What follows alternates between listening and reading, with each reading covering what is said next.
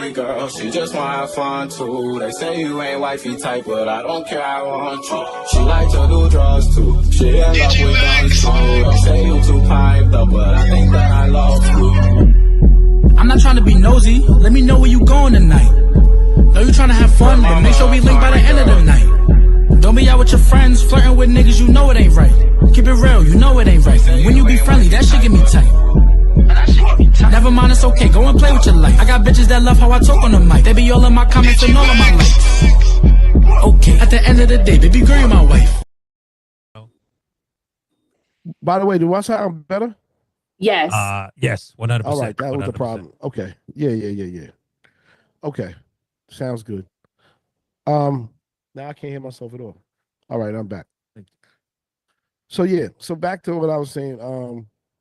So we saying that who was the person that said they couldn't stay silent anymore? The driver? No, the bodyguard. Bodyguard.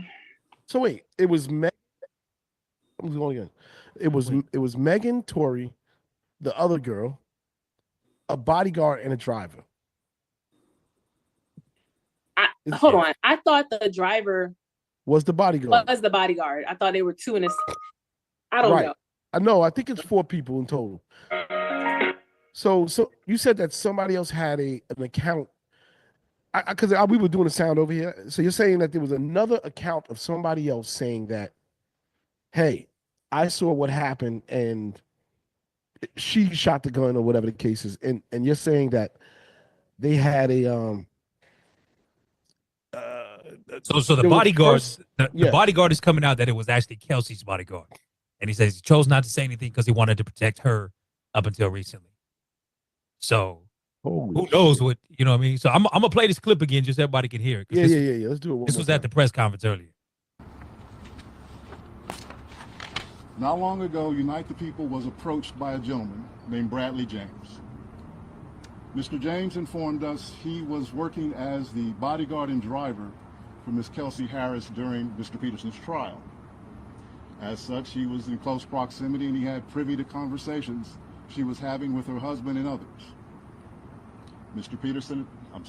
James informed us he was not under a non-disclosure agreement or a confidentiality agreement and was free to speak with Unite the People, and that he was doing it because his conscience would not let him not speak and leave a man in prison for something he did not do.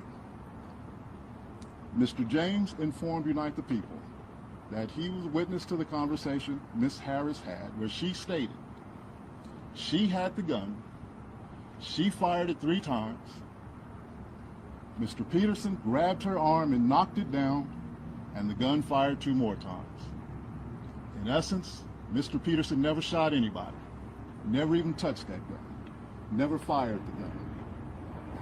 This statement aligns with the statement of the only non-party witness to the case, Mr. Sean Kelly, who at trial testified he saw 2 women fighting, 2 men break up the fight, 1 man grabbed the other one's arm. Gunshots came from the passenger side. Passenger side is where Ms. Harris was sitting. This further iterates that Mr. Peterson did not shoot Ms. Pete, did not shoot at Ms. Pete, or did not assault Ms. Pete. It's just another irregularity in a list of irregularities in this case. For example, there were 3 potential suspects in the car that night, and yet the only DNA sample was taken of Mr. Peterson, even though unknown DNA was found on the gun. Why wasn't Ms. Harris's DNA taken? Or was it taken and the information simply never given to the defense? Why wasn't the driver of the car, Mr. Jaquan Smith's DNA taken? Or was it taken and again, simply not given to the defense? I said new developments. So Quantum, it just came in. The bodyguard to Megan Thee Stallion's friend that night has come forward and said Tory didn't shoot nobody. As it stands, Tory's hands got his DNA on the gun by trying to take it from Kelsey herself. Allegedly, she shot 3 times. And then Tory got the gun and knocked it out of her hands, in which it popped off 2 more times when it hit the ground. But I thought that was already known, though. Like after the court case, I thought that was already known. Because then they say like he got convicted or for like handling a unregistered gun. Like he didn't get convicted for actually shooting her. He got convicted for some like 2 other charges. And that's what they got him on. It's all weird, but I don't know. It's all weird. I mean, I guess we would have to look at exactly what the charges are, but bottom line is you got people coming out saying this dude ain't the one who shot her. And you got Megan, who, if this is the case now, was lied twice on the case. You know what I mean? One, she said she didn't sleep with him. That turned out to be a lie. Now she said, and again, like I said, drunken nights, bro. Maybe to her recollection, that is how she remembered it. But with all this other stuff, and if you got a bodyguard who caught a case of conscience, Tory just got stabbed. You know what I mean? Like this dude almost could have potentially died off some shit he didn't do. Well, this is why stop glorifying the streets and stop 100%. Stop acting, and I'm just saying it in general, like stop feeding your glorification of the streets, because from what I'm hearing, people were talking because of hey, we not snitching. So now you get to deal with what comes with that. You know what I'm saying? If he ain't do nothing, say something. If you know who did it, say something. Like, but you want to live with the tattoos all on you, and now you in jail dealing with real life. Like, so hey. I don't know, man. And the reason why I say I don't know about this is because I feel like everybody was definitely interviewed by the police. That had to have gone down. And I remember when Megan got interviewed by the police and she was all distorted. The one thing she said that stuck out to me was that, she said that, and she could be lying, he had his arm outside the car and he was shooting at her feet and said, "Dance, bitch." Something like that. Do y'all remember that part of it? I remember. Yeah, that's just very much some Harlem Night shit right there. It just sounded, but initially she said that he didn't shoot him. Remember that? Like when this initially first happened. Yeah, because she was trying not to be involved with nothing, which we don't. It's so crazy, right? Because the girl Chelsea, when she went into the police station, she had that hour and changed, like her testimony about what happened. And she said that she didn't say Tory, but she said that, I think she said that Tory shot the gun. And then she said that he went around and grabbed her by the head. And she was just like, "Tory, what are you doing?" And he looked like he was possessed. And then he just like snapped out of it. This is a lot, man. This brings in reasonable doubt, which would actually get him out of jail. This brings in reasonable doubt, which should get him out of jail immediately. Now, as far as her, if she did do this, she did a deal with them to not have to come back or to be like completely exonerated from all of this. She got immunity. That's what I'm saying. Like all of this has been said before. Like even when she got the immunity case. Like I remember, because I wasn't following this shit like that, but I was following it enough to where I was seeing she went and testified and she did that under immunity, that she would not be charged with any of this. So when you got that, you got a bodyguard that doesn't show up for the case. You got Tory wanting to play in the streets. Well, that's just a melting pot for where he's at right now. So, well, when I was following early on, from what I understand was that because Tory was kind of running his mouth and talking a little bit too much, because Megan, from what I understood, they was kind of trying to protect him from the situation, but he ended up was just kind of running his mouth and kind of doing a little extra. So the rest of that stuff ended up coming out way more than what it was.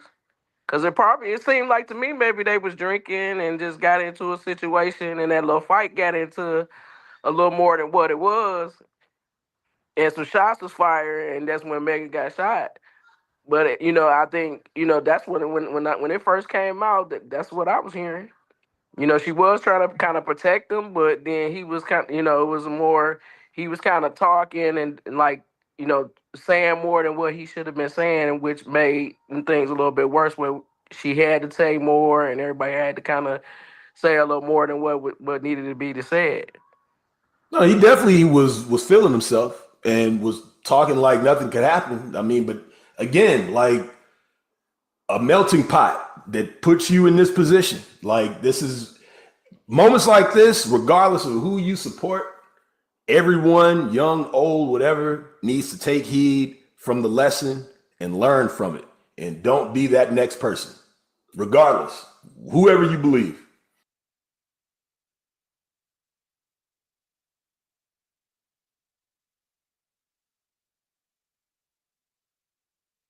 I say it's all fun and games until the shit get real. You know what I'm saying? It's all good until it ain't, but I mean, listen, I think any one of us could probably speak on the fact that we've had drunken nights. There was no plans of any altercations that happened, but with that drink and whatever else you on, it can go from 0 to 100 real quick. You know what I mean? And those cuffs don't feel good. You know what I mean? Hey Raymond, that's why I smoke weed. Bump that. Hey, don't get it twisted. Don't get it. I see motherfuckers go crazy, high as hell too. You know what I mean? Hey, bro, you ain't trying to look. You ain't trying to when you smoking. You not trying to fight nobody. You trying to eat or go to sleep, bro. I mean, I'm just saying certain settings. If you high, you paranoid. You know what I mean? And I'm speaking from logistic experiences. You know what I'm saying? I have been there myself. That liquor will take you to another level. And, I've done it all. Woken up in the car, black eye, what happened? Like you said, man, I've been there. Leaving your wallet at the bar. Oh shit, man. Walking around New York talking about suck my dick because the Knicks won. You know what I'm saying? Like that. All that type of crazy nonsense that happens when somebody drinks too much. This was clearly a very, very drunk night for them. Everybody involved. And the truth is that the bodyguard knows the whole story.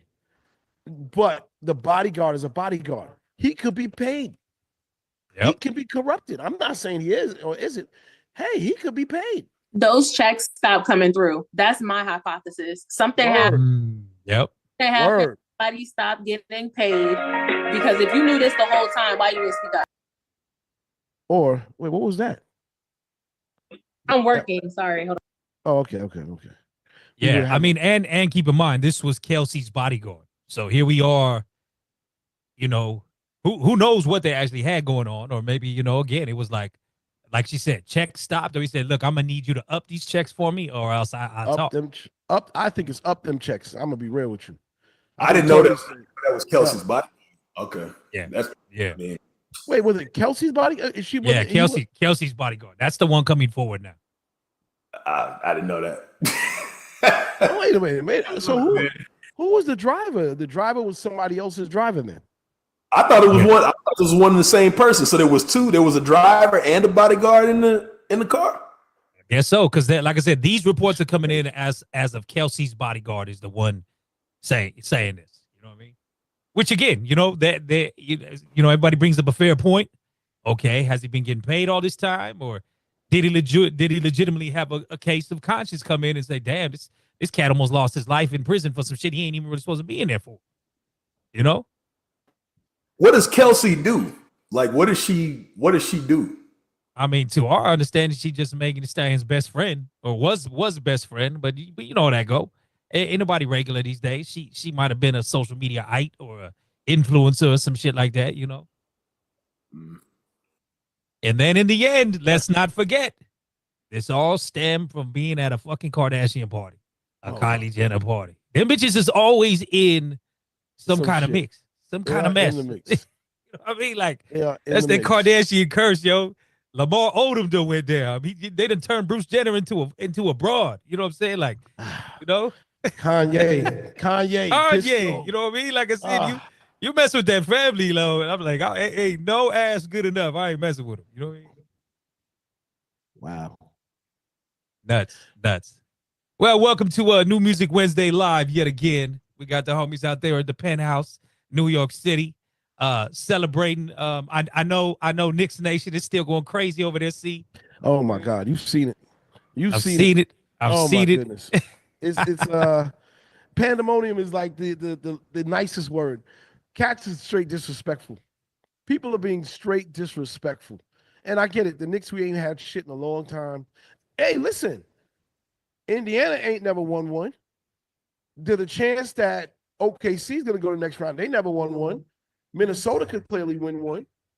And get a little echo back up. It's so good. And then finally, what you call it? You know, down. Obviously, the Knicks haven't won in a long time. So there's a lot of crazy new basketball energy out here. A lot of stuff going on. But shout out to the Knicks. You know, tonight we might take them out and do the unthinkable because we wasn't supposed to be here. That's the other thing. The Knicks were not supposed to have a chance against Boston. We were not supposed to have a chance against Boston. Stephen A., who's supposed to be orange and blue skies, counted us out. Everybody counted us out. Except for Jesus Brunson. Your boy Pete Rocket posted some dude that was at the game in the front row. And I guess Spike saw Steven and Steven was hugging it up. The old dude was like, man, get the fuck out of here. I guess because Steve, like you said, Steve was counting y'all out. Exactly. Knocking us and shit. But it's all good. This is how the game goes. Oh, Cincinnati say go Pacers. Cincinnati say go Pacers. Oh, Cincinnati. Yeah, bro. That's potentially the Eastern Conference final right there, yo. What you thought? We took Cleveland's heart. And come on, Nick, so y'all can get that shit over with tonight. So we can get this shit started. Yeah, because we got to take some of y'all food. I'm sorry. We got to take some Nah, bro. We got to knock that all the barbecue. We want all the smoke. That Knicks down. Like, y'all think y'all finna go somewhere. We gonna see. If y'all good, it is not about y'all not supposed to be there. I don't know where that bullshit come from, because everybody's a professional basketball player. So far as I'm concerned, you have a chance to make it once you get to playoffs, because the regular season is over. The playoffs is a new season, baby. So everybody got a chance. We don't make the ratings. We don't make up all of these matchups. People do all these matchups and all these different crazy things. At the end of the day, I'm just going off of what I saw. I saw we were getting swept, or we were going to lose 5-1 or 4-1, knocked out in 5 games. I didn't see that, bro. I didn't see that. Not the way Brunson played last year, bro. I didn't see that. I didn't see that. The FanDuel odds would have told you that. Because I tell you. Well, I don't bet. I don't do sports betting because, you should never do that. In person, I don't do it because it is a racket. But at the end of the day, I saw how the Knicks was playing last year, bro. I knew they was gonna be in there this year, regardless of what Boston, all the hype about Boston. I still knew they would compete. What's your answer for Halliburton over there for the Knicks? See, OG Anunoby. Okay. OG Anunoby. If we have, but Mikal Bridges can handle him. I'm not worried about Halliburton. Had his days. He had his days. I'm just saying, they ran through Milwaukee in 5. They ran through Cleveland in 5. Like I said, I'm gonna give Pacers their props right now, dog. They handling their business, and you have to think about for the Knicks right now. If you don't do it tonight, you're gonna be tired. You know what I mean, going into that. Look, I'm not even counting out the Celtics yet. I will say this: we did talk to Boston fans this week. If you remember, they're not going to the game in Boston. Big facts. What? They say with Jason Tatum out, they don't feel good at all. They don't feel not good with Mr. $300 million man on your side that ain't hurt. What? They ain't going to the game. I don't believe that. They said they ain't going to the game. Yeah, the funny thing is the Celtics are still favored on FanDuel. They're still the favorites tonight at the Madison Square Garden. Yeah. No, you mean Boston? You mean they're in Boston, aren't they? Oh, are they? They're playing in Boston. Tonight's game is in Boston. Oh, thanks. I didn't realize that. So they're still the favorite, even with Tatum being injured. That makes sense. They're at home. So wow. I mean, they're still the champs. You know what I mean? I'd love to hear DJ Commission's take on this. I know he's on here, but I don't know if he's mic'd up, ready to talk about sports. But Commission has interesting takes on these type of scenarios. Well, let's get into a joint. Again, we thank everybody for joining us today. Very dope lineup of artists. And of course, we are still doing it live out there, New York City, Penthouse style. Shouts to C, shouts to Swerve, DWI out there, getting the technicalities right. But here's a song where I believe we have this artist on. So shouts to T-Rex. Sent this one in. Peep this one out, y'all.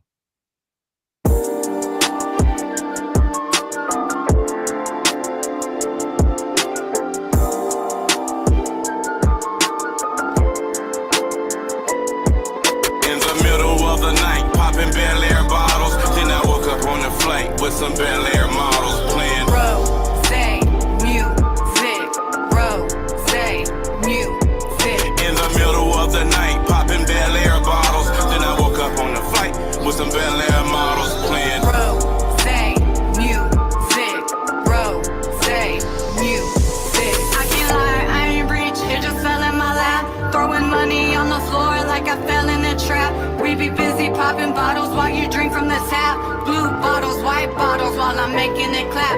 I'm a Bel Air baddie, need a Bel Air daddy with a shiny Harley and a red Bugatti. I'm a Bel Air baddie, need a Bel Air daddy with a shiny Harley and a red Bugatti. in the middle of the night, popping Bel Air bottles. Then I woke up on the flight with some Bel Air models playing Rose, music, Rose, music. in the middle of the night, popping Bel Air bottles. Then I woke up on the flight with some Bel Air models playing Rose, music, Rose, music. Models and bottles, bosses and planes. Bugatti throttle, sound like a train. Oh, it sound like a train. Oh, it sound like a train. in the middle of the night, popping Bel Air bottles. Then I woke up on the flight with some Bel Air models playing Rose, music, Rose, music. What would you do for this Bel Air bottle? Live it top notch, everything full throttle. Now I'm on a plane with some Bel Air models. Sipping and we living, baby, that's our motto. Filling up this glass for one hell of a night. Blowing money fast, cause the check always right. I'm waiting outside in my Murcielago. So what would you do for this Bel Air bottle?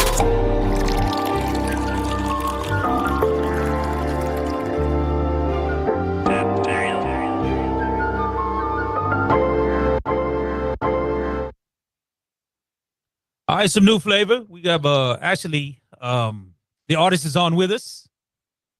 Amerie Kensington, are you able to speak on the song? Are you able to come on?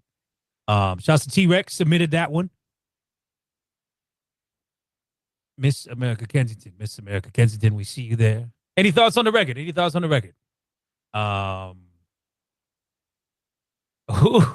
Xzibit, you took off your comment. Wait, you better stand on your shit. Xzibit, I'm calling you out. I'm calling you out. Why you take your comment? Why you delete your comment? Hello, hey. Hello, Miss America. How are you doing? How are you doing? I'm not finna go there. You know, you need to. Hey, this is what we're here for. You know what I mean? We do legit feedback 09. What's up, America? Welcome to the call. Where you checking in from? I'm coming in from Nashville, Tennessee. Nashville, Tennessee. All right, Musicville, no doubt, no doubt. How's the weather out there? Have the hurricanes and shit all stopped? Or? It's raining a little bit on and off, but it's been pretty nice today. What about where you're at? I'm Cali. I'm enjoying some sunshine out here. You know what I mean? So catch me in shorts year round. Tell us a little bit about that record. What's happening? So I worked with a man named Name Brand Nate under Royal Umbrella, and we started playing around with some music and put some music together at Pompeii Studios in New Orleans. We had a lot of fun. I learned a couple of things about myself. I've been, interested in music and singing for a few years now, but it's just something that was fun that we put together that, that we were proud of. So thank you guys for sharing it. Right on. Do you, by chance, play any instruments? No, I just sing. Okay. Where? So Is Nashville home base? Is that where you from? Kind of in between Nashville and Atlanta. So. All right. And you said you've been at this a couple of years, huh? How would you say? I mean, how would you describe your sound? Is that a majority of the music you make, or what you got? I've got a really bluesy country voice. That was, something that I didn't know that I could do. That that I'm actually not bad at. I have other stuff other than the Bel Air jingle. But I'd love to share some more of my work if you guys pay attention. I've got more stuff coming. I'll be in the studio in Atlanta on Friday, and then down in New Orleans again next week. Okay. Are you going to be performing anywhere in New Orleans or what? I don't know. We'll just have to see, but definitely it'll be on my Instagram. I do have a podcast coming up in July on a yacht. I'm trying to, I'll give her a shout out. That'll take just a second. But it's all on my Instagram page. So you guys are going to be filming the podcast on a yacht? Yeah. Yes, sir. Okay. We are. All right. Yeah, it'll be a great time. So thanks for having me. Thanks for taking a minute to listen. I greatly appreciate your feedback. Without a doubt. Yeah. Little surprise guest again, America Kensington. Again, shout out to T-Rex. T-Rex submitted that song right there. So we'll see what's happening. And maybe I'll see you in New Orleans. I'm about to be out there next week too. Hey, that sounds like fun. Indeed. So keep at it. Good luck. Are you writing your own songs, or are you camping, or what's happening? Yeah, I have a couple songs I've written that I think y'all will really enjoy. A little bit deeper. There's a lot more soul to, stuff you're passionate about. Okay. And I can bring that. That's one thing that I can bring to my music is soul. So. All right. Well, good luck to you. You know what I'm saying? Again, we do this every Wednesday. So, I mean, if we needed to set this up officially, we could. Like I said, this was a little impromptu for the homie T-Rex. Like I said, T-Rex sent that one in for you. So, any thoughts on the record, anybody? I know the chat was a little interesting. Some people said, possibly get Rick Ross on a remix. Some said it sounded like a jingle for Bel Air. Like I said, talk about how did that song even come together? We all drinking some Bel Air in the studio that night or something? Yeah. Nate collaborated with Rick Ross on some Bel Air stuff on Instagram. So we kind of just started putting some stuff together for him. We've got a lot of great content if you want to check it out. If you go to @RoyalUmbrellaEvents on Instagram, you'll see a lot of awesome stuff that, Nate has put together. Okay. Do you know how to use the chat shout here? out to Rick Ross Car Show as well. They've been, really supportive. Papa Zoe. Do you know how to use the chat here? Because you could drop that in the chat. Maybe people can go check it out. I'm having a little bit of tech difficulties, but I'll figure it out in just a second. Okay. What? Definitely, I can get that information down. All right. Well, the song was decent. You know what I mean? I'd probably give it, 2.5 out of 5 on the mics. You know what I'm saying? So, that's just my opinion. You know what I mean? So, but we DJs. That's what we do here. You know what I mean? So I hope you could take some honest feedback of how we would feel about a song or whatever. But again, welcome to the call. And feel free to stay on, hang around. We always have insightful conversations. You know what I mean? And again, we got DJs from all around the country right here, yo. So. Oh, that's good. Good talking to you guys. Thank you so much. All right, you got it. Speaking of this man, Peep Game.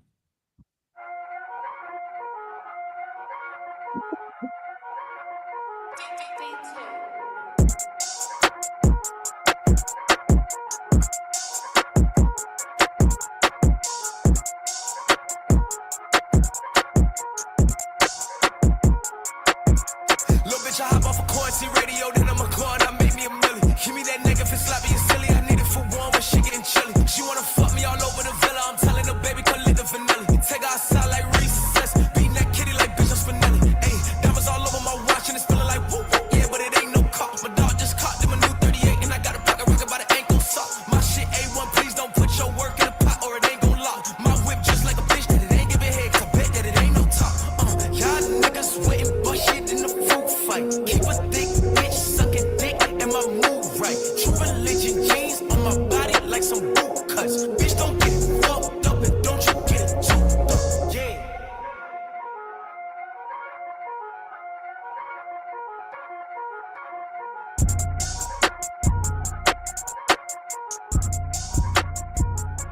really feel like more of a interlude on the length of that. Tory been putting out a lot of music, even from behind bars. This one was from his latest little situation, the Lost Tapes, which come from 2020. Like I said, it's crazy all the timing of all of this happening now. You know,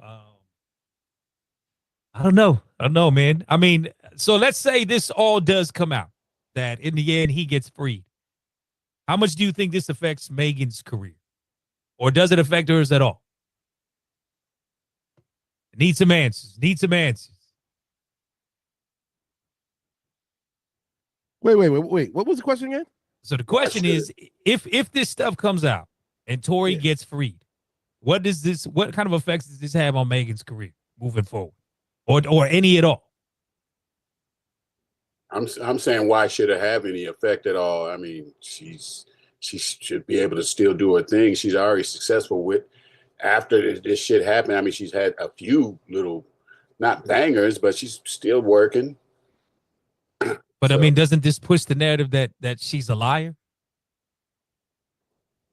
If it's true, it does, but I think she's too far going. Because she's like, in essence, she's bigger than rap. Right? She's touching that pop lane now. Like, I feel like now, for the streets, she might be finished, but musically, and she's acting with She-Hulk and these things, she's sort of bigger than rap at this point. I think it's a really good look for Tory because he stood 10 toes down. Now he got the jail story, getting stabbed. It's like, it looks good for him. I just don't know how much it affects her in the mainstream. The streets might be mad at her, but they still take a feature. At least that's how I think. Because they're gonna say, person did time. That's time. That's time lost. Time lost. That's what I'm saying. This man lost and almost got killed. I mean, this fool got stabbed here. Really, like almost 14 lost his life. times. Yeah, some shit like that. So he's in a scenario he's not even supposed to be. If she stands up and says he wasn't the one that shot me. Now, Raymond, I wanted to ask before you played that song, and this is kind of different because you might know, but the politics out there after this happened, does that do something from the prison to the streets? I mean, I feel like code got thrown out the door a long time anyway. I mean, we got snitches out here who get to thrive in podcasts. You know what I mean? Like, I just feel like street code is not a thing anymore. Unfortunately. What I'm saying, with old buddy being, Mexican and that happening in there, does that do something? Does it make things worse? Does it, that's what I'm asking. I'd be very interested to see what happens if indeed he does get out, like in the onslaught of records, he's about to fully go at her 100%. You know what I mean? Up until now, we haven't seen really like any kind of beef from man to woman. It's kind of all been woman, man. But this would be an onslaught of records that I think are gonna go in full. Hold on now, Raymond. I don't know about that. A lot of coming out in that trial, but continue on. No. Please feel free. That's what I'm saying. Like up until now, we haven't seen man woman funk on records. He's gonna have a lot to say if indeed he gets released. So this could be interesting. Well, damn sure opens up a whole nother thing now. So it's a lot of drama, man. Hip hop, it doesn't stop. There's always something. I'm sure we're gonna talk a little bit about what's been coming out in this trial, as well. It was so crazy. I think her husband ran out of the courtroom yesterday, all angry. The daughters have allegedly stepped out. Is that right? Oh shoot, man! The daughters stepped out once the male escort started talking. Listen, I think Diddy is he's done a lot of crazy stuff. This went beyond most people's imagination. However, there was something that was said that made me look at things a little different too, because they had the male escort on trial or on the stand. And again, I'm just reading this stuff. I was reading this stuff through, I don't know if it was Hollywood Unlocked or whatever, but they've been putting these tweets together, making posts, but apparently on the stand, the male escort was asked about the experience with the freak offs, and he said that she was the one that said, "I want you to urinate on me." But what made it crazy to me was that she said, "You're doing it wrong. Let me show you how to do it." Now, to me, that sounds like they were having fun together doing this. That's just me. If I'm wrong, tell me. But it sounded like she was complicit with this. You know, they were okay with a lot of this crazy stuff together. I mean, and two, that's not because everything right now is going on in court. It's all about killing his credibility, right? Because you could be the nastiest freak on earth. That don't mean you're sex trafficking. You know what I mean? That don't mean you're doing all this. You know what I mean? Like exactly. So, is it illegal to have a freaky relationship? Now, an abusive one, I understand that. But that's not what he's on trial for. That's not what he's on trial for. You know what I mean? And that's what, like I said, you could be the like I forgot, there was one movie I seen, right? Like Cats on Trial for Murder, but he was actually cheating on his wife at the time of the murder. So it's like, well, because he's an adulterer, don't make him a murderer. You know what I mean? So, you know, as I said, everything at this point is them trying to kill his credibility. What's up, Miss Brittany? Let us get a little insight. Okay. I hate to be the one to tell y'all that I told you that this Diddy stuff was going to be really bad. I think I told you this a long time ago, and that's because I had access to the court documents and read every page of the court documents. So to back up about, let's consider her age, and let's consider the fact that what is considered prostitution versus what is considered sex trafficking. Okay, you got to know the difference, because how old was she when she met Diddy? To answer Quantum's question, she was 19 years old. She was 19. Diddy was well into his 40s when they started up a relationship. The difference between prostitution and S trafficking is prostitution is I'm paying you for a service, I'm receiving a service, boom. It's not like, hey, you can't fly somebody out for prostitution, because prostitution is illegal, but it's not a federal offense, not on this level. So sex trafficking is. So with the S working, or the sex trafficking, what it says is that if I say that I will not put out your records, you will not work, I will enslave you to doing X, Y, and Z, or else, that is where he's getting the sex trafficking charges. Holding things like contracts, holding things like putting out your album, holding these things over this young lady's head and saying, in order to put this out, you must do this. Then you have the captivity part of it, the kidnapping part of it. There's a kidnapping charge. Many of you are familiar with the video of her trying to get away, her going towards the elevator, leaving him, and him pulling her back into the hallway to abuse her. That is first-degree kidnapping. You cannot hold someone against their will. So if you partner that with the S trafficking charges saying you cannot do X, Y, and Z under my corporation unless you do these sex acts, that is where you get the sex trafficking charges. And that is the one that holds the life sentencing versus prostitution. Is he could get time served for prostitution, but the prosecutors are not going after prostitution. They're going after S trafficking. I'm not speaking off of emotion. I'm just speaking off of the actual court documents that are being presented. To the second point, the daughters being there is all strategic. Diddy's attorneys want those family members sitting in court behind him to A, show that he has support, B, to show what his imprisonment is actually doing to his family. And it is disgusting that those little girls, those young ladies, have to sit in the court and hear all about this. it's just crazy. But it is, like Quantum says, optics. How does it look? How does Diddy look? He's a family man. Okay.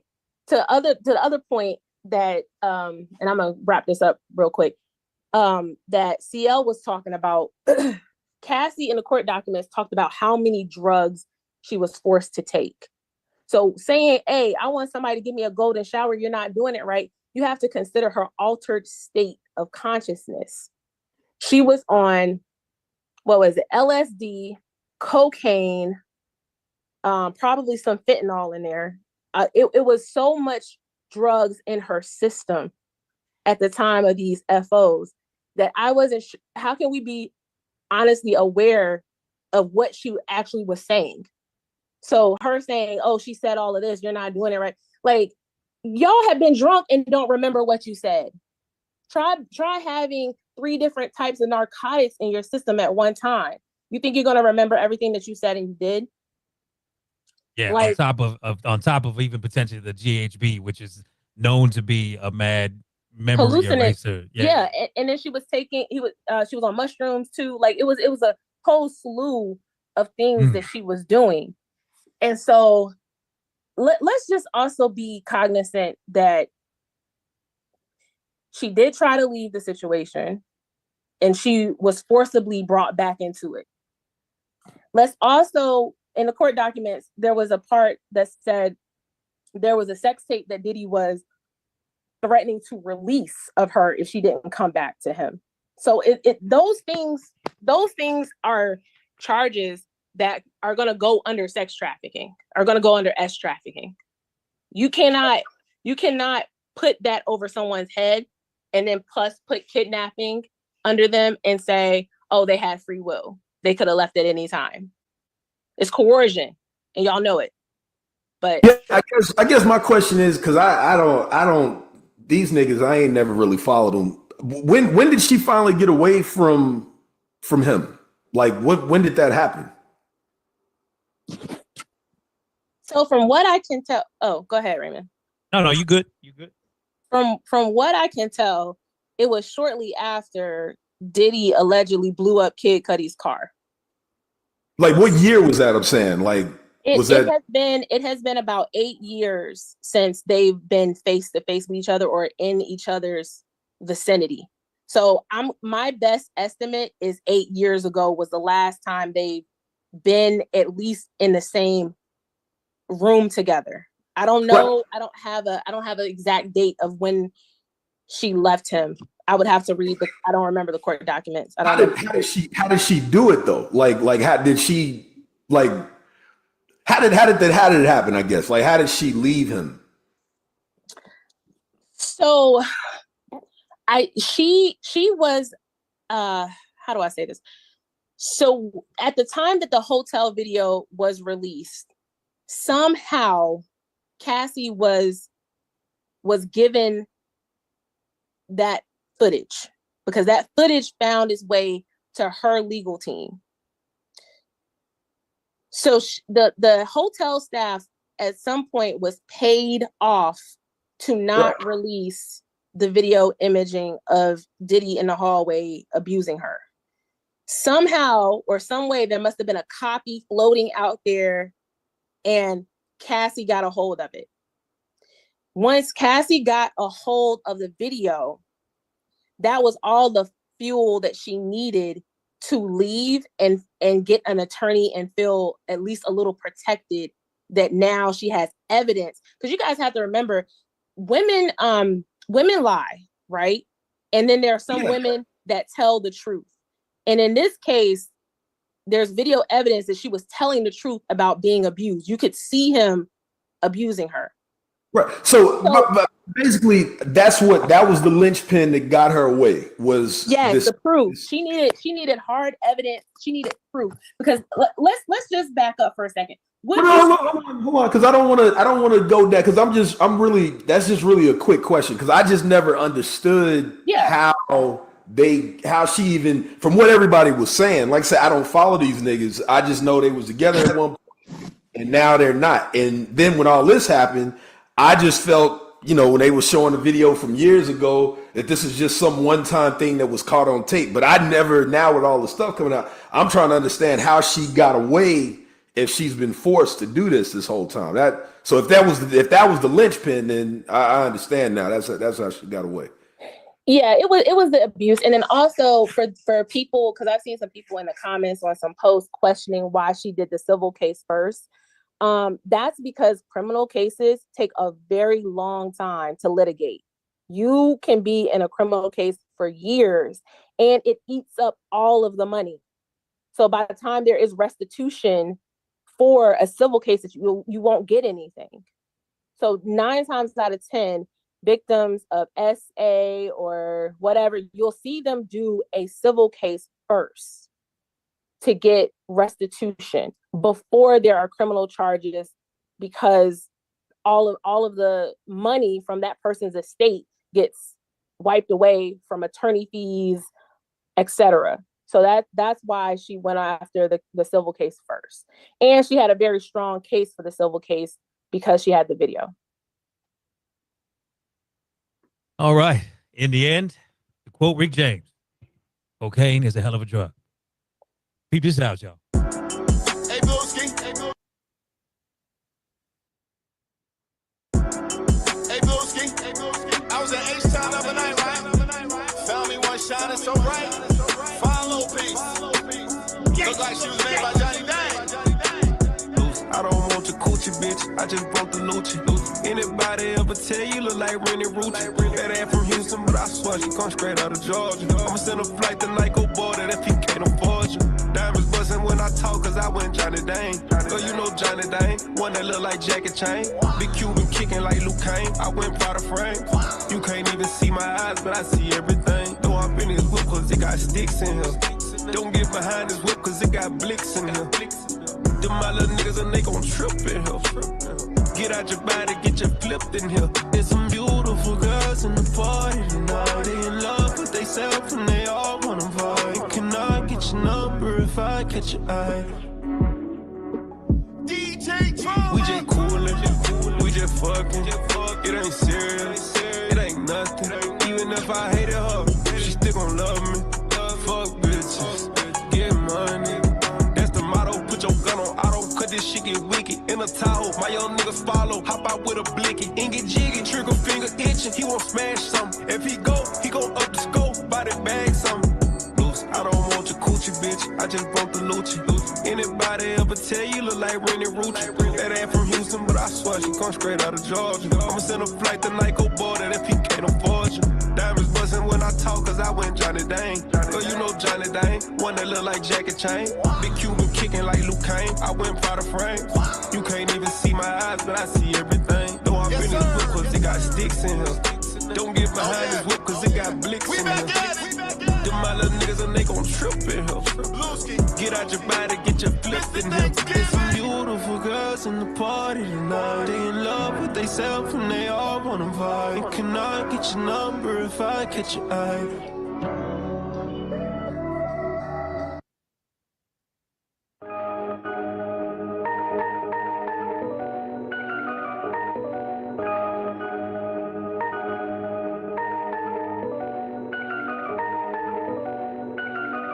As he wanna be. Bam! Rappers are stressing me, trappers are pressuring me. The pressure make me wanna grab a blick and go. Oppression still while I'm stressing the deal. And if I act black, the perception is real. Bro, I think I'm ready to cash out before they make a brother crash out.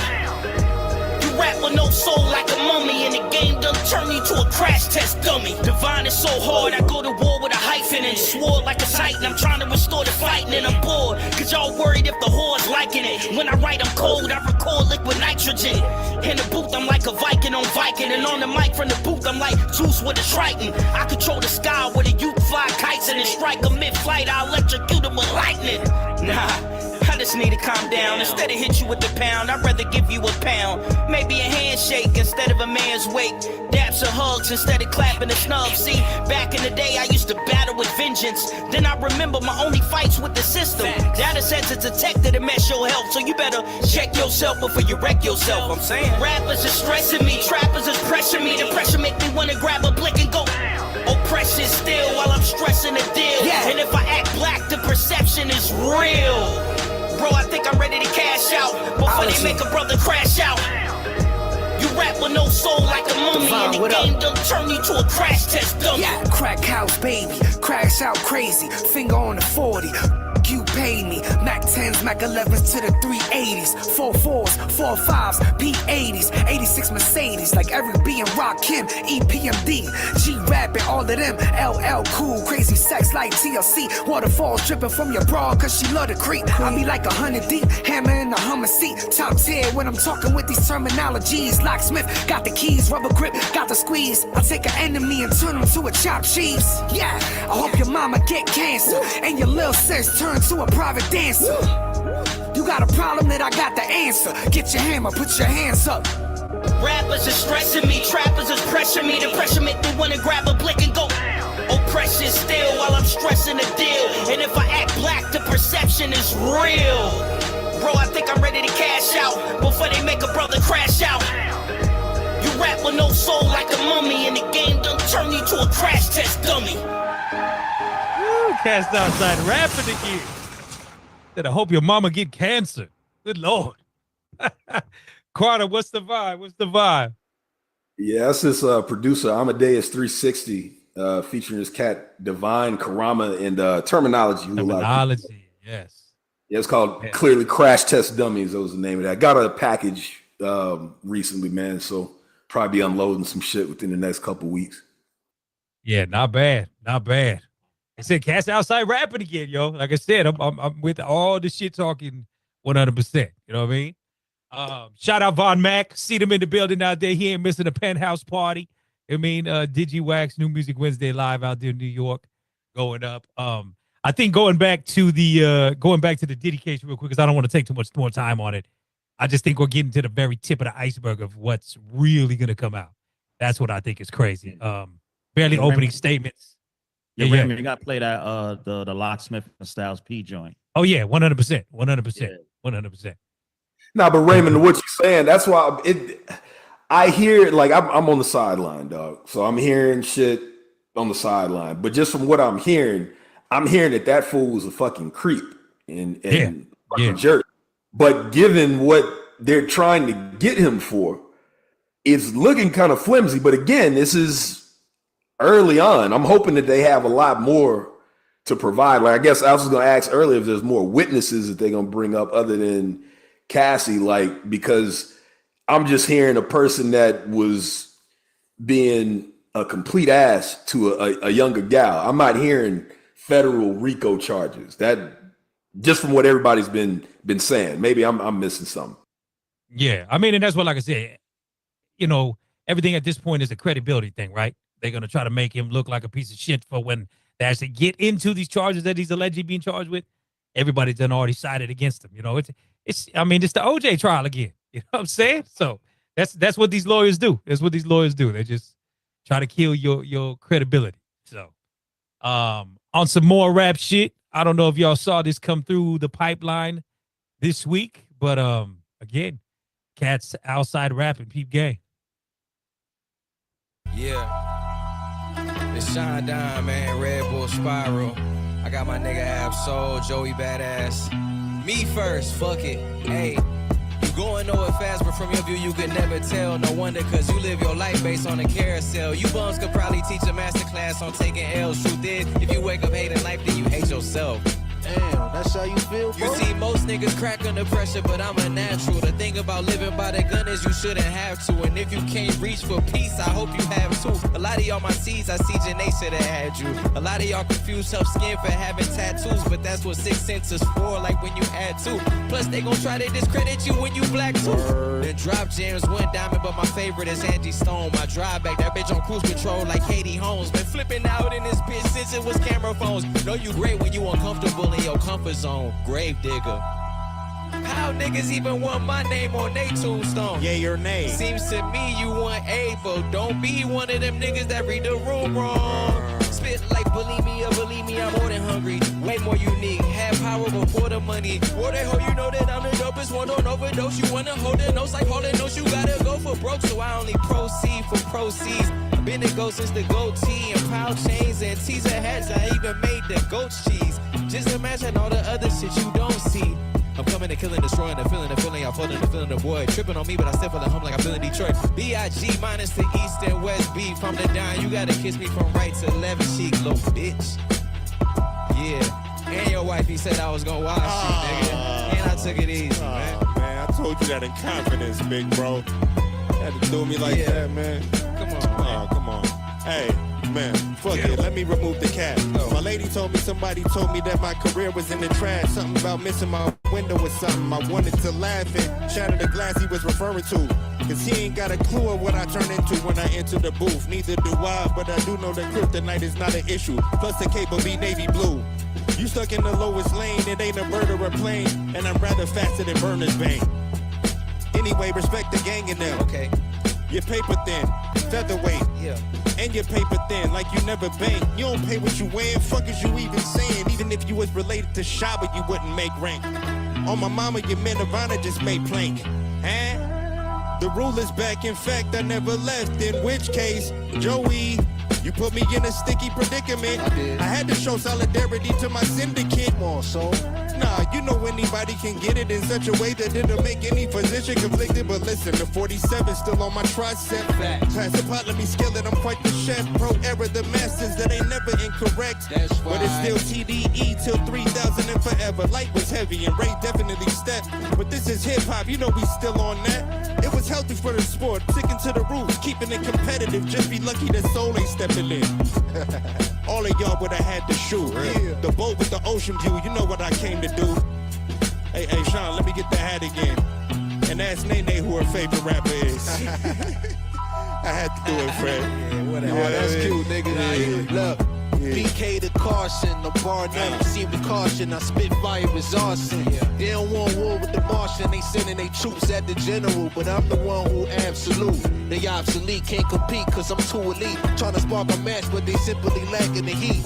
Blasphemy, I don't need no one to blaspheme. Charge it to the game, call that shit a catastrophe. This rule is back, they been trying to measure up. Look, my name ain't Rick, but I talk slick, no pressure, luck. And I ain't taking no words back, I'm with all that. This ain't gotta turn to nothing else, let's keep it all rap. First off, I could never hate the West Coast, but since niggas coming for Joe, fuck it, then let's go.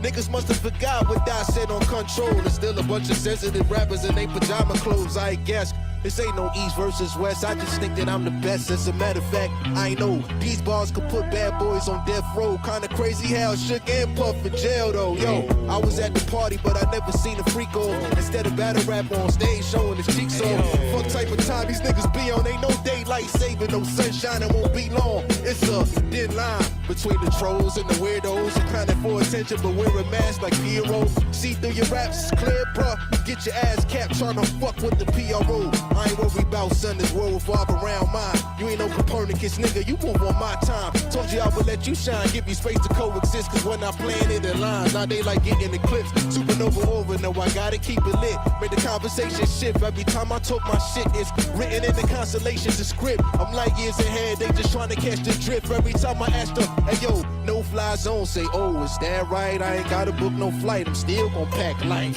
I'm over heads like a carry-on, ain't even checked yet, I'm done playing. I popped out like a cassette deck, respect that. They hanging on every bar till I'm hang tight. Get your muscle up before you think of stepping the swank way. I'm up early on the grind, I shine through the late night. I ain't gotta lose no sleep to break daylight. Shouldn't give you niggas time of day, but fucking shine a light on them, I'm a lightweight. Now how can I say this all in a nice way? If you need the attention till top, you gotta pay. Look, I said what's a little pup to a canine? It's game time. I ain't green on the defensive, I'm on my dream mind. Empty out the clip on your whole click when I aim mine. I'm catching collaterals, hit you all at the same time. How the fuck one line? Bring the whole state here.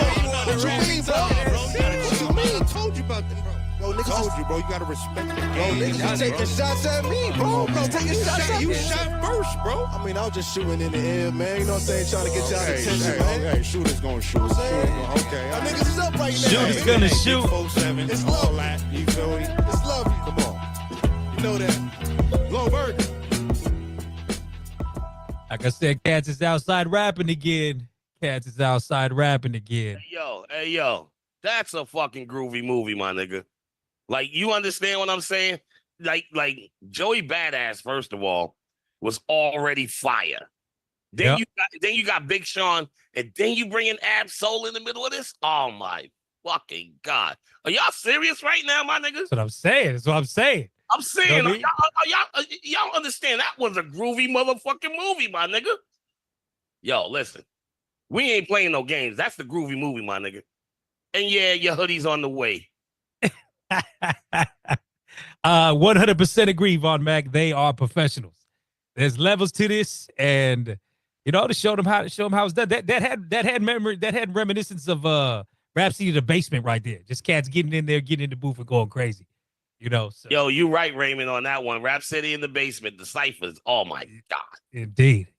We don't believe that wasn't already pre-planned, right?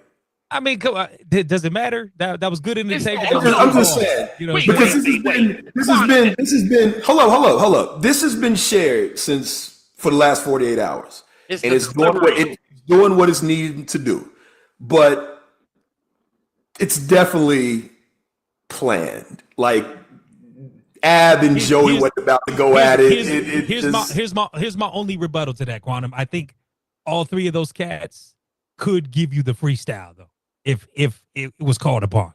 You know what I mean? So whether we say that's pre-produced or not, and they wasn't a freestyle, like I think all three of those cats is gonna give us hard freestyle bars.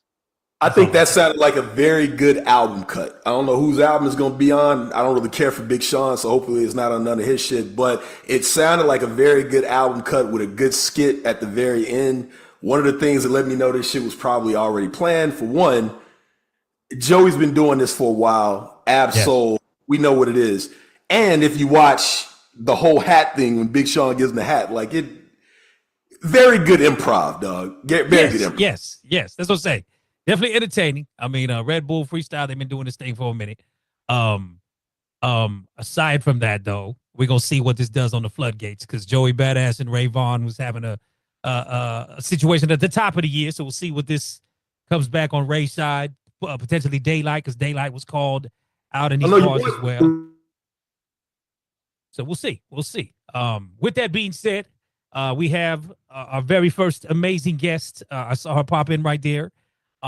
Joining us today, someone who's definitely a veteran in this game. I know she had her camera on right there. Miss Amerie, are you still with us? You caught us in a freestyle conversation right there. You know what I mean? So I believe you're on mute, man. I believe you're on mute. Turn your camera sideways. Yeah, and if we could have you turn your phone or whatever. Are you on your phone, Amerie? Yeah, I'm on my phone. Okay, let me see. Okay. Just if you could turn it landscape so we could get the whole background from you. Okay. You might have it. Is your phone on lock? You might have your phone on lock. Oh, it is on lock. That's why it was weird. Yeah. You're right. No, Because I had it. This is when everybody got a phone and we all know how to use it, but it's like always at the moment. Like that's why I never feel bad when I never get upset when fans are like, hold on, let me take a picture, and then all of a sudden they can't work their phone because I'm like, that's how it happens. I understand. That's how it happens. You know what I mean? Okay. There you go. There she is. One time, everybody, the beautiful, the talented, the legend, Miss Amerie joining us. Welcome here to New Music Wednesday. Yeah. Hola. How you doing? Well, thank you so much first for joining us, man. Great to see you back in action. Yes, it's been a long time. I think I remember I hung out on one like a long time ago, like a long time ago. Was it in the pandemic time? Was it? I feel like it might have been before that, but maybe it was around the pandemic. Okay. Yeah. We celebrated 5 years of doing this every Wednesday since 2020. Oh, nice. Considering when we got stuck inside, everybody was staying connected different ways, but this kind of had picked up, and it turned out to be a great digital networking tool for a lot of artists. Wonderful. To connect with people through, because we got DJs from all around the world right here. So we thank you for tapping in with us. Thanks for having me. Thanks for having me. How are you, man? How was life? How was everything? We see you popping back out. It's a beautiful thing to see that smile and that voice, all that again. What's going on? It's been feeling really good. yeah, I have a new record, but it's not just, mine, but it's not just about the record. I feel like it's just about putting out new music just generally, I've been really in a good creative space. So that feels good. Got As some it cool should. things upcoming. As it should. You are definitely one of the voices, I'm sure through many people's a lifetime on this call that everybody can go back. I think for every one of us DJs, we've got Amerie in the Serato and the crates. Thank you for those flowers I just saw. There it is. You know what I'm saying? Von Mac, go ahead, chime in, Von. I know you want to say something. We got Von Mac out there. Hey, Amerie. Where's the mic? Get a mic, Von. Get a mic, Von. Where you going? Where you going? Von, get a mic. Get a mic. See, we can't even hear you, Von. He showed up for a second. As Amerie said, we have no judgments here on technical difficulties. I know. It's like that's when it always happens. Von, I'm muting you till you figure it out. Go get a mic. So this is a new scenario as we've been in this digital space for over 5 years. We started doing this live from a penthouse in New York as well.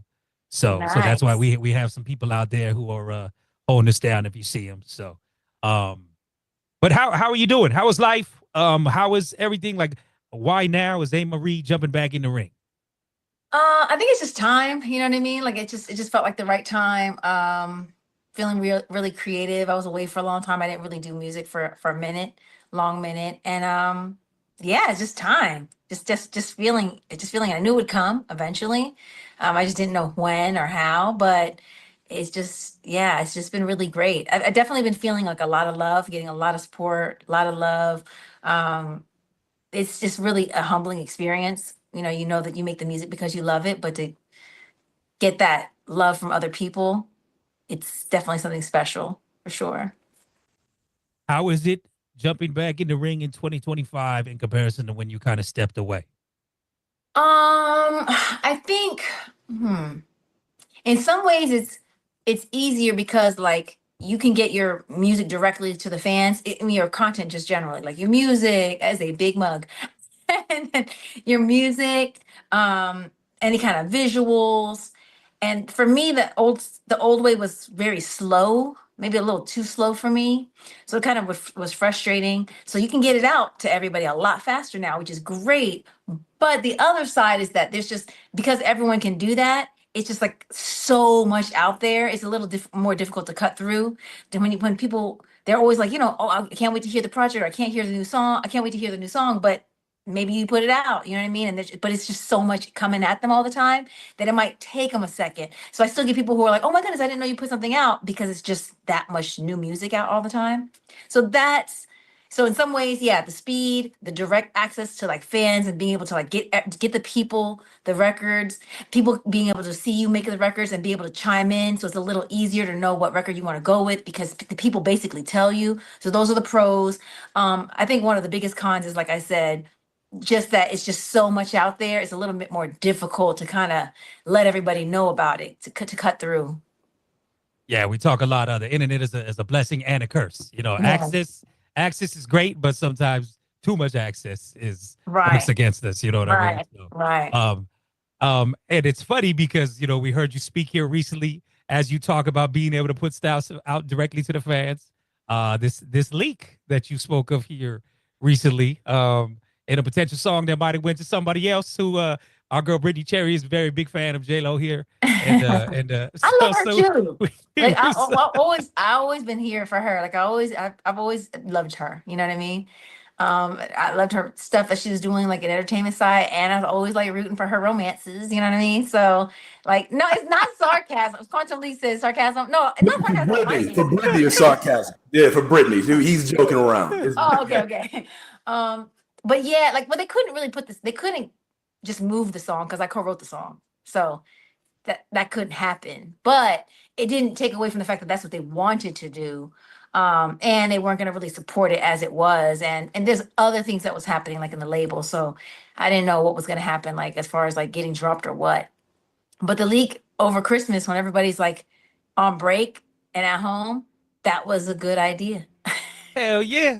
Hell yeah. And I ain't hate on J-Lo one bit, but I wouldn't want to hear J-Lo on that record. I'm sorry. That's your record. You know what I Well, mean? you know, it's Rich and I created a sound. You know what I mean? So that Yes, sound is yes. very. So no matter what he would do, it's just that sound was something we created together because we were always feeding off of each other as we were growing, like musically and like figuring out what clicked with us. Which is why people are like, oh, well, this sound sounds like that. This song sounds like that. I'm like, well, that's a sound we created together.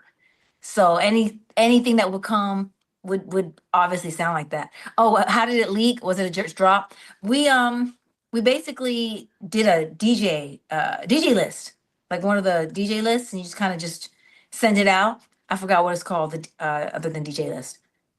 DJ DJ list. Blast, the DJ Blast. DJ Blast. Yeah. It was a DJ Yeah, yeah. Blast. And it went to a lot of DJs around the world.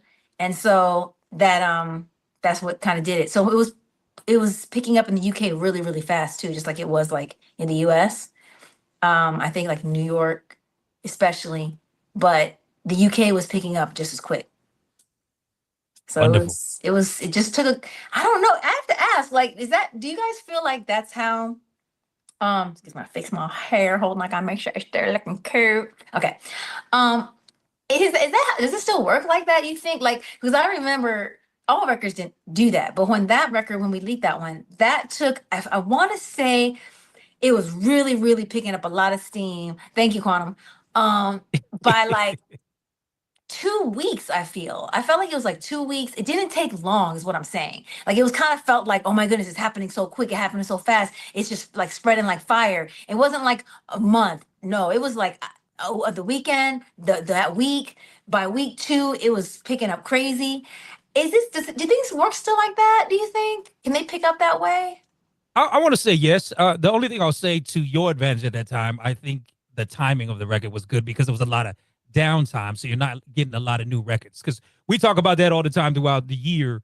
Holidays, music industry shuts down. You're not getting a lot of new music, whatever. So I think the strategy of you leaking it at that time worked to your favor. On top of the fact that it's an amazing song. You know what I mean? You could have leaked a song that was ass, and it probably wouldn't have went nowhere. You know what I mean? But considering the song is great, and I said the timing of it. But I still think it can still be that way today. It's just going back a little bit to what you're saying. You're competing with your song versus 200 others that come out now on a daily. Right. You know what I mean? That's what I mean. So what would you say would be? Let's just say I wanted to drop my next thing, right? What would you think would be a good time if I was like, I'm gonna blast this? What do you think would be a good time from right now, whatever's coming up? What's a good time frame you think would be the best time to do that? All right, so check it. Here's what we're gonna do. I want everybody to marinate on that question. Okay. We're gonna play your new record, Mine. You know what I mean? We did play it when it first came out. Amazing. Again, like I said, you have such a recognizable voice, and like I said, between you and Rich, out of here. You know what I mean? So again, everybody marinate on that question for a little bit, and we'll come back and get some answers for you. We got the one and only Amerie hanging out. Beautiful as ever. Your hair is good. You fly. You're chilling. You're good. All right. Peep this one out, y'all. This one is her latest, Mine.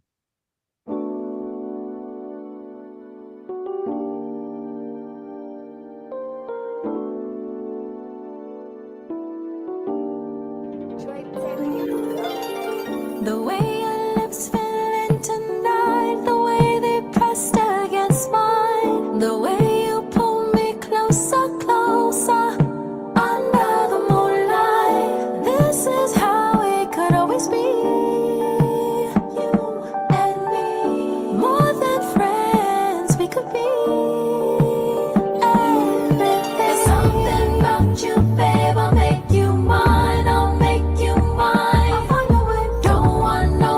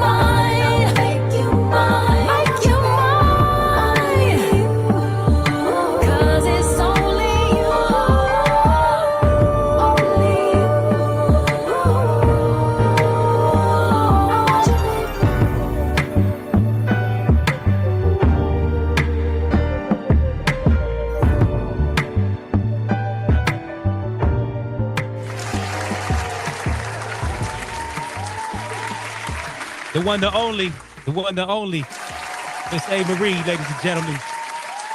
Mine making a great return. We have missed you. Let me just say that.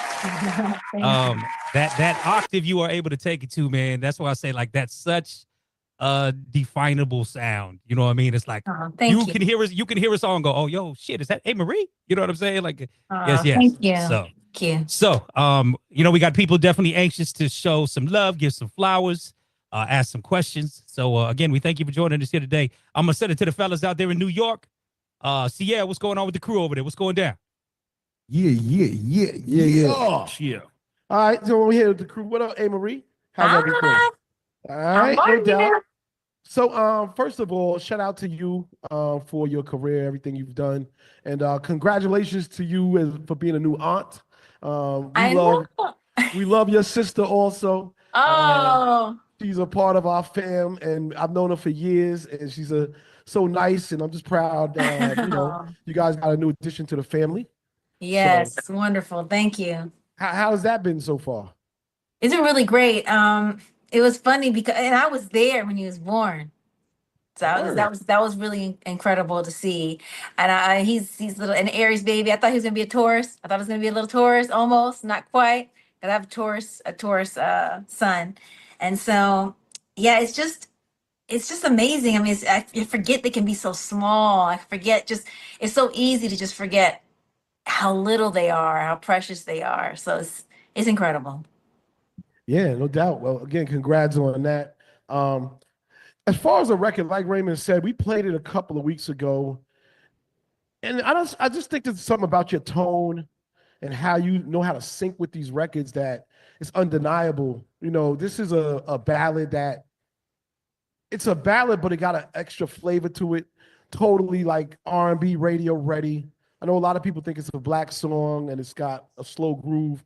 It's urban ready, but this is really urban radio ready to me. And in addition, I mean, we were just brainstorming on what to do. I mean, I believe that's one thing, but it leads up to the remix for it. Obviously, I feel like that's wide open for it. It's just going to expand the record. But we had a couple of other things. Vaughn had brought up a good suggestion. You want to say something or no? Hi, Amerie. It's Vaughn McIntyre. I'm Waleek's homeboy. Remember we put you on wonderful. Zoom with DJ Active. That's why I was putting in the chat. Yeah. So shout out to Waleek. But yeah, just showing you love. We love that. I just mentioned Broadway. Have you ever thought about Broadway? Oh, if I ever wanted to do it? Yes. Not really, actually. No, it's a lot of work. I know it's a lot of work. But what's your reason? You know what? Because acting, I like acting third best. And so with time being so finite, I really want to just put all my time into music and then writing, like, because I have a book coming out too. And we're in talk with doing film or television series. And even that, I don't want to even show run. I just want to be executive producer because I want to have input, but I don't want to be bogged down in I got to find someone I trust, have my input. Y'all I'm giving it to you. Make sure you stay true to the vision, but do your thing. And I got more music to create, more stories to create. I want so many like films and television shows to be out. I want it to get to the point where they're like, from the mind that brought you da da da da da da da da da. You know what I'm saying? Like when you see a Michael B. Jordan and Ryan Coogler situation, it's like at this point they have so many. I want that, but that means I have to have time. And then also I want to do music all the time. Like I want to have like an album a year. I want to get on the album a year release situation, deluxe EPs, like so much. You just can flip the station and I'm on everything. I'm kind of there. And since I like acting third best, I'm like, I don't think I really try and do that. I'm like, I don't love it enough to want to add it to, and I'm a mom too. So, everything that you do, it's like, it gotta be worth it. It's gotta be worth it. But never say never, but I'm just saying, when I remember being on the set of a movie and we were almost done. And when I realized it was third best was when I was like, at the end, I was ready to work on my album. I was like, when are we done shooting this movie? This is great. This has been great. I need to get to the studio. And they were like, we can't. And I was like, yeah, that's probably, I don't love it enough. So I'm ready to get out of here and get in the studio. Yeah. And Marie's going on. This is DJ Swerve. How you Hey, doing? I'm good. How are you? Definitely been a fan of yours for the long. I think before I knew what you looked like, I fell in love with your music. I'm glad. That's how I yes. wanted it. I was like, when we first put up the music, I was like, can you just not put me on it? Just a red cover. That's it. Yeah, I remember going up to Columbia getting the vinyl back then, and hearing it. It was like, okay, because I'm a hip hop guy from the Bronx, and I'm actually from the area where hip hop got started, but I love R&B. I love R&B. So when I first heard your whole album, I had the CD. I played it in the car until like I knew every word. Like, you know, I just love R&B, and your voice is just very soothing. I was telling that to the fellas. It's just like your voice is an instrument. A lot of people don't understand that your voice is an instrument over other beats. So definitely, when we was talking too about, we could hear this record right here, mine getting licensed in a film, in some type of movie. So this definitely can go in some scene of some sort, and hopefully that will happen real soon for you. Yeah, for sure. For sure. I can see that too. But love seeing you here. Can't wait till the album come out. When's the album coming out? I want it to be like summer, maybe summer going into fall, but more like end of summer. I think that'll be good. There's a title for it? Just about done. Not yet. I have some options, some ideas. I thought I had one, and then I was like, let me marinate on that a little longer. But yeah, like the end of summer, and it will be here quicker than I think. Yeah, it will be here soon. That's why I want to go into fall, but I don't really want to go into that. You know, I don't want to go into the fall. I want to really kind of keep the summer if I can. Okay. All right. I think Remo wants to ask you something. Hey, Amerie, what's going on? This is Remo Marac. What's going on? How you doing? How's everything? I want to ask, because basically what you were showing your emotions and your passion about creativity and songwriting. I want to know, of your hits, if you had to choose, let's say if you want to do an alter ego of yourself and spit bars, which one do you feel you would like spit the hardest bars on from your classics? I feel like inside I am a rapper, but I don't know. It's like, I feel like it's there. Like the rapper is inside of me, but then it doesn't come out. Right. And the thing that's so funny is like, I swear, it's like, I've done some songs where I'm almost like rapping a little, or have a flow, like for my 4 a.m. Mulholland project. I had 4 a.m. Mulholland, actually, that record. And it was kind of like rapping a little bit, but it's still a melody. But it's just something I wish I could do, because when there's no melody, I trip over my words a lot. Even the songs that I love, and I'm just saying the rap to somebody else's song. But I would probably maybe something like Rolling Down My Face, maybe. Okay. Oh, Need You Tonight. Okay. Off my first album. And those 2 records would probably be my first approaches. Okay. I wish I could rap well. I wish I could like do it good. All right, and then one more quick question. If you had to do a versus for one or for 2 singles to go against one, or 1 single to go against one another, between Touch and Talking to Me, which one do you feel is going to be the slap that wins, and why? Between Touch, the album, or the record? The record. Between Touch, like Don't Be Afraid to Touch, Mm-hmm. or Talking to Me. Or Talking to Me. Yeah. Which one do you feel if Talking you to Me put in would a battle? win. Yeah, Talking to Me. Talking to Me for sure. Hands down. Hands down. Because it's just, I already know it's kind of been tested, like market tested, right? Because people really love that record. And it's got a certain timelessness to the sound and to the vibe. So I think hands down that would win. You already know. Thank you so much. Thank All right, you. that's us in New York. Shout out to my man Divine Skills, aka D Skills. Go ahead, brother. You on with Amerie? You on mute, and you got 30 seconds. You on mute, brother. You on mute. It's a technical difficulties. It always happens at the end. It just happens to us all. Like right when you need it, I bet it was fine. Then he was doing it, and then like the screen probably went this way and that way. Yeah. All right, I we're gonna come appreciate back. you guys, though. Divine, you got to take your phone off from mute, but you figure it out. We're gonna go to K Max, and we're gonna come right back to you. K Max, go ahead. Yeah, here I am. Hey, what's up, Amerie? Hi. How you doing? I'm doing good. How are you? Yeah, I love the new single. It's real smooth. It's a different sound, and yeah, I like it. Oh yeah, you were talking about not having your face on the cover. Those original 12 inches. Yeah, there it is. Yeah, they did. Oh, I signed it too. Yeah, I worked on. I was working with Sony. I was a account manager with Sony for the first album in Touch. Wow, you got the albums up. Okay, see that's the red I was talking about. Right. I was like, it has to be red. I was like, because that's how I saw the color for While We Fall in Love. It was like white, red, and black is what I saw. Yeah, cool. I appreciate you. Oh, no problem, man. It's good to hear from you. And you haven't been here in a while. I know you were here for some kind of festival about 2-3 years ago, but I missed you at that point. Yeah, and then I actually just left. I came up there. I did the Joe Budden's podcast not too long ago. In Chicago? Oh, no, I thought you were in New York just now because you were saying New York. No, the other guy's in New York. I'm in Chicago. Oh, okay, you're in Chicago right now. Yeah, I was in Chicago not that long ago. Yeah, it was a summer festival, but yeah. So okay, yeah, it was a little while ago.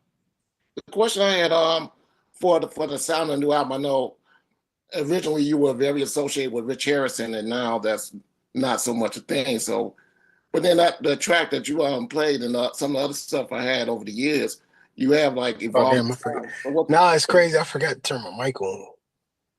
Hey, what? Yeah. So what do you what are you looking for? What can we expect sonically on the new album?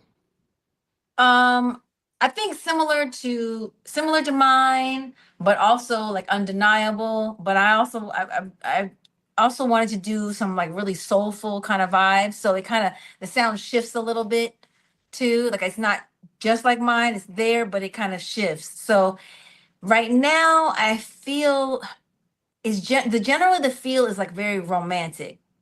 It's like romantic, I love the beats that are R&B, but they still like hit hard. Yeah. I'm working on just some ups right now, I think, because I have a couple like mid ups, but I feel like I want like maybe like another up maybe, because a lot of it feels so like there's a couple songs on there that are very like cookout, soulful, like super chill. But I also want those ups too. It's just all about like everything's sonically cohesive, but it's just also about the way I do the track listing. Okay. So it can kind of like take you on a journey. Or I should go this way. Take you on a journey, and it's some of the things like sticking out like a sore thumb. You know what I mean? Yeah, cool, awesome. I look forward to it. Thanks for taking my question, and I'll see you again in Chicago, or maybe. Thank you for the support, and thank you for all that vinyl. I think you have more vinyl than I do. I think I might only have like one vinyl, or two. Yeah, I got vinyl everywhere. I mean, vinyl of me, but because I don't have anywhere near your vinyl collection. Yeah, I've been collecting for years since I've been doing promo with you and in the 90s. So yeah. That's amazing. Thanks. Good seeing you and hearing from you. And yeah, my name is K Max. I know, I see it on the corner. Thanks, K Max. Cool. I appreciate it. Thanks. All right. We're gonna go to DJ C Styles, and we're gonna go to Queen B. We're gonna keep it brief though, because I know Amerie got a tight schedule. So let's get in and out. Go ahead, C. Yo, what's going on, mama? Hi, how are you? All right, so check this out. You've been a groovy movie since the beginning you came out. You've been a groovy movie since Why Don't We, goddammit. Okay. And I'm just stating the claim that record right there is definitely the groovy movie stamp of approval. Now, thank you. What I'm saying is, like, you got a lot of DJs on here that remix your record, blend your record, and might even do a remix that might be considered an official remix. You know what I'm saying? So how would you feel about a DJ going about remixing your record? Because a lot of artists, they get upset about it because, you know what I'm saying? But as the DJ, we are reinventing the record and making it some may say make it better. Some say, you know what I'm saying, they just doing what they do. I just want to know what's your feeling on DJs remixing your record. I think from the beginning, a lot of people would jump on stuff and doing different things. So for me, it just feels natural to kind of, when people have an idea, they kind of go with it. You know what I mean? I ain't gonna lie, because I use Talking to Me and Why Don't We on like 80 different beats. Oh yeah, it's like all kinds of stuff. There was a DJ, I forgot his name, but he like did. Yeah, I was born. I did One Thing and the Donnell. I was born in the early 90s. Okay. I was born. I think so. Do you know what I'm talking about?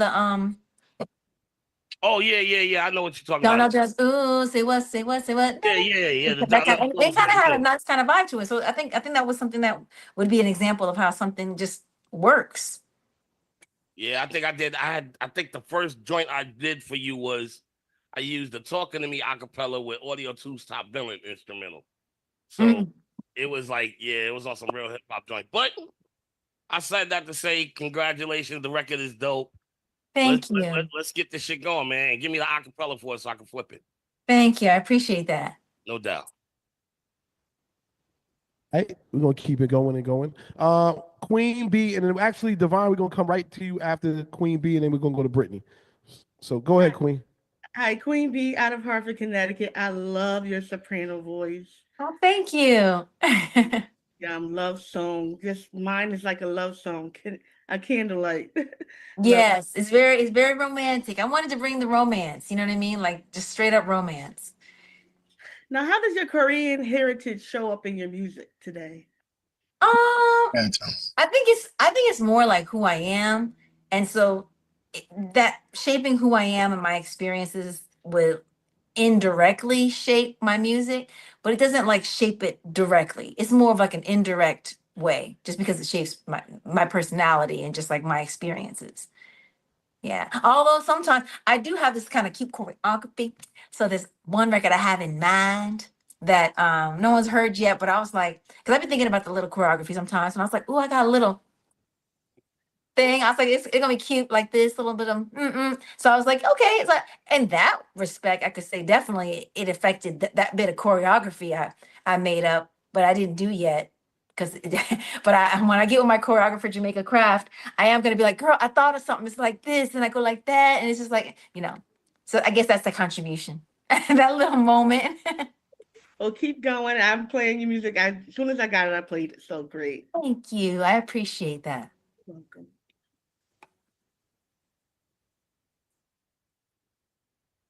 Brittany, what's up? Hi, Brittany. Hi, Amerie. I have a little bit of delay on my camera. I don't know. I've been trying to fix it. No worries. Oh, I love your Aaliyah picture. Thank you. Oh, yes. That was one of my favorites. I love her. Rest in peace, Aaliyah.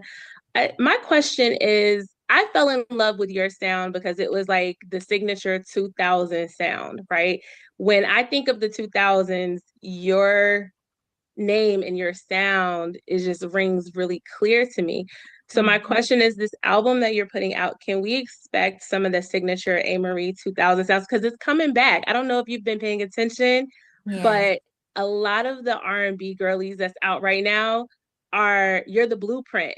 And how does that make you feel? Thank you. Well, it's humbling for sure.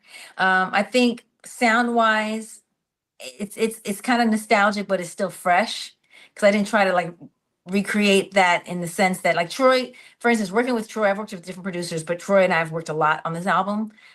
He's really particular with the sounds that he uses, really intentional about what era they came from. So sometimes he might exchange a snare or whatever. So it's the feel, the recipe. I feel like some of it may feel a little nostalgic, but the actual ingredients are from now, if you know what I mean.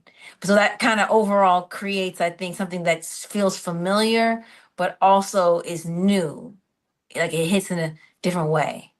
Was it live instrumentation on All I Have? A lot of All I Have did have some live instrumentation. Wait, what was hold on, let me think. It's been a minute. I don't want to speak too soon. I'm not sure. Live instrumentation in that some of the samples were live. So the samples were live, like Metric, I think for one thing, I think that was live, but of course it's a sample. It sounded, it's live. Yeah, the sound of One Thing sounded real live to me. So, I mean, I'm just speaking as a fan. I hope that the next album does have that element of live instrumentation, because I think that paired with your voice and your I'm so sorry. River, give me your iPad. Give me your iPad. Go get it and bring it back to me. No, but sir, I told you if you came out, River, I would take it. So thank you so much. Give it back to me, River. Give it to me now, and then you can go back in your room. hashtag mom life. He does a lot. I have to get him to understand that when it's time to not do that roaming and mommy's working, you can't. Give it to me. Exactly. Thank you so much. And now go back to your room. Period. I told you I would come get you. That's what I made it very clear. Don't do that. So give that to me now. See, I'm gonna have to discipline you in front of everybody. Go to your room. Period. Love to see it. And if Love there's any stomping around or anything like that, I will take that away as well. Thank you. right on. Okay. Sorry. You're fine. Listen, we love to see it. You see everybody clapping for you? No, I didn't see it. I was just True Black Mother Movement. True Black Mother Movement. True Black I Mother. I was waiting for you to spank him. I was waiting for you to spank him. I ain't gonna lie. I was waiting. I was like, get I him. don't do that, but just to thank you very much. There's a whole bunch of that. But he's awesome. He's awesome. He just keeps forgetting that it'd be distracting, mommy. So yes, I again just love the live instrumentation. I hope to get more of that from you, and it's so good to talk to you today. So thank you for your time. Likewise. Well, I apologize for that. My modem bugged out over here. So we back in action. David Lopez, Mr. David Lopez, you there? Yes, sir. How you doing? Hello, sir. How you doing, Amerie? It's a pleasure seeing you. Just bring back memories of Times Square. When you performed at the World, you performed "Why Don't We Fall in Love," and that was like the song of the summer. And I love the remix with Ludacris. That was the joint. So I'm going back. I'm going back nearly 20 years. That was my joint. I'm just a fan, but I was want to tell you that song with Consequence. He has a song called Bloodstain, and with the Kanye West production. But yo, for me, you made the song because all the raps are really amazing. But La La La and Bloodstain, that's you, and like that's one of my favorite songs from him. But I really feel like you brought that extra sauce that really took it to another level. So thank you. I want to let you know, like, you brought some good moments, you know, as a fan musically. And then I got to ask you, because my girlfriend mentioned how big your book club was and how much she likes your book club. Can you shout out your book club and tell us how you got inspired to even do a book club? First of all, thank you so much for the love. I appreciate you. Also from your girlfriend, thank you as well. I'm glad she likes the book club. It's everybody can find the book club at ameriesbookclub.com and also on IG at Ameriie's Book Club. It's really easy too. No one has to like join or sign up or anything. You basically just join the conversation. We always have like different lists, like 5 great books for this, or here's a new book we're featuring like every other day. I took a hiatus for this year just because I knew I wouldn't really have time to do what I usually do, which is like I read all the selections. I pick all the selections. I read a bunch of books. When I find something I want to share, I choose the month, and then we get the questions. I film it, edit it, and everything, and then I talk to the author at the end of the month. Oh yes, because someone put the book club in the chat. But I knew I wouldn't be able to because I knew I was going to just be like in full on like studio mode, and because I do it and I do all the reading myself, there's no one to like I would pass it off to. So I was like, well, just do that part, like a hiatus for that, but still have all the selections and everything for the rest of the book club. It's just not the author conversation and choosing one book of the month, but it's still like so many books, 20 books or something featured every month. So we still have a lot of that. And I wanted to do it because I really just love reading and writing, you know what I mean? And I love talking about books. So many of them, once you start reading a lot of books, you start seeing how everything comes from a book. I'm like, oh, that's a cool TV show. That came from this book. Oh, there's this. That came from that book. So it was like a natural fit for me. And I have a book coming out too, June 10th. It's called, oh man, I don't have it right here. Oh, and I have to run into the room and go get it, but I don't want to leave you guys. It's called This Is Not a Ghost Story. And it comes out June 10th. It's about a Black man who comes back from the other side. He's the first verifiable ghost. So he's not like a ghost that's like in the shadows. He's like a ghost everybody can see. And he finds himself like in LA. He doesn't really know how he got here, but he doesn't like people. He knows that he can't remember everything, but he knows enough to know that people can't be trusted. He doesn't like them. He doesn't want to be bothered. But because he's in LA and people are like, is this like a magician thing? Like, what is it, like Chris Angel? Like, what is this? What's going on? Someone said the ghost sounds like me. He ends up getting a publicist because somehow he feels like that can help him find out why he's here and how to get back. He befriends like a boy psychic and an aspiring actress. And then as the story goes along, we see how the world interacts with him, and then how he's connected to the people around him and what he needs to learn while he's here, and how to get back. It's basically like a novel of homecoming, reckoning, and redemption. That's the vibe. Amazing. That sounds like that could be adapted to a movie. It's Well, it's in film, TV show talks right now, but it's very, very early. So it's like, you know, you can talk, but you never really know until, you know, the ink is dry. And even then it's more stuff. But I would love to see it be like a series. Thank you for your book club, and thank you for highlighting authors. That's so important. Thank you. Thank Amerie. you. I appreciate you. And your girlfriend. Thanks, David. Are you planning to do a audio book with that too? There is going to be an audiobook. Yep. And I chose the cast. You know, we had a lot of great options. So it's going to be like a multicast for the audiobook. I believe we're going to do 3 different narrators. Thank you for putting that in the chat, guys. AmariesBookClub.com. So we're definitely going to have different people doing the narration, and I'm excited about it.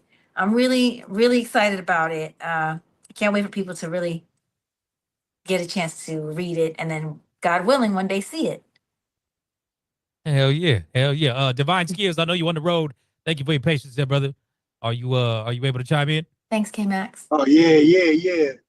Oh, man. Hi, Divine. Oh, there we go. You know what? I was like, what's going on with Divine? When it's your turn to chat, it's like you can't be found. But every other time, it's just random moments where you're popping in and out of the chat. Yeah. Divine Skills. Divine Skills is my rap name.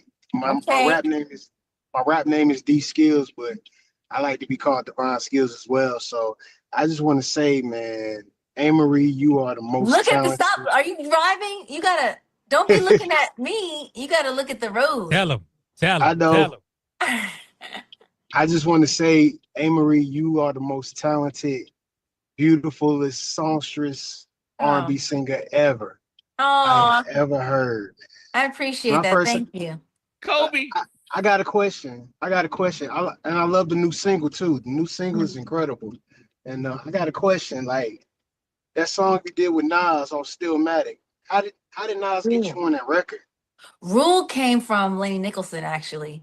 I was invited because we're label mates. So yeah, because y'all was on the same label. Yeah, we're on the same label. That's one of my favorite Nas albums besides Illmatic.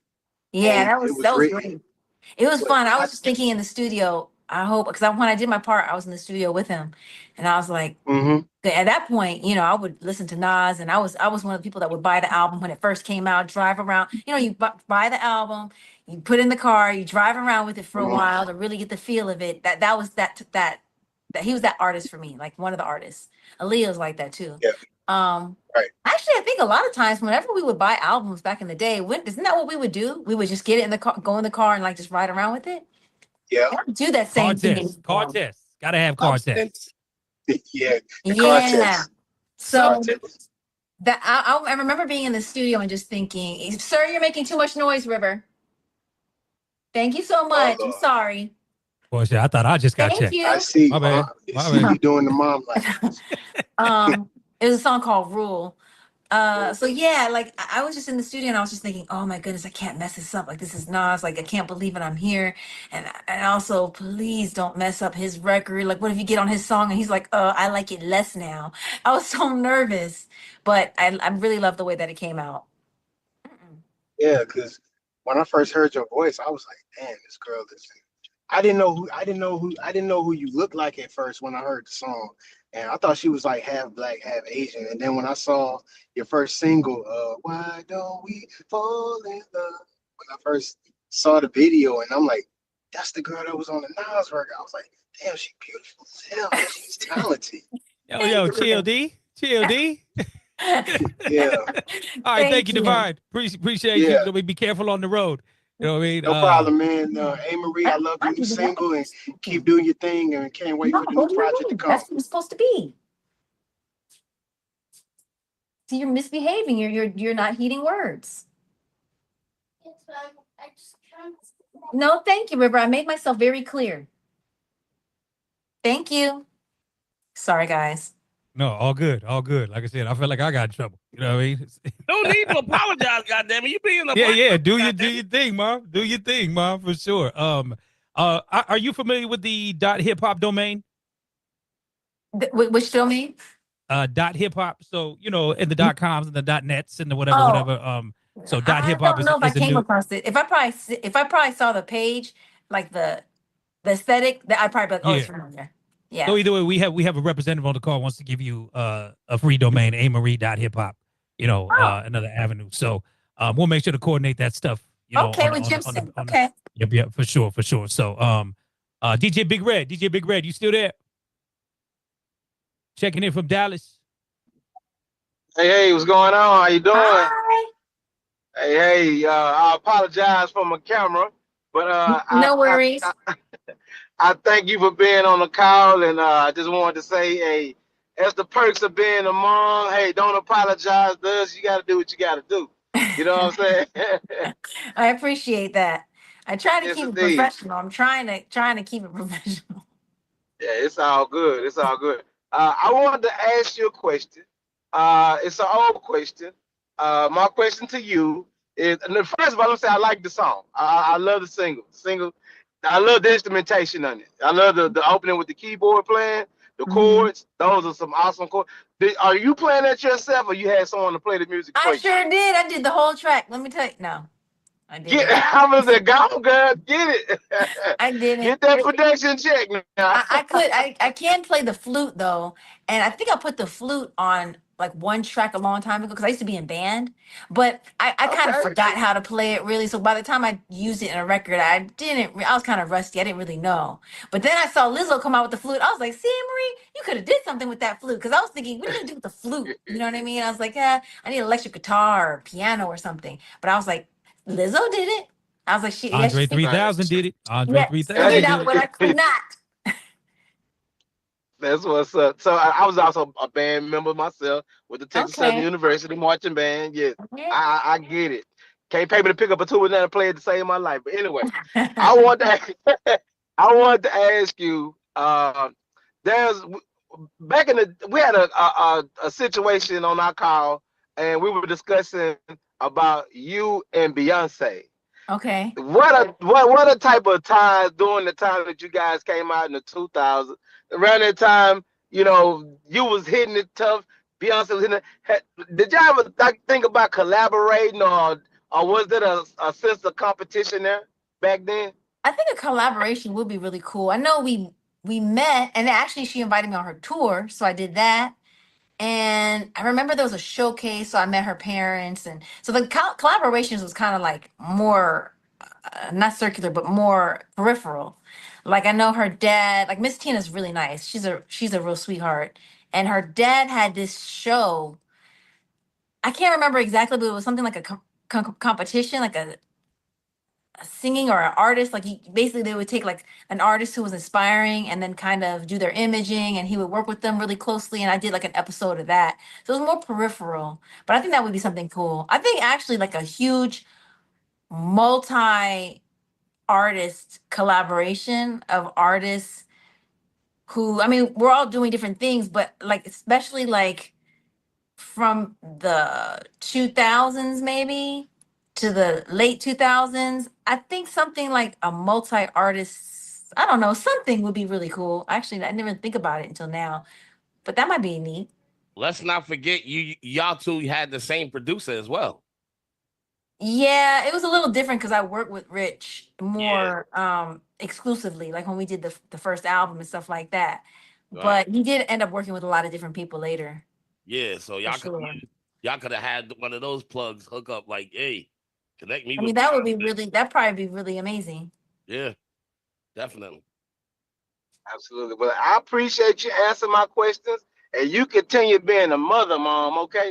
And I appreciate you. I'm wondering if I was sitting here, I was like, I wonder if I'm gonna just have to get up and go over there. But I think he's fine. He's fine. I told him he can actually come out, and he doesn't have to always go to his room. But the last couple calls, he's been very distracting. I was like, I love when you sit down, but if you can't, then you're gonna have to go to your room. So I know you're in there. You're good. You can do what you want, and then I will come get you when you can come out. How old is River? River's about to be 7 tomorrow. Okay. Oh yeah, that's just a bundle of energy. You know what I mean? So, yeah. Thank God. Quantum checking in. What's up, Quantum?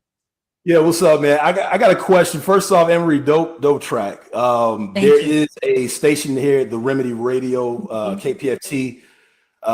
Make sure that you get out to that. Or if you see a tag from them, they are soul and R&B, so they will definitely have that in rotation.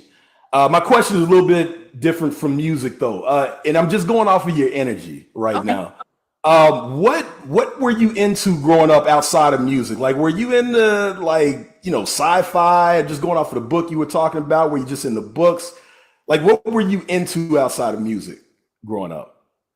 I was really into reading a lot. Like when the books that I like to read, I would go to the library to check out a bunch of books. So I liked, the kid books like Mrs. Pigglewiggle and Chronicles of Narnia.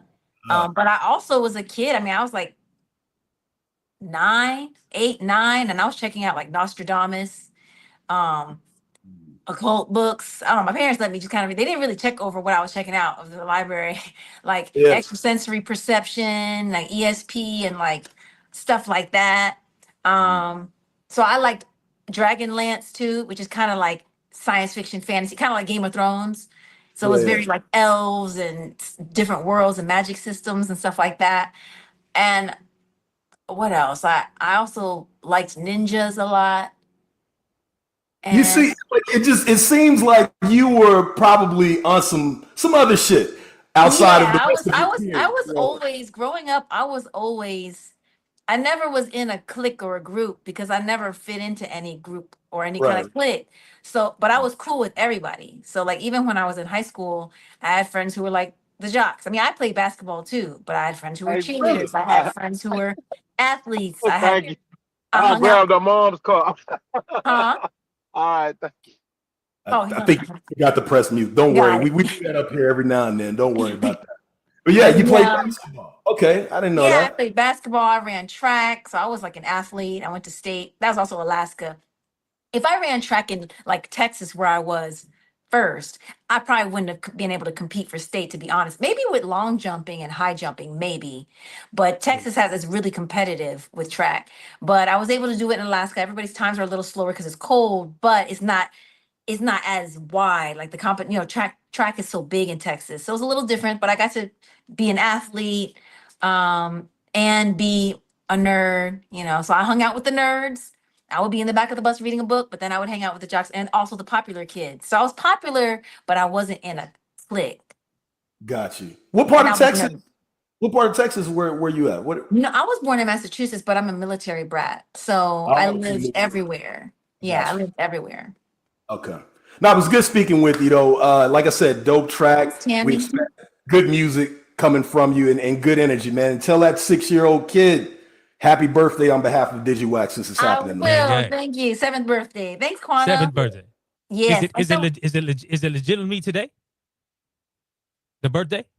No, tomorrow is his birthday, and then his we're gonna have a party for him on Friday. Yeah. Someone said popular loner. Yes, I was popular a loner. popular loner. But it's funny because in my books, my agent was like, I noticed in your stories, a lot of them are loners. Almost kind of everyone. They're like, I don't want love about myself. I was like, yeah. I was like, I do write a lot of those characters actually. So it's funny. Yeah, popular loner. That was me.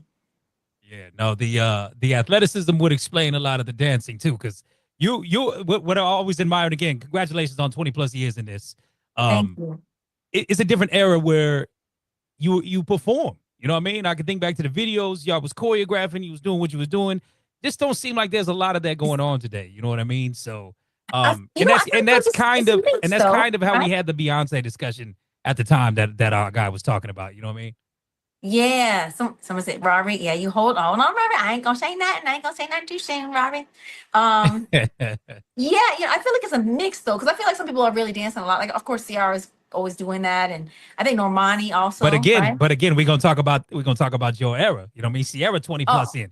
There's not too many. There's not too many out here today that are performing like that. Speaking of performing, can I mention that? Yes, you can mention it. You can mention it. It's they did announce it recently, so I'm performing at the BET Awards. Hey, let's go. I'm performing at the BET Awards. There's going to be like a multi-artist medley, and we have our moments. And Red Day, and we gotta have our dances. But I was like, I need two more dancers. If I gotta pay for myself, I will, but I prefer not to. But I was like, we're gonna do that, so that's gonna be special. That's gonna be special next month. Nice. Mm-hmm. Nice. That is good to hear. That's good to hear. We got another legend in the building hanging out there in New York, wants to say hi. One time for the legendary Consequence in the building. Hi. Hanging out in New York. What's good, Con? Wait, I don't see him. They are up in the crew right there in New York. That's him sitting on the couch up there. Yeah. What up? I What up? can't What see up? it. Oh, Why there you are you go. looking so serious? Hi. What's up? Looking great. So remember I said happy birthday. I didn't know his birthday was tomorrow. Yeah, his birthday's tomorrow. Yeah. I pulled up because like I told you on the text, I got a surprise for you. But we did a remix of mine. I'm gonna play it for the DJs. Oh, nice. Okay. Yeah, it's fire. And I got my new joint coming Memorial Day weekend. So When is back Memorial Day outside. weekend? I never remember the holidays. The end of isn't Yeah, so it's a final weekend of May. Final so weekend of 26th. Okay. Yeah.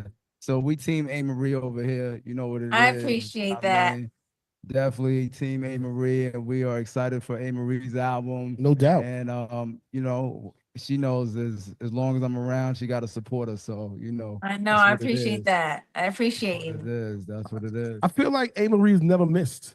I missed. don't know. Like I Never don't missed. feel like she's never really missed. There's never been a song that came out that I was like, nah, no. Well, I Everything is appreciate hit. that. I don't feel like that. Sometimes I'd be like, I don't really like this song that much anymore. Oh, well, that's because you're too close to it. That's why. Yeah, Sometimes, you know, you're I so feel like, close to the music, you know. But man, everything. I think it's like I said, the tone and just the energy you put into records, man. It means something. So, but shout out to Cons pulling up. Yeah. 192. You know, we gonna go 2 for 2 because we had Bloodstain 2 with A and Ross, and yeah, this remix shit is crazy. It's crazy. I can't wait to hear it. Well, we gonna hear it right I know we're now. talking on text. Amerie, we got a Digiwaxx exclusive right here. Consequence Conquer remix on mine. Are you ready? I'm ready. Are you texting me? Yeah, let's get it. So mine remix right here. Shouts to Cons with the impromptu visit out there in New York. You know what I this mean? New Peep York, this let's out, get y'all. it. 1, 2. Don't make me have to up that thing up in here. Just one thing, I know one thing been clear. Me and my team won 1 ring a year. And with that kind of run, I should run for mayor. But somebody say your prayer if 2 worlds exist. Cause I went through a phone like whose girl is this? Cause what's mine is mine, you know whose world is this? The way your lips fell tonight, the way they pressed against mine, the way you pull me closer, closer under the moonlight. This is how it could always be, you and me. More than friends, we could be. There's something about you, babe. I'll make you mine. I'll make you mine. Don't want no one else. I'll make you mine. I'll make you mine. I want you, babe. Only you.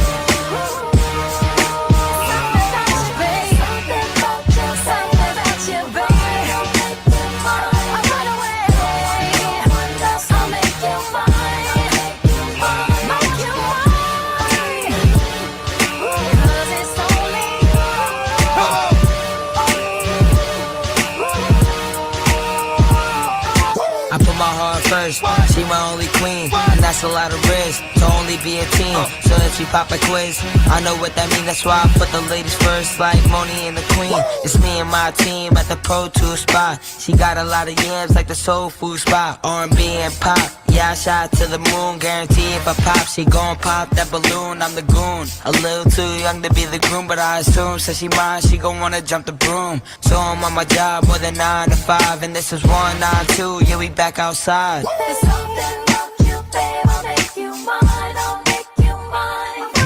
No one else. I'll make you mine. I'll make you mine. I want you back. Only you.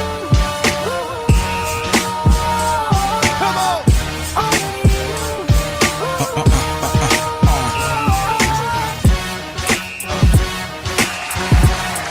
This is 192, come on. This is 192, come on. Here, flavor. That's dope. That gives me the vibe of like when Wild Song and Love first came out.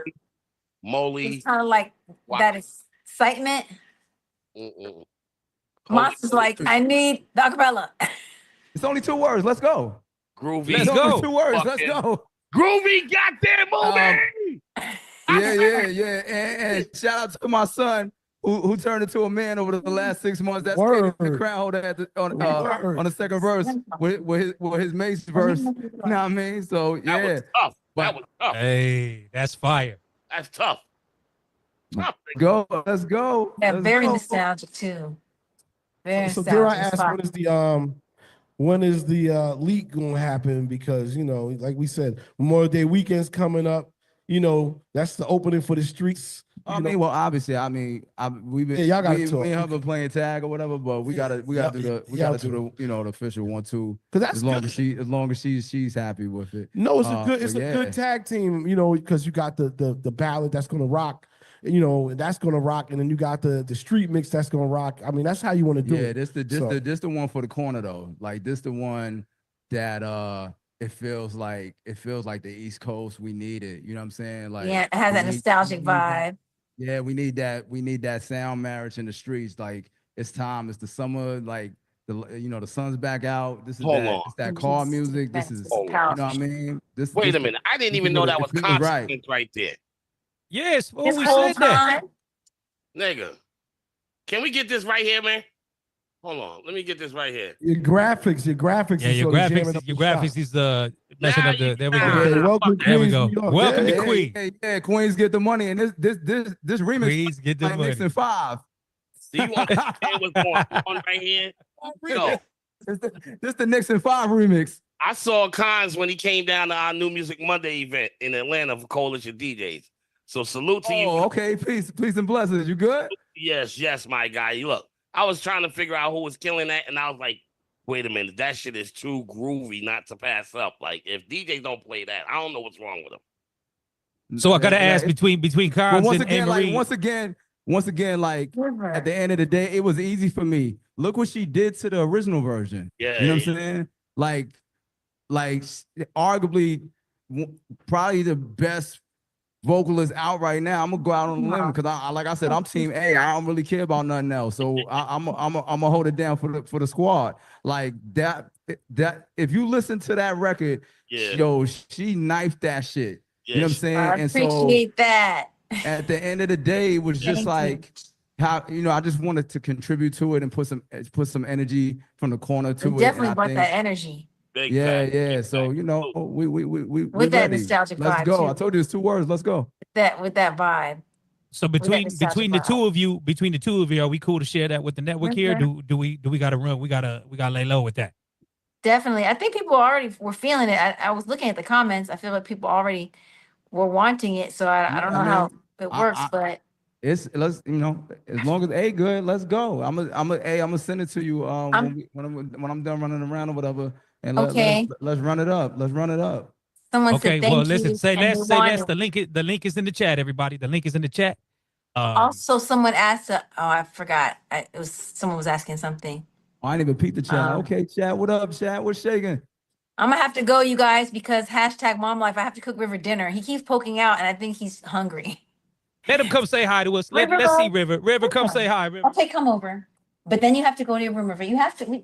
We're gonna have to have a talk. I know. Let's go. You can come in. Come You on, just- birthday. I- Come no, on, I'm not birthday going- boy. Hey, I we all want to can't- say happy you birthday, can't River. blame you for being hungry. That's why I can't. Well, come say hi then, and then you have to go back. And I'm almost done. Happy birthday, River. Happy birthday, River. Happy birthday, River. I'll give you. We'll talk about the iPad after I finish, and then we'll have a birthday. conversation. Wait a minute. Listen, happy birthday, River.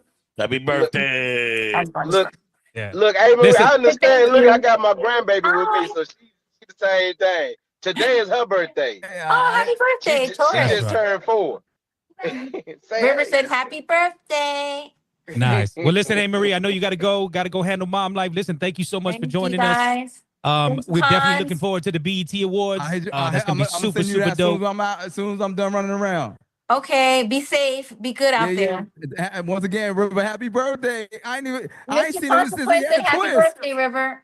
Happy birthday. He just said happy birthday. He said happy birthday to you too. That's right. I Love appreciate you. you guys so Thank much. you I so much. appreciate it. Bless up. Like I appreciate said, it. we'll be looking forward to you for the BET Awards for sure, man. Go kill it on stage as we know yeah, you will. check it out, cause it's gonna be. Yes, yes. Be ready. All right. Thanks for those Appreciate flowers, Ron. Appreciate you so much. Appreciate you so much. Bless up. Bye. No, you've been talking about me. Yeah. Niggas on that shit again. Yeah, niggas on top. Niggas on, yeah. Look. Hey, Hoey, is you stupid or you dumb? Popping it and screaming about a 20v1. Hey, Hoey, is you finished or you done? We don't give a fuck where you from, where you from. Okay. What's up? Shut up. Okay. What's up? Shut up. Baby teeth, you ain't even got a plaque yet. Fact check, we wanna see the numbers like a math test. Round Joey round, we gon' name it at your backpack. Real shit, you should act more and you should rap less. Every verse ass with that BBL cost. West Coast get it seasoned, now you heavy on the salt. Catch him at the Staples Center, bet you I'm a spark. Goofy, don't let power get your TV turned off. Nigga, what? You done ran into them steppers who don't tap dance. Gucci trash bands just for you to put them raps in. Conductor got you sounding like you in a jazz band. Why you going after Dottie, think he Pac-Man? Ooh, CJ like 40 and he on drugs. Clickbaiting for the honeycomb, get your own buzz. Skeletons inside my closet playing Bone Thugs. I put the whole pro era on a pro club. Hey, Hoey, is you stupid or you dumb? Popping it and screaming about a 20v1. Hey, Hoey, is you finished or you done? We don't give a fuck where you from, where you from. Okay. What's up? Shut up. Okay. What's up? Shut up. Niggas won't smoke, I'm a vape lord. Walk around with 9 on me, feel like I'm in grade 4. I could send him to the stars, he get paid for it. But standing next to Soul ain't gon' save yours. Every verse, ho, we talking about I'm back. We don't give a fuck about where you was or where you at. See, the fans only know you for the acts, not the blaps. I know where you was and you was never on a map. Look, sleep with one eye open, I'm in Futurama. Old heads ain't try to school you, let me do the honor. Stupid ass nigga, I could tell he never been in drama. Who and nobody, I was writing for your baby mama. Call yourself speaking for the coast without backup. Drop a little 3-track EP and nigga, that's up. See what happened last time I acted beef a rapper. How you on TV and your homie using CapCut? Get active, stop acting, get active, gain traction. Your last slap was a 2017 and I play ball. I could deal with niggas on the screen, Ray Whopper. Quick to turn a nigga to a rollout. Heard they moved the goalposts every time we show out. Here's a line combo, it really is a blowout. That didn't respond, now you trying to call Cole out, dumbass. Hey, Hoey, is you stupid or you dumb? Popping it and screaming about a 20v1. Hey, rock him, stupid ass nigga think he rock him. TDE superstars jealous, he ain't locked in. I didn't pull so many caps, I go to med school. Bullets flying by, sound like sounds on the Neptune. Thought the beef was livestock, really it was Deadpool. For that energy, I gave him wings once I Red Bull. Sorry, not sorry, shit was weak, pardon me. You made a whole EP, copping please. What? Black man, let him breathe, let him breathe. Now fuck that, hang him from the popular trees.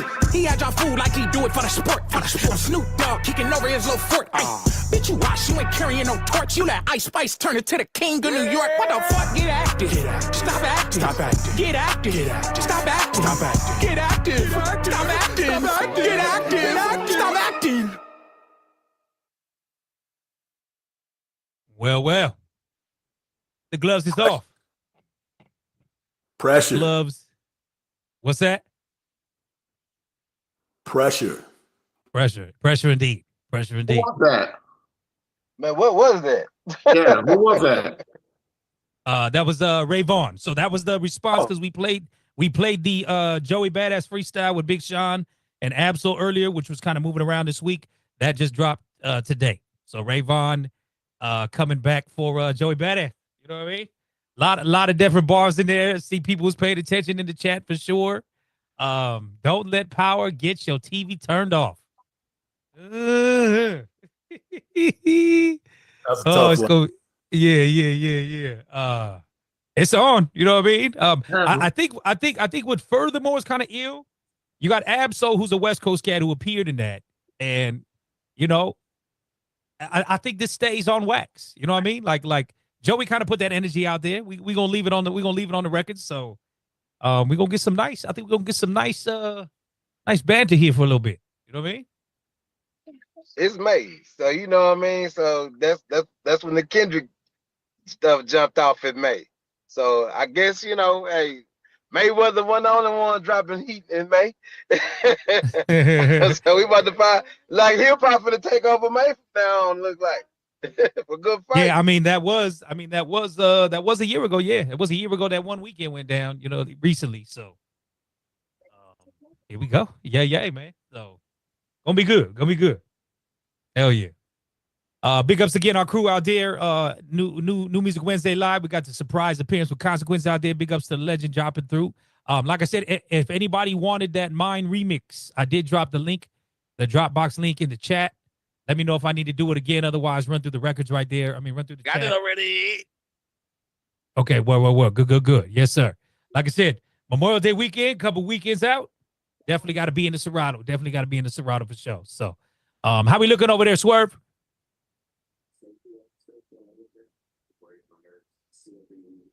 I think y'all on mute.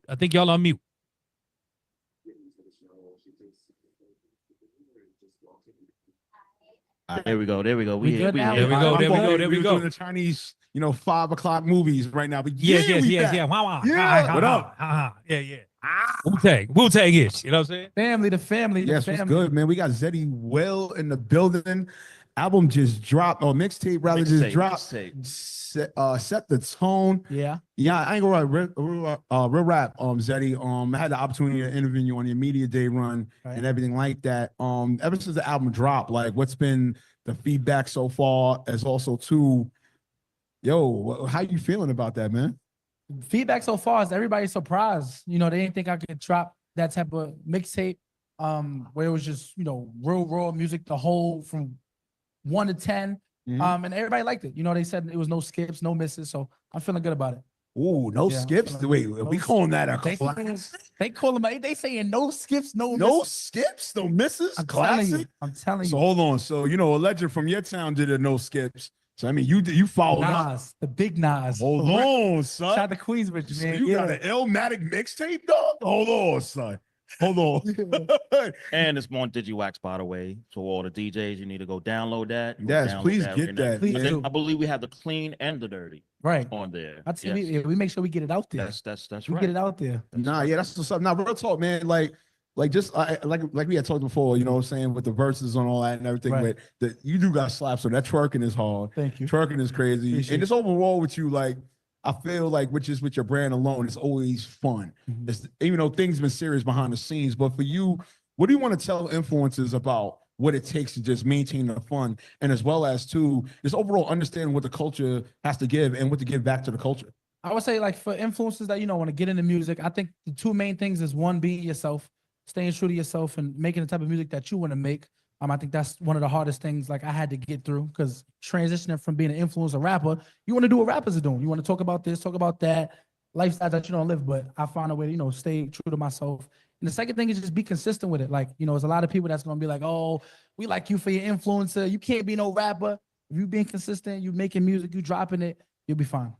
Nah, that's what's up, man. And then the merch. You talk about the merch, son. Yeah. Good son, correct? If I'm not, good son. Yeah, like take us into that, man. Like, just over the designs and just overall the production with that. Like take us into like what it took to like get that line finally out, and also to like behind, were you like the creative control for you? Like how much creative control do you have when it came to that? Let's speak on that. Yeah, so I don't got my merch on right now. They probably gonna kill me. Sean Prez, I know you watching. You're gonna kill me. But we started my brand, like just the idea of having a brand probably like a year ago. Okay. And then while I was making music, it was like another transition. We was like, show that you're more than an artist. Show that you're more than a comedian. You can make, have a clothing brand. So it's called Good Son. We just did a soft launch. We just dropped some shirts, some hats. We got hoodies out there too. But my main thing was just the main thing of the brand is Good Son. Right. Me the mama's boy. Okay. Girls can wear it as well. We could have called a good daughter if we wanted to. Right. But just being a mama's boy, just being a good person to the world, being a good person to your mother. That's really the main thing of the brand. Yeah. Sorry. You talking my language. As you can see, merch stuff, Digiwaxx stuff. I told CL like, yo, man, we need to get, because I'm real big on that. I do merch for Fleet. Right. So for the past 9 years now. And I've been telling the artists, like, the music itself don't make that much money. Get some merch, sell it as a package. You know what I'm saying? Sell the music with merch. Yo, you get the music, buy a hat, buy a shirt, or whatever you have. You know what I'm saying? Sell it as a package deal, bundle, basically. You know what I mean? That's one way. And walking around with the merch, that's a walking billboard. Even if they don't like your music, they might like your merch. Right. You know what I'm saying? They might, I might not mess with your music, but yo, that shirt, I like that. Hoodie, hat, whatever you got, it's still all good. Right. It's still money. Right. And that's gonna forever, ever sell. And if it's great quality, because I'm really big on quality, they're gonna forever wear it 5 years, 10 years later, whatever. I want to know also how well, thank you for coming. Because I know you was on I ran the T, by the way. I want to say he gave you a show when he seen you talk. He's like, "That's my guy right there." My guy, like I remember. He was saying it right here. He didn't hear him, but he was like, "That's my guy." So shout out to Ray, man. The whole Digiwaxx. Shout out to Ray, man. The whole Digiwaxx. Much love, y'all. Much love. Y'all was one of my first. My first interview. Y'all promoted my first single, and I will never forget it. And I appreciate y'all. Like from the jump, like as big as I get, I appreciate y'all because y'all gave me the time. Y'all was hitting me in my DMs on the side, emailing my team. So I appreciate all of y'all. Like I remember faces too. Thank you for showing up. Real talk, man. Real talk. Appreciate y'all. Real talk, son. Yeah. So what's your next move? What's your next for the city of New York? What you trying to do? Because thank you, like, again, for moving around the city and what you do, pulling up. A lot of artists don't do that. I'm real connected and real tuned as a DJ too. Definitely play you're joining my spot at my residency. You know what I'm saying? Actually, I played it. It was a Sweet 16. I just did Monday. I know they was wild. I did another because I was going through all the soft drill joints. I threw your joints on and young girls started twerking. I'm like, okay. Yeah. Okay. Turn this off. Yeah. Okay. We had a Sweet 16. Okay. Right. Okay. I say right now, I just dropped the tape, set the tone.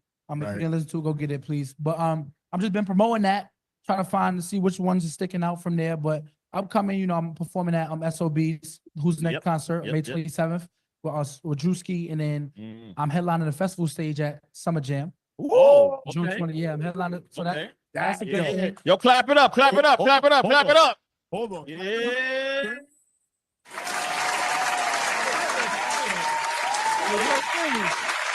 Doing this, son. What's the chat you getting on? For me, I feel it's twerking. I think you need to set it up with twerking, son. You know what? Nah, hold that for last, because to get the. I'm a surprise him though. I feel like I'm a really good performer. Anybody that's seen, great. I would say great performer.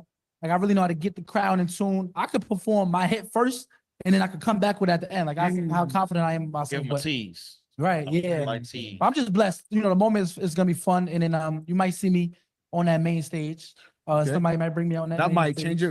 change your vocabulary. No. You will be on that main stage. Somebody will bring me out. I'm gonna ask this. Will. This. If I'm gonna drop the mic. If you don't, do you have a DJ? I don't have a DJ yet.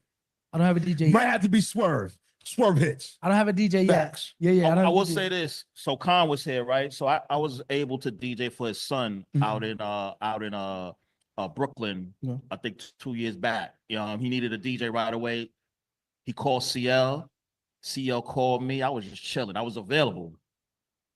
Went out to Brooklyn, Coney Island, by the way. And never DJ'd a set. Boop. Got in line, got the music, putting the music together in the vehicle, going out there. Did it. And I asked the son, like, how do you like it? Because I was cutting the music. He was like, yo, I noticed you was doing certain things, I'm like, best moment of as an artist. course, because Yeah. I'm locked in. Even if I ain't never worked with you before, Mhm. I just know because I'm a producer as well, so I know I just lock in.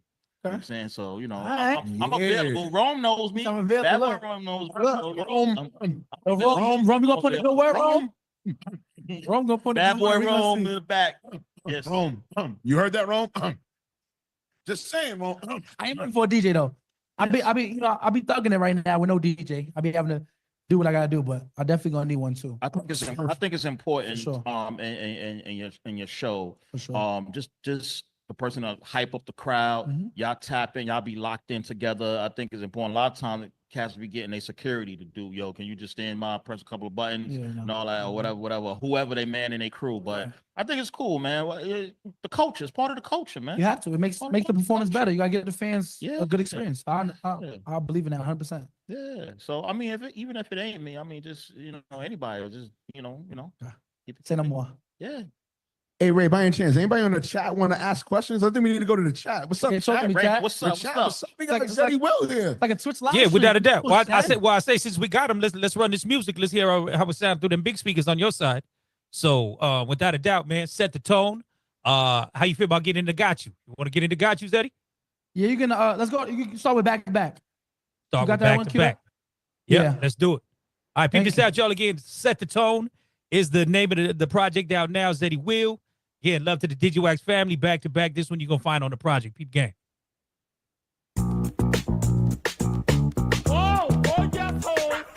Get up, do what you love to do best. Zeddy Will. Get up, do what you like to do best. Put your hands on your knees, baby girl, you know the rest. Yep, now do it just like that. I don't mean to interrupt you, but your butt's so fat. Do what you be doing when you make it go clap like that. I'm looking for the back. Give me when you get up.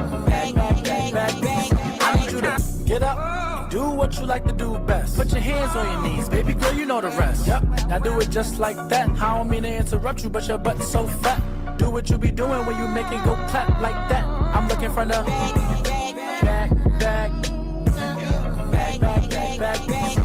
You ain't worried about no nigga, so you outside. How many shots you took already? Shit, about 5. During the week, you working until a PM. You can't wait to shake it all on the weekends. Where your friends? I want my niggas to meet them. And all the baddies be loving the way we treat them. And while I got you right here in front of me, I'ma need you to do a little something for me. I need you to get up, do what you like to do best. Put your hands on your knees, baby girl, you know the rest. Yep, now do it just like that. I don't mean to interrupt you, but your butt's so fat. Do what you be doing when you make it go clap like that. I'm looking for the back. Give me when you get up. Back. I need you to get up, do what you like to do best. Put your hands on your knees, baby. You know the rest. Yep, now do it just like that. I don't mean to interrupt you, but your butt's so fat. Do what you be doing when you make it go clap like that. I'm looking for the back. When I hit it from the back, you gon' feel it in your chest. I don't run track, but I'm running through a check. Hey, baby girl, hit the flow, get your eagle on. Gotta get it back, put your people on. She said, fuck her boyfriend, she outside. Cause I been trying to hit, it's about time. Told her she a 10, she on cloud 9. It is what it is, like I'm Cameron. Get up, do what you like to do best. Put your hands on your knees, baby girl, you know the rest. Yep, now do it just like that. I don't mean to interrupt you, but your butt's so fat. Do what you be doing when you make it go clap like that. I'm looking for the back. Give me when you get up. Back. I need you to get up, do what you like to do best. Put your hands on your knees, baby girl, you know the rest. Yep, now do it just like that. I don't mean to interrupt you, but your butt's so fat. Do what you be doing when you make it go clap like that. I'm looking for the back.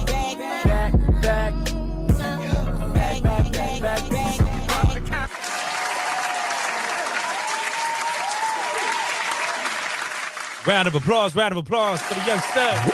Yeah, that's Zeddy Will. Yo, hold on, Ray. Yo, so gonna get Miami type out of it up in here. We're gonna get a New York party up in here. That's what I'm saying. Who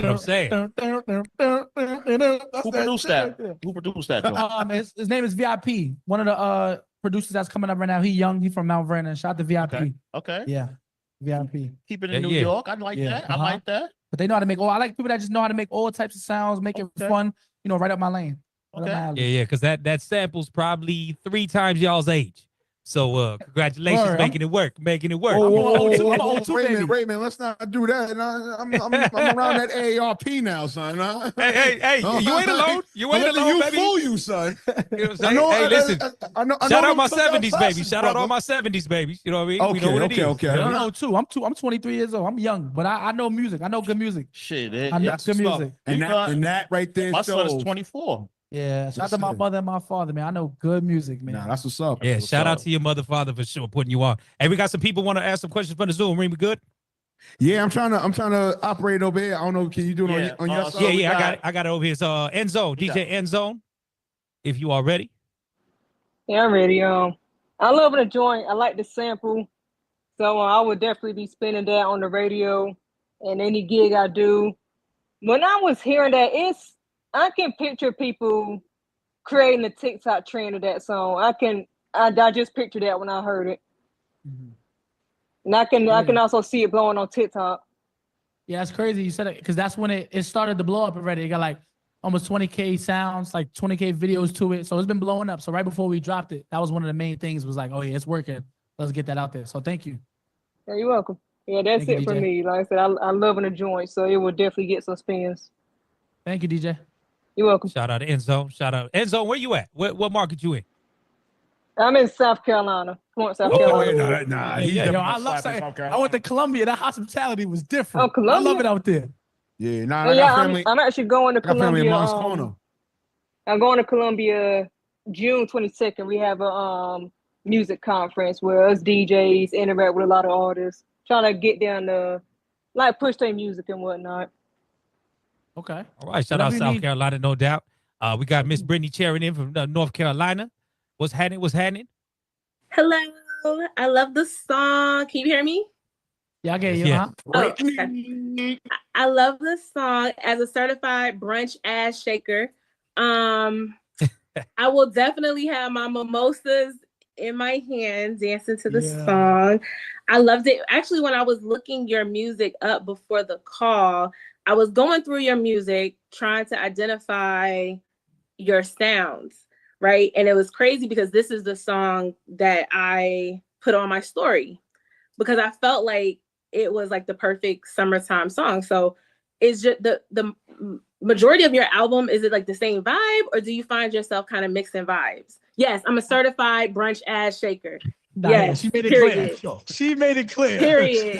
Made it clear. Made it clear. Yo, that title goes crazy. I'm not even gonna lie to you, son. I would say, yeah, after the first song was called Set the Tone. So it was real like a more serious song, but I say the other 9 songs is just party, have fun, summertime vibe. I kind of wanted to set the tone for the summer. That kind of like played into the title a little bit, but yeah, definitely fun. Go outside, get your little mimosas, brunch time. We outside. Yeah, that's the All vibe. right. Okay. Dope. I loved it. Thank you, Brittany. So just putting this energy out there, Zeddy, I think under the brand, certified brunch ass shaker needs to be the next T-shirt coming out. Wow, there you go. Do what you gotta do. Nah, Zeddy, I just want to give you your flowers, G, because the project definitely matches your energy, bro. You know what I mean? Like from day one when you first joined us years back, you've been a humble cat because you got a lot of eyes on you right now, G, especially with the streaming space and the internet space. I've ran into other different influences and I wanted to knock their block off because it's like, fam, don't get lost in the sauce of how you do in the Triple W world, confused how it works out here outside. So I love how your energies match on the Triple Dub and when you're outside in the streets. So congratulations on the mixtape for sure. Which joint you want to get into next?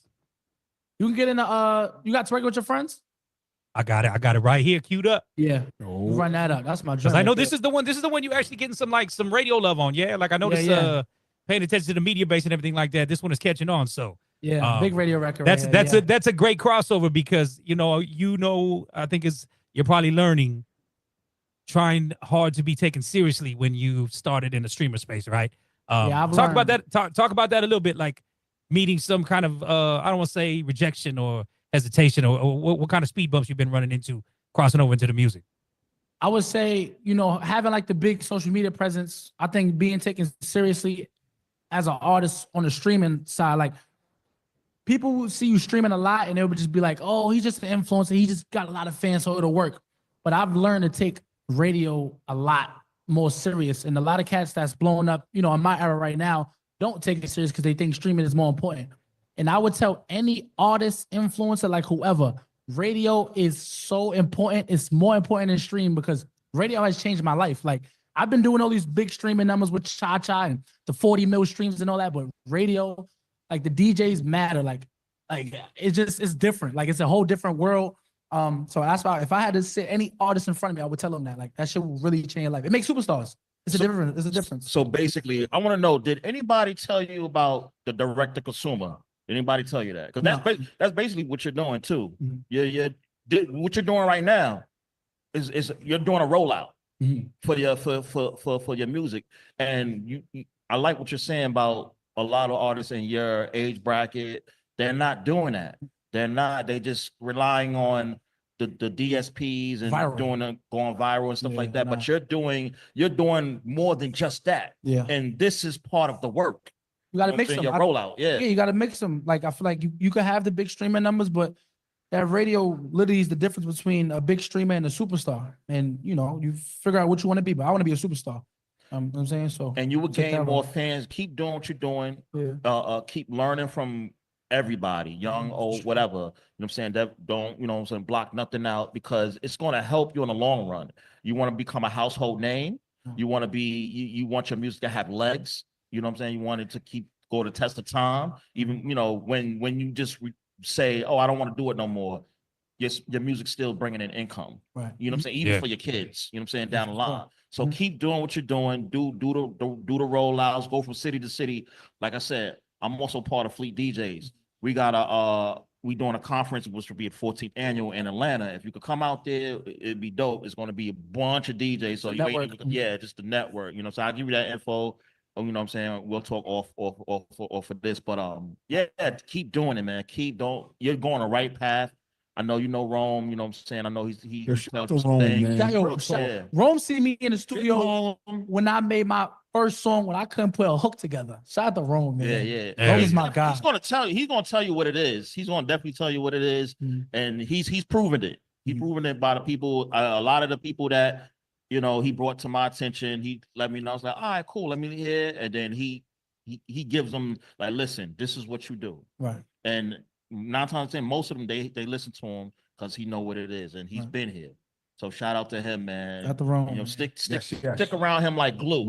You know what I mean? Point to the side. Shout out to Rome, man. You know what I'm saying? Get those gems. Okay, Rome. No, Rome, you getting your flowers, Rome. You getting your flowers, man. It's okay to get your flowers, about that. You getting your flowers, Rome. Right. You should come on camera real quick. You know what I'm saying? Now pull up. Yeah. Come on, man. Now, where the camera at? What's going on? What you doing? You already know. Bad boy Rome. Shout out to Rome in the building again. Digiwaxx, New Music Wednesday live. You never know who's popping up in the building. You know what I mean? Big ups. So this one right here again, one for the certified brunch ass shakers, aka Brittany Cherry. Zeddy Will, twerking with your friends. I need PC on the percentage, yo. You got to get that trademark, yeah? Girls just wanna have fun, so they party. Lil' mama a party girl, she just wanna have fun too. They say you ain't wifey type, but I don't care, I want you. She like to do drugs too, she in love with guns too. They say you too piped up, but I think that I love you. I'm not trying to be nosy, let me know where you going tonight. Know you trying to have fun, but make sure we link by the end of the night. Don't be out with your friends, flirting with niggas, you know it ain't right. Keep it real, you know it ain't right. When you be friendly, that shit get me tight. Never mind, it's okay, go and play with your life. I got bitches that love how I talk on the mic. They be all in my comments and all of my likes. Okay, at the end of the day, baby girl, you're my wife. Okay, definition of baddie, you really my type. Now you getting drunk, calling me your man. Now you getting drunk, twerking with your friend. Now you getting drunk, grabbing on my pants. Now you getting drunk, calling me your man. Now you getting drunk, twerking with your friend. Now you getting drunk, grabbing on my pants. In them denim jeans, your booty look nice. When I seen your story, I had to look twice. Poured in your cup, Henny with the ice. Now you getting drunk, calling me your man. Now you getting drunk, twerking with your friend. Now you getting drunk, grabbing on my pants. Wasn't you a homebody? Now all of a sudden you always outside. Why's you wasting your time? Come be with me, girl, you know I don't mind. And you know that you fine. Flicks on your story, you post all the time. You a 10, that mean you a dime. So I'm on your body, I'm all on your spine. I'm not trying to be nosy. Let me know where you going tonight. Know you trying to have fun, but make sure we link by the end of the night. Don't be out with your friends, flirting with niggas, you know it ain't right. Keep it real, you know it ain't right. When you be friendly, that shit get me tight. Now you getting drunk, calling me your man. Now you getting drunk, twerking with your friends. Now you getting drunk, grabbing on my pants. Now you getting drunk, calling me your man. Now you getting drunk, twerking with your friends. Now you getting drunk, grabbing on my pants. Now you getting drunk. Now you getting drunk. Now you getting drunk. Now you getting drunk, twerking with your friends, twerking with your friends, twerking with your friends, twerking with your friends, twerking with your friends, twerking with your friends, twerking with your friends. Now you getting drunk, twerking with your friends, twerking with your friends, twerking with your friends, twerking with your friends, twerking with your friends, twerking with your friends, twerking with your friends. Now you getting drunk, twerking with your friends. They say you ain't wifey type of.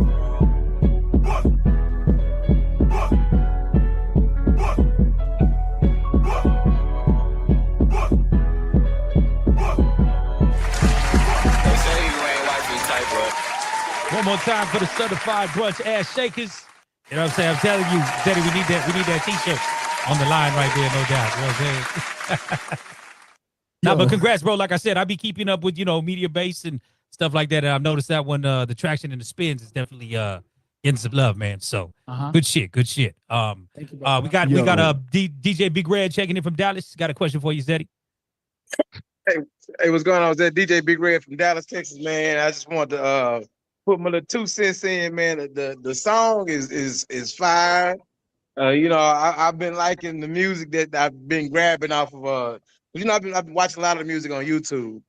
So I ran across it the last time. I was like, man, hold on, that's my guy right there. So I want to say that the song. It gets everybody up, you know what I mean? So I'm with the joint. I like the joint. And man, keep doing what you're doing. You know what I mean? No matter what, just keep doing what you're doing because you dropping some good music, brother.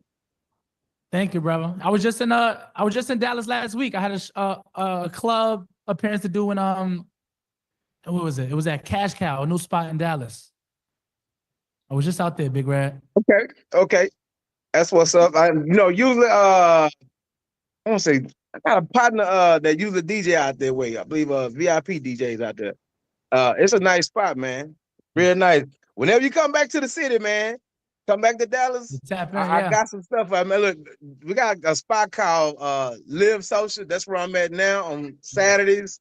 So if you're here, hit me up. I put my information in the chat, and we'll definitely link up, man. If you come back to Dallas, man. Okay. Thank you, brother. Yeah. Thank you. Yeah. Yeah. Keep dropping that heat, man. Hey, so I want to ask you, Zeddy, about the album artwork. Where was the Where's Waldo idea come from? Sorry. Album cover. Yeah.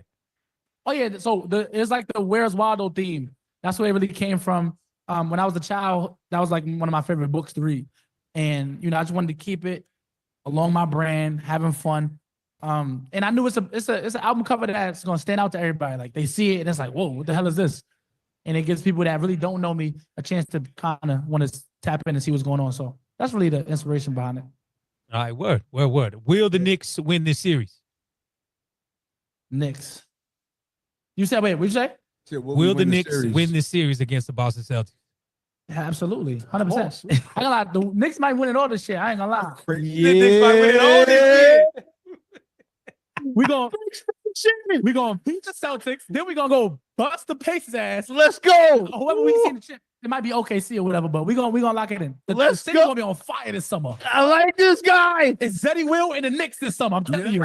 That's what it is. I like this guy. Hey, real quick, I want to ask one question. What's up? So last time you were here, well, we were on Zoom. We asked you between the acting, or I should say the the acting and the other side of your career and music, which one do you like better? Your answer was 50-50.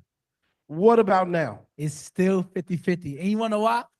I've learned to, like, on the film side, I'm showing my own film right now. We finished episode 2 right now, so we locking in with that, but it's just both. Like some days I want to get up and go to the studio, and some days I want to go outside and create skits and being my friend's stream and all that type of stuff. So it's still 50-50, bro. That's what's up, man. Well, it's still 50-50. You know, I'm just saying I'm proud of you, man, because we were blessed to have you when you were first starting, and you were really promising then, but you've proven to be beyond, man. And I think you're an inspiration. My kids like you. You know, everybody talks about you in a positive light. You pulled off some amazing pranks. Yeah. Amazing pranks worldwide. Right. Daily news cover stuff. So but you bring it all back into music, and you know, you hold it down for the good. So, you know, shout out to you for that. Appreciate you, brother. Thank you. Thank you. Hell yeah. Nah, I ain't gonna lie. Real talk, Brittany, we're not letting you go. Yo, you were treating your room like a rooftop. I ain't gonna lie to you. When he played the last track, you did the first thing in African American history and Latino history. That's so fast. You know what I'm saying? Just had to get that out there. You heard? Maybe New Yorkers will be nice after they win a chip. Nah, New York is always No, they still gonna be on suck my dick. I think they're gonna be saying that still more if they win the still chip. attitude.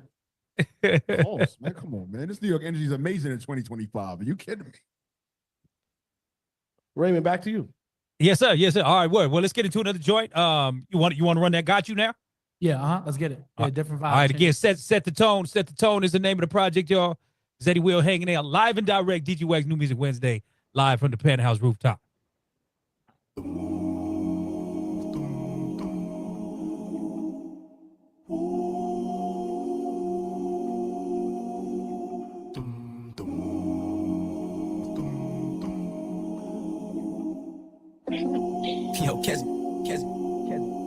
Yo, Kes, she got me tripping.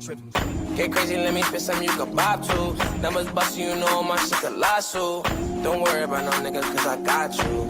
Don't worry about no nothing, cause I got you. Get crazy, let me spit some you can bob to. Not for none, you know my shit colossal. Don't worry about no nigga, cause I said don't worry about no nigga, cause I got you. You can hum all you want to, come all you want to. Money ain't a problem, baby girl, let me fund you. I'm about to go buy you some bundles. Now your face card on 10, hair bust down Rapunzel. I used to tell her bros I want you, and now I'm all up in your ear late night like I love you. Girl, you such a vibe, kinda bougie, but you fun too. Like that one time when I was pulling on your front too. And yes, I'm moving like that. I'm all in your body, I gotta do it like that. Your ex is a dummy, I wouldn't lose you like that. Cause baby, you bad, bad. Do you like Mike Jack? If you like Chanelly, I can get you a nice bag. I don't got no budget, I ain't looking at price tags. Let's go on vacation out the country, you like that. We just got home, now I'm trying to go right back.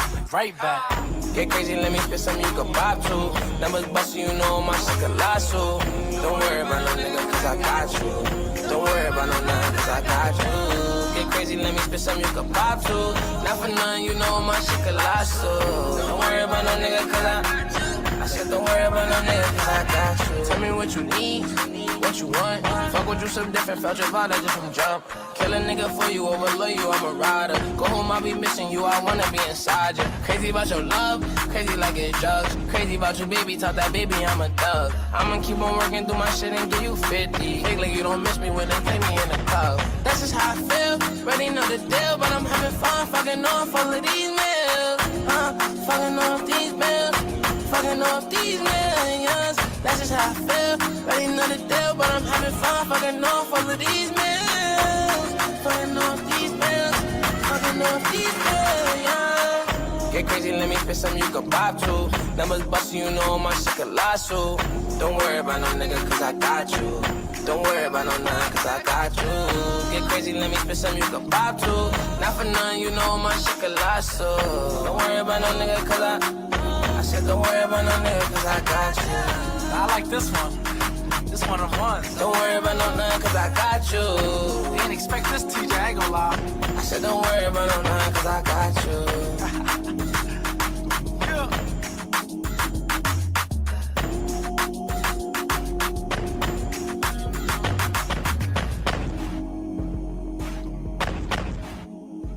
Young Zeddy.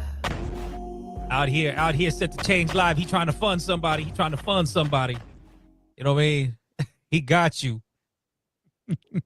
Yeah. Trying to take care of a classy classic brunch ass shaker. You know what I'm saying? Who is it? Brittany, that would be the one lyric that stood out to you. Let me fund you. You know what I'm saying? Wait, listen, no. Listen. No gold digger vibes. I just love to hear music that actually celebrates women. Like, not calling them bitches and hoes and fuck you and all that stuff. And the same way goes for the women too. Like, I'm ready to see the resurgence of music that celebrates people and like that fun. I mean, that 2000 vibes, like when Amerie was on the line, just talking about how fun that era of music was. And that's what I felt like when I heard this song. Like, it was fun. So thank you for that. It's a vibe. 10 out of 10. Thank you, Brett. Mr. David Lopez, Mr. David Lopez. Hey, peace. Just want to say congratulations on your new project. This is actually my first time hearing your music, but I find it fun, like what Brittany was saying, like that brunch music. I was reading online that you live in Harlem or you're from Harlem, and I heard you had a line. You said you can hum more you want to, and it made me think of Mace. Can you talk a little? Yeah. Can you talk a little bit about how Harlem influenced you and being in New York City, and how it influenced you as far as the culture, and how you infuse that into your music? Yeah, so I was born in Queens, and I moved to Harlem probably for like 3 years with my grandmother. And I would say not really much Harlem influenced me. I would just say my love for just old school music. Like, I listen to Mace, like I listen to Biggie. Like, my favorite artist is Eminem. Like, of all time, my favorite artist is Eminem. So I just love y'all music. Like Brittany was saying, the 2000s vibes, the 90s vibe, like that really just influenced me. And yeah, just being able to bring it back and put it in our music, because good music don't, it stays here forever. So that's really my influence, just loving y'all music. Yeah, keep up the positive vibes. I think the youth, we need that, like, just to have fun and just, no negative, not too much negativity. So keep it up. Appreciate you, brother. Yeah, I mean, that's the thing about it. You've stayed on brand, Zeddy. You know what I mean? Like nothing, even from I've seen from you with your skits or whatever the case may be, like nothing is like, what's he doing? You know what I mean? That's what I said. Like your brand is the smile. Your brand is the having fun, all that type of stuff, man. So much just, and I'll tell you, like, even when we talk about having Rome in the building over there, we talk a lot about disconnect from younger generation and older generation. Like, we don't understand each other, but sometimes just vibes is different. So people stay away from one another. You know what I mean? But you have like a magnetic energy about you that people want to be involved. People like, what's going, you know what I mean? So just keep that up. Like I said, man, positivity, love gonna get you way further than any type of hatred and bullshit in this life. You know what I mean? Yes, sir. Yes, sir. Yes, sir. Yes, sir. What's cracking over there, Steve? What's going on live in the lounge? Everybody's asking for him. We're about to do a group picture. And just want to say thank you for pulling up, man. And, thank you. And congratulations on all your success. This summer's probably going to be crazy for you. Yeah. And shout out to Sean Prez, of course. Yeah, Sean Prez, man. Yeah, you got a great team, man. So how should everybody, I know they're all following, I don't know, like, I guess everything will be on your socials, what you're doing. I would say on Instagram, Zeddy Will, TikTok, YouTube, everything is Zeddy Will. You look that up and you'll be able to find me. But before I go, I just want to say, like I said before, thank y'all for being early believers. Like, y'all, one of my first interviews, when I was shy, I was shaking in my chair. I didn't know what to say because I was still learning myself as an artist and as a person. So appreciate y'all for giving me the time, and all the DJs on here. That mean the most to me. So I thank y'all for real. No doubt, man. Much love, much respect. I know you got some people over there want to take some pictures and everything. Thank you for pulling up to the block. You know what I mean? We're going to see how your Knicks do. You know what I'm saying? Yeah, they're going to win. We're going to win it all. I don't see. He ready to take you under his wing now. You say anything good about the Knicks? I'm about to buy him a drink. I was like, let's go to the bar. Bless up, y'all. We got some new vibes. Take you to Jersey. Big Jersey, not the little one with this one. Peep game. Word.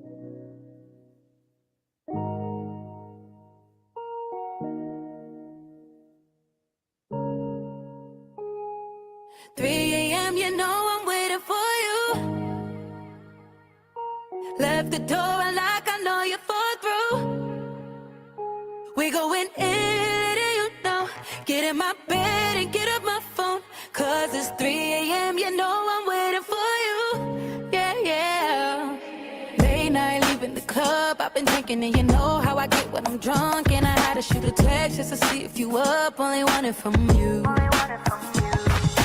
If you wanna keep it a buck, no other nigga on my mind, cause you filling it up. And I'm feeling kinda hot, is you tempted at the touch, it's a 2:15. 3 a.m., you know I'm waiting for you. Left the door unlocked, I know you fall through. We going in, you know. Get in my bed and get up my phone. 'Cause it's 3 a.m., you know I'm waiting for you. Yeah, yeah. 3 a.m., you know I'm waiting for you. Left the door unlocked, no, I fought through. Club closing, you call it. You tell me to pull up, yeah, but I'm starless. They'll pull up in a Benz though. Diamonds the same size as a Pinto. I got a little time to be gentle. The door unlocked, I didn't knock. When your panties dropped, your legs was cocked. I slid in, your heart had stopped. Gun on the dresser, you know I'm a real hard knock, baby. The honey packs got me going crazy. 3 a.m., you know I'm waiting for you. Left the door unlocked, I know you fall through. We going in, you know. Get in my bed and get up my phone. 'Cause it's 3 a.m., you know I'm waiting for you. Yeah, yeah.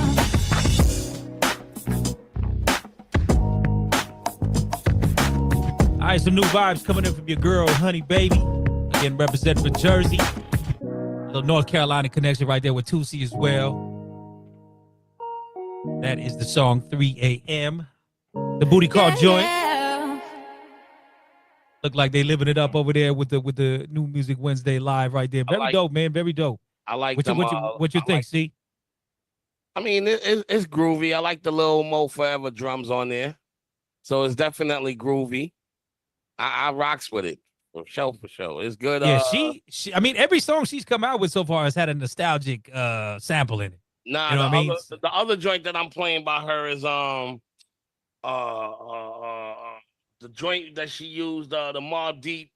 Yep. Yeah. Yeah, 'cause she did that one and then a remix to it too, right? Didn't somebody jump on the remix with her? Yeah, I think I heard one remix that Havoc supposedly put on there, but I don't know if that was AI or what. But yeah, that one Honey Baby one with the Mobb Deep joint, I'm still playing. Yeah, no, that one definitely took off for her. But this one right here with the Lil Mo Forever drums, that's interesting. Yeah, right? Yeah. Well, appreciate everybody pulling up yet again, hanging out. We still got Xzibit coming on with us here momentarily. New big week for Xzibit. This Friday the 16th, new album touching down. So, so in the meantime, let us run another joint while they take their pictures and get their selfies on over there in the arena. Nick Nation.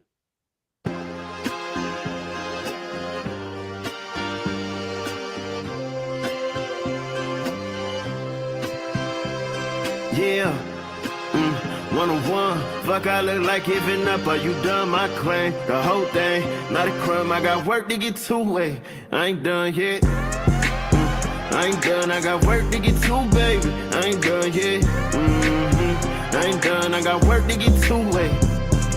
The life I ain't choose it, it fell in my lap. I stepped in this music, it fell in all traps. The test when you lose it, and hold on, I said the test when you lose it and get it all back. The type shit I'm on, I could put in all caps. Ain't left me alone, but I'm grateful about that. Yeah, just what I needed, I'm here for a reason. Now watch me tee up like a real Polynesian. When he gon' stop? Probably when he stop breathing. Looked at my watch and shit on the off season. I'm back and I'm better right when they didn't believe it. Can't count me out cause his eyes are getting even. 101, fuck I look like giving up, are you done? My claim, the whole thing, not a crumb, I got work to get to, way. I ain't done yet. I ain't done, I got work to get to, baby. I ain't done yet. I ain't done, I got work to get to, way. All right, new blast just dropped off a 4-song EP right now. Out of nowhere, he dropped that yesterday. That is tough. That is tough. a groovy movie, my brother. Yeah. Yo, yeah. Snoop dropping an album tomorrow. Snoop dropping an album with Battle Cat as well. So I was hoping to get some tracks already, but I ain't get nothing yet. So, but yeah, the gospel album is alright though. No, the gospel album's hard. You know what I mean? He got everybody on that thing too. Everybody, yo, that joint is hard. I ain't even gonna lie. Without a doubt. Without a doubt. Like I said, I just think the thing that's trippy is no promo is done around any of this stuff anymore. You know, it's just we dropping. You know, like I said, Blast just make an announcement. They say shit. If Beyonce can do it, why can't we? Yeah. I mean, but following suit after that. But that's the thing about. I think that's what I'm getting at. See, it's like people do a drop, but then there's no promo runs around them no more. Right. Like, so it's like here today, gone tomorrow. Bro, you know. You'd be like, when the hell are they dropping that one? What the hell? Yeah. That's what Blast do, right? You know that. No, he's a I know that. fan, I know dude, that's what man. he Like, does, but I'm just saying more or less, like I said, we talked about the Wu-Tang project, nobody knew about. Even when Redman dropped, nobody knew about. Snoop got an album dropping them on. You know what I mean? Like there's no promos around none of this whatsoever. It's not the labels. You know, the labels try to get out there. Everybody pretty much their own will. You know how they go. Labels push to make money off of it. Artists just want their music out. You know, I think it's just basically the artistry, you know. Yeah, that's what Blast did with his last project, though, in 2024. That I'll Come Find You. That was double disc. And that went right over our head, you know, unless you listen to it like that. So that's what I was trying to ask. That's what I was trying to ask Amerie when she was talking about leaking that song, man, because it was a fundamental difference leaking that versus now. They did that like we was in a physical era, so you could pay attention more to shit versus now. And I say that because Snoop was actually on Breakfast Club today, and he was talking about that album, and they was asking about Missionary, and they was like, you know, do you feel the Missionary? You know, what did you think about it? Do you feel that y'all made, you know, y'all put too much of a barometer out there for you, it's for Snoop and Dre? And he was just like, man, I don't think so. That's part of it, but these days they have to go up against 200 albums on a release date versus back then when we was all beamed in on one record that was going to be coming out. You know what I'm saying? So when she was asking about how should she drop the song, I was waiting to hear what y'all was going to say, because it's a different day. You can just leak something and get looked over regardless if it's a hit or not. Yeah. And I think when we talk about a leak back then, like you're saying, one, she went the DJ route, and then it kind of caught wind outside. The radio had to play it. You know what I mean? So we got the legendary Xzibit in the building. One time, big West Coast flavor. What's cracking with you, sir? Hey, yo, what up, man? Thanks for having me on the call. It's good to see you guys. Yeah, no doubt, man. We've been trying to get at you for a couple of weeks, so I'm glad we was able to put this together before the drop of the album, man. Well, then get at me then. Listen, we here, baby. You know what I mean? No doubt, no doubt. Hey, X, could you do me a favor, man? Would you be able to turn your phone Absolutely sideways? There we go. There we go. Where we checking in from? You in the studio? Yeah, I'm in my studio right now, and I'm in Vanguard Studios. This is my little man cave. Indeed. Well, listen, man. Much love, much respect on a crazy career. You got one of the hardest bars. I still say to this day, I could drink a whole Hennessy fifth. Some people call it a problem, but I call it a gift. You know what I'm saying? Yeah, yeah, man. It feels good. You know, you see, I got the motherfucking 2000 Restless braids back. Yeah. That's what I'm saying. Get it back to it. You know what I mean? So, It's time. You know, so I don't know if you caught the conversation we were just talking about, because I have seen you make the promo runs for this upcoming project, and it just seems to be something that the artists ain't really doing anymore. So, talk a little bit about that for your own self and your strategy, whatever, to let people know about Kingmaker. Okay, so I gotta back it up a little bit and talk about the fan base that we created when physical copies were being, that's how music was being consumed. But now, fast forward with all the streaming and all that other things, I think people depend too much on the algorithm and lose the focus of where their audience really is, right? So radio still is a big important piece of this. You can't trust the algorithm. People, click and just keep it moving. That doesn't mean engagement, right? So I think for me personally, I know that when you go out and actually meet people face to face, it has a different type of integrity behind it.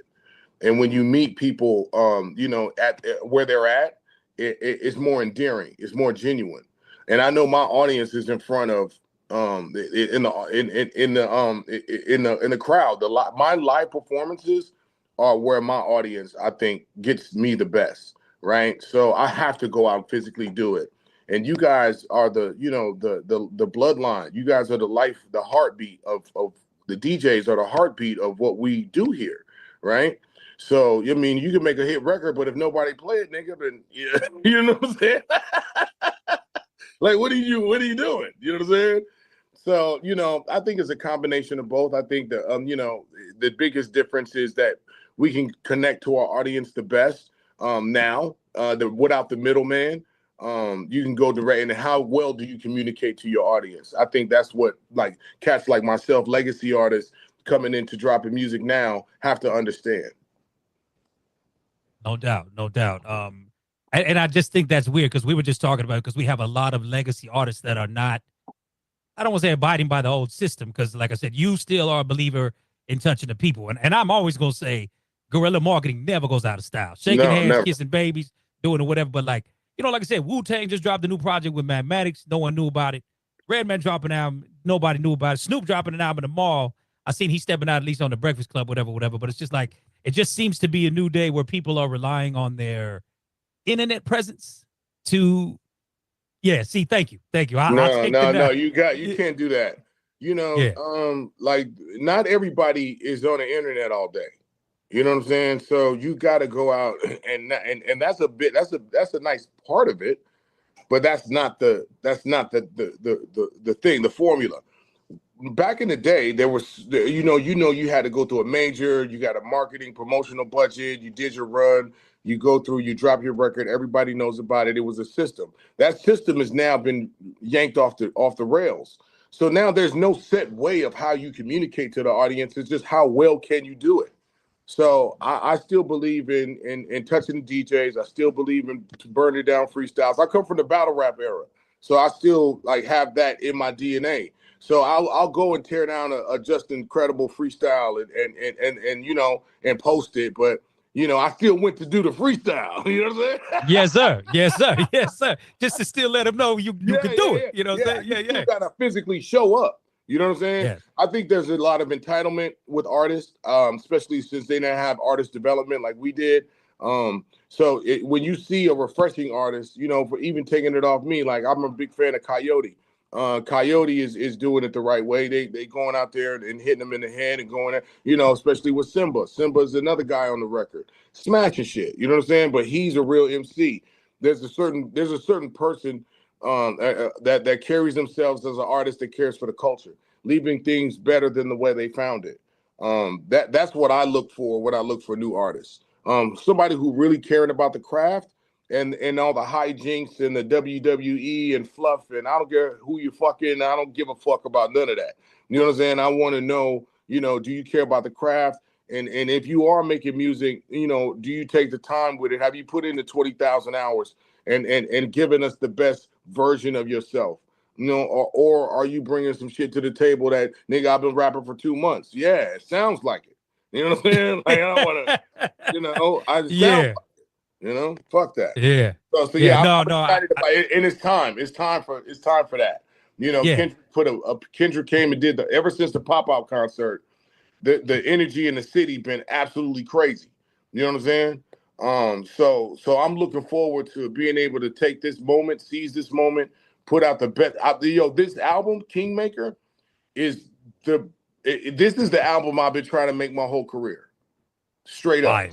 Fire. Straight up. Like, this is the one. So I'm excited about it. I'm excited about dropping the music, going out here, touching the fans. No Diddy. I think we gotta say it. We gotta say it. Touching them with my music. Let me clear shit up. You know what I'm saying? But yeah, man, it's dope, man. I feel energized. I feel powerful. I'm gonna catch a lot of people off guard because I don't think they've ever heard me this strong and this confident. And the music it's been designed to be in this moment, and I'm really excited to drop it, man. Hell yeah! Well, with that being said, man, let's get into a couple of these joints. Shit, y'all about to get some good shit. Yeah. I got to tell you, X, this is why I'm been so excited about the album. Not only one, but the stuff you've been dropping so far leading up to the project, but you've been very vocal about, for the hip hop heads and the really ones that are about the art, like let us fucking make sure that's the focus. You know what I'm saying? So exactly. I would expect nothing less with this project. So I'm excited. Like I said, we played For the Love last week, the one that dropped with Cuban that Lorene Shia, I think her name is. Yeah, you know Lorene Shia. Yeah. Yeah. Everybody was like, "Yo, how we get Erykah Badu on that record?" You know what I mean? But not knowing it's another girl. Look, you know what I mean? let me tell you something. I sent it to her. I tried to get her to. That was the demo. I sent it to her. And she said she liked the record, but she don't want to sing other people's lyrics that have been written. She don't want to. She don't like singing other people's lyrics. So we left her on there, man. But we did think like, oh shit, we heard the same thing. Yeah. Like Erykah Badu would kill this. But we ended up going with Lorraine, and she shines on it. So I'm very glad we left her on there. Yeah. Hell yeah. Yeah. Now we played that one last week. Let's get into a couple new ones right here. Tagging it with Dre, Ty Dolla $ign. Again, y'all, Kingmaker out this Friday. Make sure y'all got it already ready to go. This one is Leave Me Alone.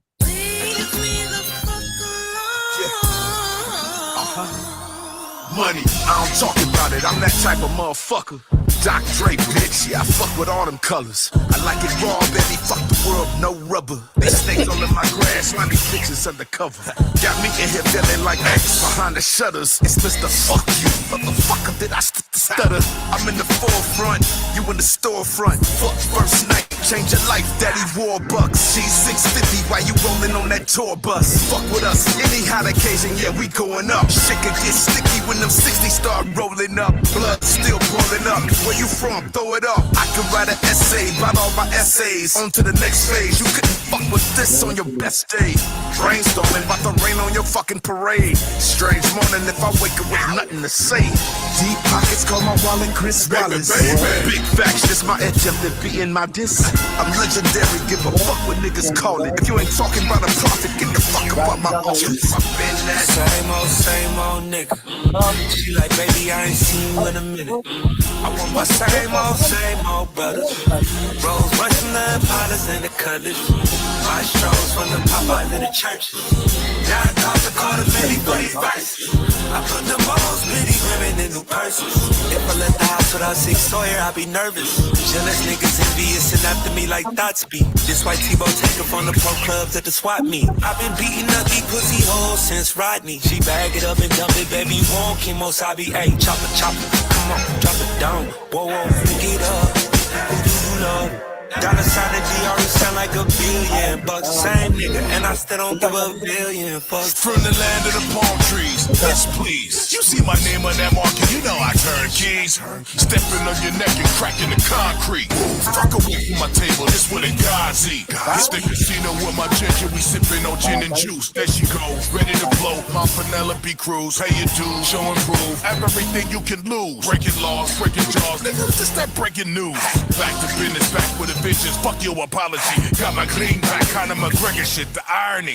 Honestly, most of these niggas ain't speaking honestly. We where they trying to be, we turning up the economy. Silent circles, lot of zeros in these hidden figures. Sometimes you gotta pop out, show these niggas. And sometimes you gotta hop out and outgrow these niggas. Sunday morning hitting corners, Holy Ghost and bitches. It's not what said, it's what was done. The West is one, you know the difference. Why I keep my guns and funds closer than a photo finish.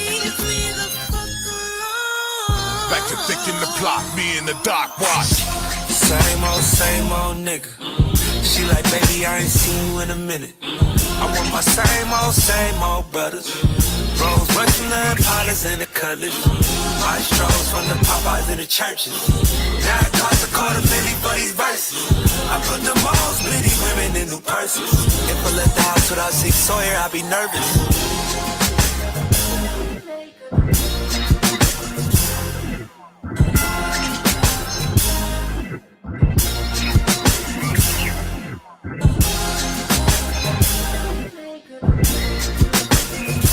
Yeah, man.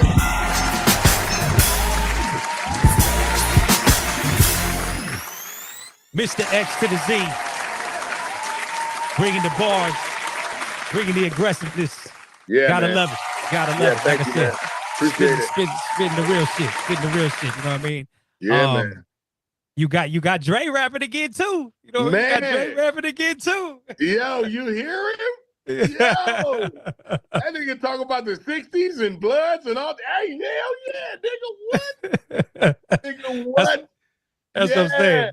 Nice to get him from behind the boards. You know, like I said, hey, man, we check got the this out. missionary project and all that. But yeah, hell yeah. So listen, we were supposed to drop March 28th, and then when Dre was done with missionary, he called me in. He was like, "Yo, you know, like I want to do something for the record." He always shows up for me, man. Like, you know, a person like that showing up when he don't have to.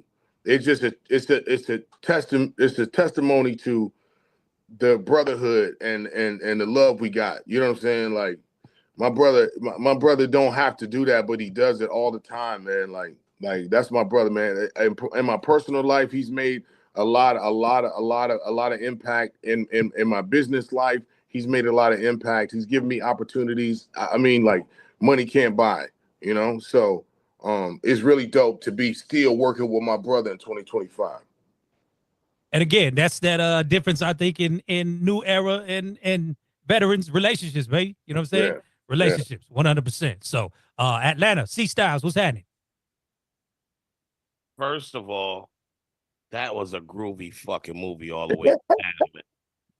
First of all, Mr. Xzibit, salute to you, first of all. Thank you, man. Appreciate it. Salute, man. Thank you. Second of all, I still play Paparazzi, Eyes May Shine, What You See Is What You Get. Yeah.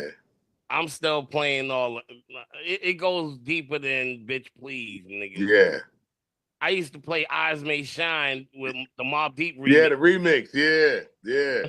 That and Paparazzi and the Foundation. Yeah. Those are my favorite joints right there. I ain't even. Hey, man, thank you, man. I appreciate it, man. That, you know, but look, man, I was 19, 20 years old when I was making those records. So I didn't understand myself at the time.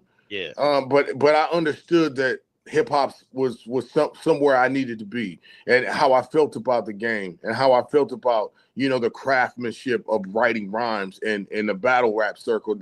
Like those were the things that inspired me and carried through. And so when we like fast forward to doing the Bitch Please records, like Dre brought us in because we was making noise in our own areas. And he wanted something different. You know, G-Funk had just been done. Death Row era was out of the picture for him. So to be making those kind of records and then get recruited to the fucking Avengers, like, yeah, nigga. So my question is, all right, is there gonna be a reunion between you and Alcoholics and getting on a project? Let me tell you something. You are in for something very special. Ooh, that was gonna be my question. See, hell yeah. Do you know what I was thinking? You know look, you in for something very listen. special. So my brother Tash just released a song called "Attention Is a Drug." Yeah. Yeah. So we did the remix with all the Liquid Crew members on it: King T, myself, Defari, Tash, J-Ro, E Swift.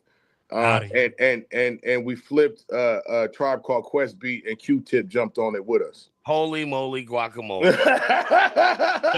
yo, X. Hey, y'all want to hear it? Y'all want to hear it? I'll give it to you right now, nigga. Hold on. Play that shit. Don't talk about it, be about it, nigga. You can't talk about it without playing it. Don't talk about it, be about it, nigga. I am all about that shit. Let's Hold go, on X. 1 second.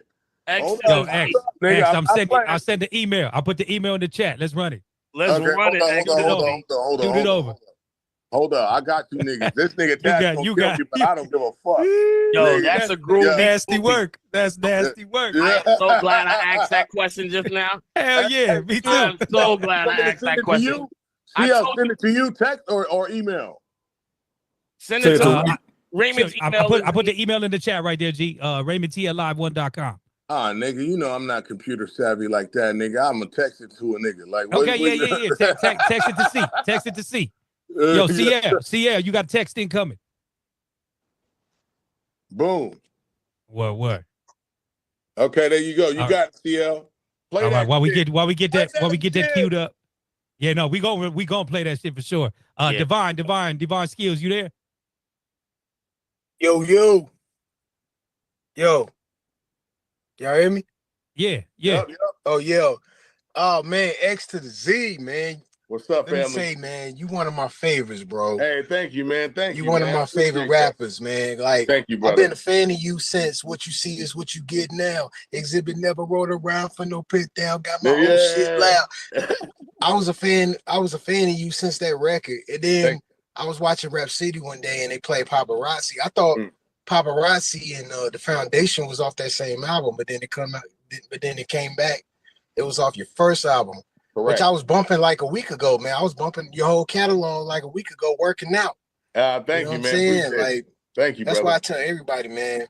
One of my favorite West Coast rappers is, of course, Ice Cube, you, Alcoholics, King Crooked Eye. Shout out Crooked Eye. Yeah. And He's a monster. Corrupt Young Gotti, of course, and your mentor King T, man. Like, like, if it wasn't for King T, it wouldn't be Alcoholics and it wouldn't be you, man. Like, Real shit. You nailed it. That's the reality of it. You know what I'm saying? There would be no me now without King T being in place. He the first person that put me under his wing. Like, I had no idea how to write a bar. I was just battle rapping. I got notebooks. I had notebooks. Actually, I still got them. I got notebooks from in the beginning, where I just write long ass verses. Just, just violent ass raps, just no purpose, just spewing on. But that's how I like got the aggression out. You know what I'm saying? Hip hop saved my life, man. And King T got me at a time where I was just straight off the street. I had no idea that I wanted to be an artist. And I was just and then he like brought me around producers and he brought me around the concerts and shit. So yeah, man, King T's the big. Actually, to tell you, here's another thing about Kingmaker. I got full circle moments happening on here. I read the track I gave list. King T a solo record on my album. Oh man, I can't wait to hear it. And they got Code 187 from Above the Law on the hook. And it's Code called 187 Above the Law, man. Yeah. Rest in peace to Gold Matt. Rest in peace to KMG, man. Yeah, absolutely, Rest in peace man. to them brothers, man. Above the Law, man. One of the most underrated West Coast political rap groups ever on the West Coast. But I just want to say, man, the album. Big Hutch still here with us, though. Yeah, Big Hutch. Yeah, shout out to Code 187 Big Hutch. But I just want to say, man, like, I can't wait for the album this weekend, man. I know the album's gonna be better than the last one. I like Napalm, but this one is gonna be even better, like you said. And I was looking at your Sway interview, man. Like, you was on, even though I know you said you wanted to go to Aftermath, but you was on one of the most iconic labels besides Def Jam Loud Records. Like, what was it like being on that label, man? You had Wu-Tang, you had Mobb Deep, rest in peace to Prodigy, you had the late great Big Pun. Like, I always wonder, like, how come you and Big Pun never did a record together? I know y'all did a tour together. How come y'all never did a record together? Unfortunately, man, and then I don't know if y'all can see this, but my brother Pun, you know what I'm saying? Like he on there, you know what I'm saying? I don't know if y'all can see that.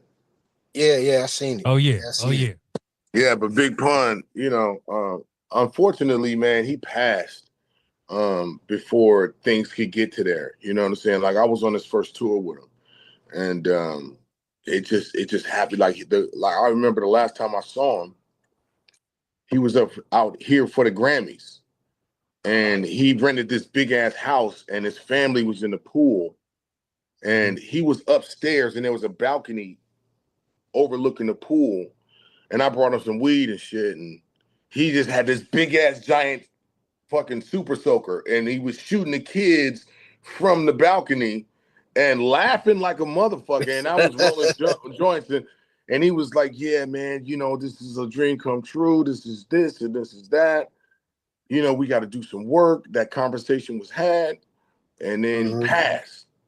Like, it was just like, it was one of them ones, man. But I love my brother. You know, I love TS. I love, you know, Joe and the rest of the family. I love, you know, his wife. You know, Chris Rivers is one of my favorite MCs. His personality is fucking phenomenal. If you don't follow Chris Rivers, son is unstoppable. if you don't follow Chris Rivers, follow him. Oh, I Not follow only him. is he a full-blown comedian, but the nigga, his wit is out of the universe. And his rhyme skill, he carries the torch. So yeah, man, Big Pun, man, like that's my heart. Yes, sir. Rest in peace. Rest in peace, Pun. Rest in peace, Pun. Thank you, Divine. We got to play this joint just because the buildup is too much. So, drug remix. I can't believe we, man, just a crazy roster. Attention is a drug. Rico, you can fight me later. I don't give a fuck. It's 50 DJs on this bitch. Let them hear the motherfucking music. What you doing? What you waiting on? What you waiting on, nigga? Play it. Let's go. Let's go. Here in 2025, we bring you the fabulous Attention is a Drug remix. Whereas we have 6 legendary OGs, 6 infamous West Coast liquid crew MCs. I go by the name of Sway Calloway, and to keep it 100, none of this would be possible without the king. T-Lay is a well, not fucking with catfish. Expecting me along, all along, a fat bitch, a Sasquatch, a inmate. Ho, you are not it. Everybody toxic, desperate and out of pocket. Prank me, I'ma knock your eye out of socket. If it ain't rough, it ain't me, it ain't Compton. I don't have no Bitcoin, keep my shit in rubber band. Still act a fool, shotgun in my shooter hand. Everybody see me online, know I'm trifling. You won't say them words to my face that you type in. Her stripper name is Africa, aka the motherland. But say wide open 100 bands off of OnlyFans. Let me introduce you to Fade Central. Hip hop or TikTok is minimal. Real brubs, real blocks, real physical. Real Southern California, I'm a general. Outsmart the smartest brub with a quick wit. California king, the far ride, I'm liquid. Pick a brub, what attracts your retention? Cause everybody on here is in a dimension. Get it? Your sponsor paid for your positions. I get it. Your sponsor enables your addiction. But trip, all fiends hit a crossroads. Are you gonna die for attention, or you gonna choose growth? Attention is a drug, and everybody's on it. Get me high, get me faded, get me zooted, yes I want it. Attention is a drug, and everybody's on it. Attention is a drug. We got the family back together, all the homies co-signed it. Now I got them on the track, so all the stars are in alignment. Perfect timing for the climate, shit was getting out of hand. Let me hurry up and spit it for the short attention spans. You could be the wildest, or you could be the loudest. The internet is full of grown niggas acting childish, and the hoes is just as guilty anything for a follower. You got a million views, cause they're dressing like a swallower. If the shoe fits sported, we can't piss on a tree, cause everything we do is recorded. My brain is so distorted. Did I forget to mention J-Ro is in the house? What you know about attention? Attention is a drug, the devil is a plug. I used to find love at the bottom of a mug. Now I'm getting high on life, not likes. The roaster hold the mic like the roto motorbikes. Tash had to state it, so I'm ever so glad you made it. You worked hard, so we gotta thank God. And remember this, we gotta make moves, never ever ever can we fake moves. Addicted to the comments and mentions, attention to new fentanyl. Thirsty for likes, I'm not kidding y'all. I'm thirsty for mics, I like to set it off. My tribe called requesting these bars, I had to get them off. We can stop all the pretending. Every nigga wish they could be trending. At Swiftzilla, that's a shameless plug. On all platforms, cause attention is a drug. Attention is a drug, and everybody's on it. Get me high, get me faded, get me zooted, yes I want it. Attention is a drug, and everybody's on it. And all I really ask is that you keep the shit 100. Yo, this shit is good. Man, what the fuck? How you do that? Fixing your face with filters with a two-pack. Truth is, you got 2 kids and live for the comments and the mentions. You just want some attention. It's a sad state of affairs. People dying everywhere. Everything is falling down. We don't really fucking care. Yeah, as long as my PS5 working, and I got that website with the black girls twerking. My, how times have changed. Niggas sending dick pics to orangutans. Yeah, pretty much idiocracy. I thought that shit was just a movie, it's a prophecy. They turned the democracy into a monopoly. Billionaire boy club, please land on my property. Ha! Bankrupt bitch. Now take a picture of me and my brand new shit. Attention is a drug, and everybody's on it. Get me high, get me faded, get me zooted, yes I want it. Attention is a drug, and everybody's on it. Give me likes, follows. Yeah, I want it. Attention is a drug, and everybody on it. Get me high, give me to the yes, I need it, yes, I want it. Attention is a drug, and everybody on it. And all I really ask is that you keep the shit 100. Back in the days when I was a back in the days when I was Attention is a drug. Back in the days when I was a didn't know attention. I didn't know attention. Back in the days when I was a back in the days when I was Attention is a drug. Back in the days when I was attention. Come on, fuck with us, man.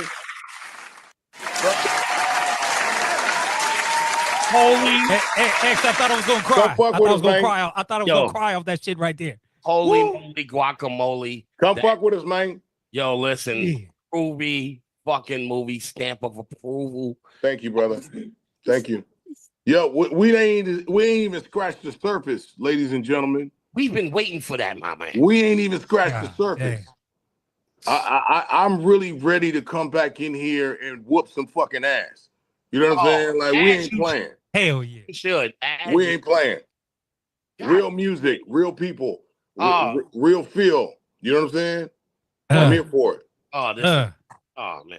Amazing. Absolutely amazing. Brittany Cherry, please chime in. Hey, Xzibit, how are you? Hi, Queen. How are you? I'm good. First of all, attention is a drug is fire. You don't know how many phone calls and conversations we have had about the antics and the tactics that people use to sell music to reel you back in to get your attention instead of just putting out quality music. Right. And like that's what we've been wanting. That's what we've been missing. And that's exactly what this sound is. It's quality music. It's saying, look, I don't need all of that extra drama, everything. Yeah. Like just appreciate it for what it is. So with that being said, out of your catalog, your entire catalog, what do you think, which album do you think didn't get the recognition that it deserved? The first one. Why? It didn't plaque. Everything else plaqued. I was like, you niggas, this one. But to be fair, I can go back and listen to the first record and realize how raw it was, right? Even though that song, Paparazzi, came from that album, and it did go gold in Germany. So my first touring experiences came from that album in the beginning. So I was able to go and get in front of, a whole different audience before I came back to the States. I didn't get popular in the States until my second album, right? So it was crazy to see the first album be critically acclaimed by the critics, by the audience, and loving Paparazzi. But then the other songs, as far as, when we got into Restless and when we got into Man vs. Machine and really, I think my first record and Napalm, I think people slept on Napalm. That was my first independent record outside of the Machine. And so Napalm, I feel like I was able to kind of like get back into the groove after doing film and television for so long. I was able to get back into a groove. But that being said, fast forward to 2025, we have the Kingmaker record, which I believe was needed for me. I made this record for me first, but I feel like this record right here is the one I've been trying to make my whole career. It is exactly the way I want it from top to bottom. I know exactly what to do. I know exactly what to say and who I need to be saying it to. This feels, I can't wait. I feel like punching myself in the face, man. Like, this is crazy to be able to come in and deliver an album at this high level and have all my niggas around me and everybody, my circle. Look, you'd be surprised how small my circle is now. But this is the way it's supposed to feel. And I can't wait to bring that to the audience and give that to you guys and let you guys have fun with it and, and shit on niggas. Like, shit on niggas. Like, yo, you think that shit is tight? Go shit on, listen to this. Well, I gotta say, because I'm one of the younger ones on the call, so Man vs. the Machine was one of my favorite. Particularly Spank Me, Choke Me, Spank Me. Oh my God. Hey, Britt. Wait, hold on. I know the climate that we're in, right? Yeah. You talking about my love songs. However, I tried. That's what I was trying to. I was trying, guys. You know, give me a little bit. Listen, I would not be mad if you try it again, because I like that song. And like, I didn't appreciate it back then, but like now I appreciate it. Now Show Me, Spank Me, Pull My Hair seems tame now. It does seem tame. Calm now. It's calm. It's a fire when you talk song. about Booty Hole Brown and all kinds of other shit going on. Wait a minute. Penis is flying everywhere and baby oil and wait a minute. It is going down. Hey man, like Show Me, Spank Me, Pull My Hair, and Bitch Please are like PG They records. tame. Yeah. Wait a minute. Hold up. Okay. You got me. I ain't shit. You ain't shit, but it's okay. It's all right. So for the record, X, we just learned today Brittany is our certified brunch ass shaker. That's right. You know That's what I mean? right. Let's go. Don't stop. Get it. Let me see that doo-doo brown. Hey. All right. Back to business. All right. For real, if you could pimp anything, not a car, in 2025, what would it be? Pimp? Yeah. You pimp some rides. What you gonna pimp in 2025? My motherfucking touring schedule. Yeah, pimp that bitch. Put me on some festivals. Let's go. All right, come to Charlotte. Come on, let's go. Tell them to book me. I'll come. I got you. Listen, if you've ever seen me live, you got to scrap that because I'm touring with a live band now, and we rock. We can rock 2 hours straight without no breaks, crushing it. I pulled from my catalog songs I've never been able to perform live before. And our production value has just shot through the roof. That's why, I can't fucking wait to get, nigga, I'm ready to do some motherfucking free shows. Nigga, just, hey, you got a stage? Nigga, let me go up there. like, we ready to fucking whoop some ass, bro. I can't wait to show you guys what I've been working on, man. And it took the time to get it to this place, and I feel very confident about what we're doing. And I appreciate the audience, man, because, we less than 24 hours away from this album coming out. I know there's a lot to listen to. I know there's a lot of choices out there, but, this one is going to be special. So, do yourself a solid. Do me a solid. If you're a fan, if you've ever listened to me, if you haven't listened to me before, do yourself a favor. Push play on this record one time. That's all I ask. You can never if you get past this one and you don't want to play it again, you did me good. But play this record. Don't look for the 3 dots next to the most popular songs, nigga, and just play the bitch from the top all the way to the bottom. And listen to it because it's built the way albums feel. And you'll be able to see the transitions of the songs, the pacing of the songs, the cohesiveness of the songs. It was built like that, man. It's one of them ones, I'm telling you. All right, appreciate you. Thank you for answering my question. Thank you. So now that you say that and you say you feel this way about the song Kingmaker, I feel like we got to play it because Kingmaker wraps up the album. It's the final joint on the project. So now this really, really, the strategy of lining up the album, I'm super excited for. You know what I mean? Especially considering what you've released already. You know what I mean? Now, so you talking about stick the landing? Stick the fucking landing. Look, check this out. Look, at the end of the record, the title track plays. This is Kingmaker. It's song number 20. Yes. Here we go. Peep game.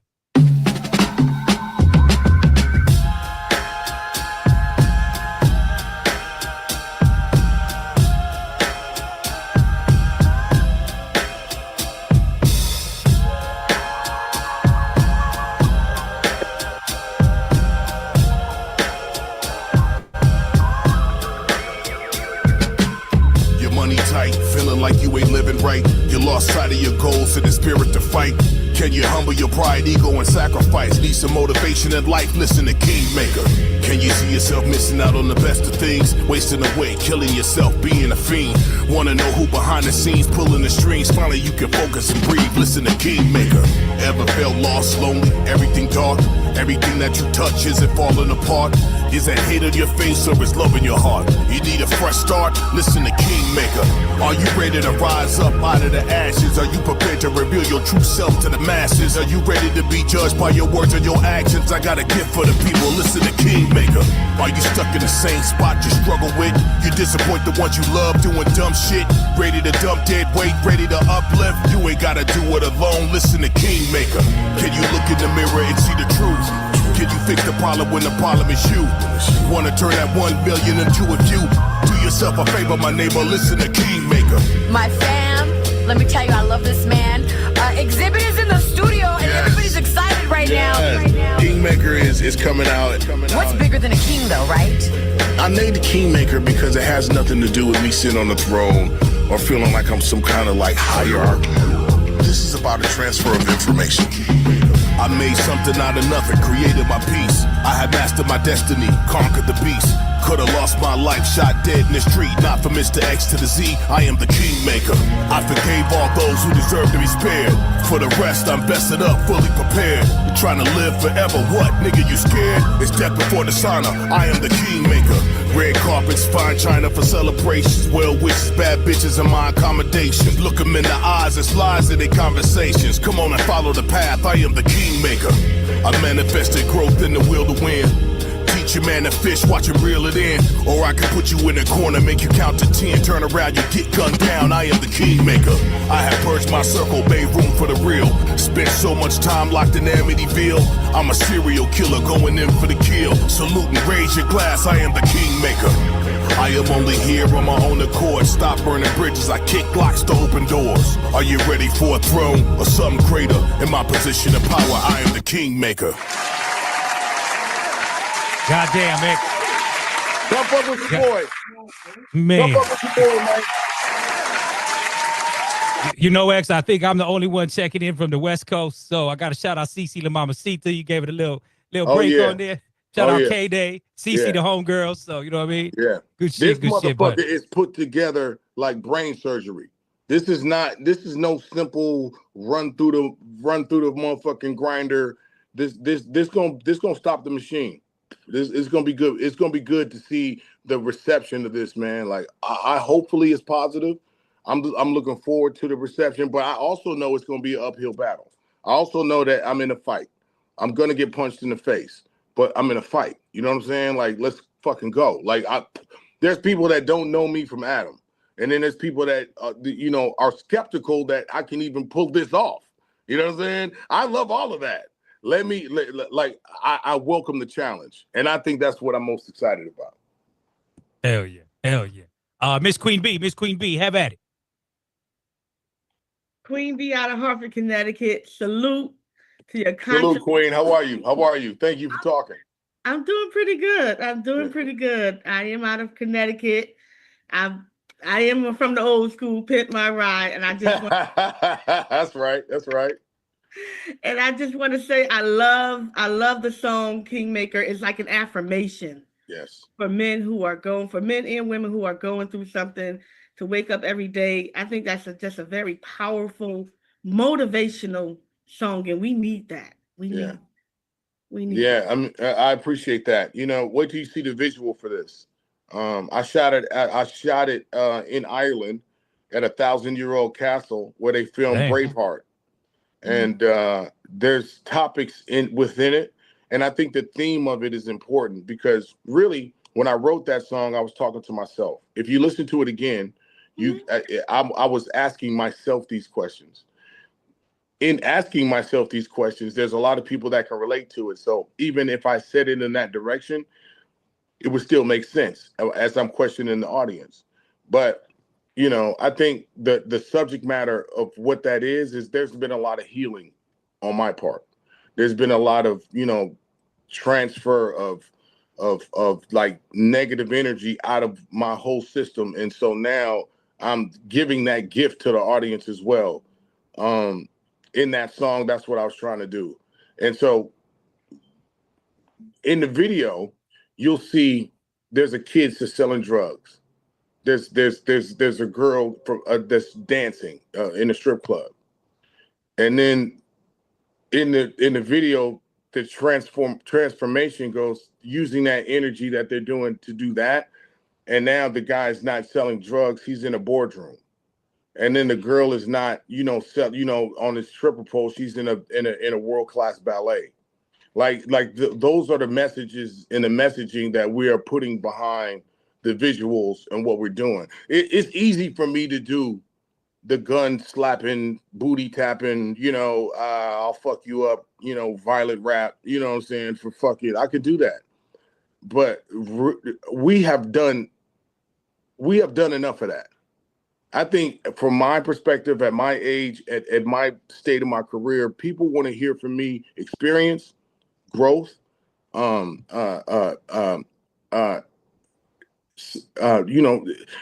it has to be some maturity. It has to be something real. It has to come from a real place. It got to come from something genuine. Because we didn't partied, yeah, we didn't done all that, but I believe the niggas is partied out. I think there needs to be a balance. Yeah, we had 2 Live Crew back in the day. Hey, we want some pussy. You know what I'm saying? Like, we all love that record, but we also had Brand Nubian. And we also had, like all these other artists that kind of balanced it out. And yeah, we had Lil' Kim, but we also had Queen Latifah, and we had Lauryn Hill, and Lady Luck, and like all these, Rod Digger. Like, we had a balance. So, I think now is the time to kind of like strike those matches and champion those people that are doing that type of sound, because people are looking for something authentic. That's why I feel confident in coming out at this time. Like, the playing field is open. The door's open. I'm about to drive through that motherfucker. I'm not walking. I'm about to drive through that motherfucker. Absolutely. Well, I look forward to the album. Oh, thank you so much. I checked the track list and definitely think that she's going to be positive for our hip hop community. Thank you. I appreciate you. Yeah, man. Super dope. Quantum checking in from Houston. So I've got a few questions. Copy that. Get up, Xzibit. First what off, up, man? Thank you, brother. Thank you. Shout out to you. I do want to start this off by especially expressing the fact that you're saying that you wanting to put this album out. I'm a little disappointed in you because I have not seen any DJ packs. I think the first time that we put out, I think the first time you put out a track from this might have been either the end of 2024 or the top of 2025. I never received a DJ pack. I'm on the radio here in Houston on FM. Nice. On KPFT. So I need radio packs. So I'm just saying. What's the DJ pack? You said, what is it? Well, yeah. What's the DJ pack? With Come the radio. On, you know what a DJ pack is. No, nigga, I don't. That ain't my department, nigga. I make the record. Oh man, you need to get at your engineers and producers there. If you don't know what a my DJ. Engineer right here, nigga. You want a DJ pack? I'll send it to you right now, nigga. How we do it? Tell your engineer we need a clean and a dirty at least. And then nigga, I can send that from my phone, nigga. Hold up. What's that? That's what I'm saying. There's your DJ pack though. There's your DJ pack. How do I put this in a group chat so everybody can get it at one time? So listen. Go ahead, Quantum. The DJ pack is it's a vinyl single, but it's just digital right. Yeah, I know. Like, nigga, I'm saying, where do I send it to? Give me the email. I'm sending it to you right now. No, trust me. You can send it to me, but you can send it to Digiwaxx, and then they can put it up so we can. Okay, cool. I thank you, man. Send it to me, X. I'll send it to everybody. Yeah. What's that? Who said that? It's CL. That was CL. Okay, cool. So what records do you want? Wait. Whatever you're singing. The whole album. The whole album? If your singles more than anything, make sure you get. You niggas the whole record. Play all that shit. I don't give a fuck. Play it out of order. Play it in order. Play anything you want. Got my vote.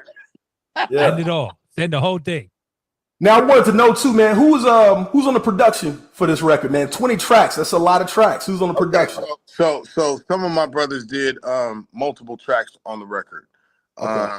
So let me tell you. I just posted something this morning. So, this is in order. My man Coach, he used to go by 21. He produced "Play This at My Funeral." Them joints. Yeah. My man Focus, Big Duke, the dope thing is Leave Me Alone. Dr. Dre, Swiss Beats did the track, and Dr. Dre did co-production on that song. Okay. David Moss did Belly of the Beast. Jay Rhodes did History. My man Soundtrack, he got down on the record. He did the one with me and Simba. Battle Cat is on there. Will I Am produced Success. Beat Butcher's on there. And DJ Khalil. And that's pretty much how we did it. We are releasing a deluxe version of the album that's coming. And that's absolutely going ape shit. So, but I'm gonna save that. I'm gonna let you guys digest this first. And then once we get to the deluxe, we'll circle back again. You guys get it first here again, and then we off to the races. Now, there's a lot of producers. There's one name I didn't hear, but I've never heard with you, and I've always wanted to know, where has the Mad Lib collaboration, strictly Xzibit and Mad Lib, why has that never happened in these last 25 years, man? Bro, I can't tell you. I can't tell you. I look, that's my brother. Yeah, you know what I'm saying. I know when he was in a loot pack. You know what I'm saying. Like, that's why I say we started them niggas. You know what I'm saying. That's why I say yeah. But I've never, and I always thought, especially on 40 Days and 40 Nights, he would have had the right production for that album. So I was always kind of wondered about it. Yo. To be fair, you know, the brother was moving accordingly. I was moving accordingly. It's all about kind of scheduling. But that's no reason why it hasn't happened. But we are going to be able to do something now. Like, I will make that happen. I'm gonna reach out for my brother and see what's popping with it. You know, please do, and send it to Quantum League Radio. Like I said, I got a couple more questions. I'm gonna let some other people get to it. But thank you for being on, man. No, it's all good. Yo, I do take requests, nigga. One Man Live Xzibit track coming up. What's up, Pippin? Hey, what's up, Sid? What up? Hey, I'm with you. I'm on the Digiwaxx. This is my man DJ Flawless. He flew in from the BX. What's up, y'all? Yo, I found this nigga on Instagram. That nigga's the best DJ ever. That nigga He's so improved. Hey man, hey man, listen, man. Nigga. Hey man, what up, Flawless? Hey man, you niggas think I'm tripping, nigga. We put this shit together, baby. But it was small, though. It was small. Yeah, come in here. You're gonna be here. Yo, K-Max, man, what's up? What? Oh, what's up? Hey, what's up? What up? What up? What's on, X? Man, it's been a minute since you've been in the chat, dude. What's good? Yeah, man. Well, everyone got to everything I wanted to say as far as like Choke and Spank. That's one of my favorite joints. I do know that you have nasty. Y'all nasty. That's all. You know, a lot of people didn't know that was you. You know, yeah, they didn't know that was you who made the song because it's such a different style. Rap like that.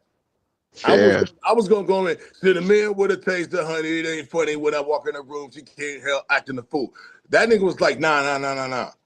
Cinnamon with a taste. I was like, nigga, my voice sounds like a Black and Mild. What am I doing at that high ass register the whole time? You know what I'm saying? Like, but it worked out well. You know? Yeah. Like, listen, but that's the thing about being in the studio with Doc.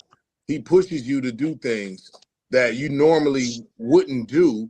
But it takes you to a higher level of like the textures of your records. It's genius. Yeah, it's pretty dope. It turned out really dope that way. Oh, I also know that you got the vinyl on Digger's Factory. Yeah. That's it's pre-ordered, and you get the 7-inch too. So that's pretty dope. I got cassettes and CDs. I'm going for it. Hell yeah. So that's dope. Yeah, because it's only on Digger's Factory. I don't think it's going to be in stores, like at least not those versions. No, Target picked it up. Amazon got it. Oh, word. I think it's going in a gang of different places. People are fucking with it. You know. Yo, has your team talked to you about Barnes and Noble yet? Because they got a mean fucking vinyl section now, bro. Really? Yeah, they do. Yes. Barnes and Noble's coming up. Yes, indeed. You know, y'all mentioned the licks earlier. Did y'all know that they re-recorded Damn? They redid some of their old songs. Like it's it's the same lyrics, but then they redid it, King T and everybody. Oh, that's dope. That's dope. They getting paid. That's dope. Yeah. Also, I liked you when you did X Files too. Damn, you bro. There you go. Sorry about that. Yeah, I remember when you did X Files, the movie. You ever do any more sci-fi stuff? Man, actually. Or would you go back now that Ryan Coogler is going to reboot it? Yeah. Dude. Agent Mosley did not die. Okay. I'll cut this shit off in a heartbeat to get in that movie, nigga. Are you kidding me? Yeah, it took me a long look. But listen. Not to get off track, we're gonna get back to the X Files.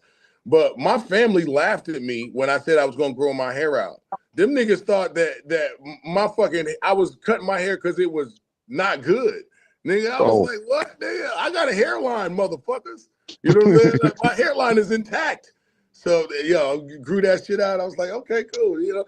And now everybody's like, oh, it's great. You know what I'm saying? Like, Yeah. Yeah. They was a Okay, different look all at that time. all I'm like, right. man, you ain't had a braids or nothing. Yeah, nigga, I had to bring back the restless braids, man. I had to bring them Yeah. back, baby.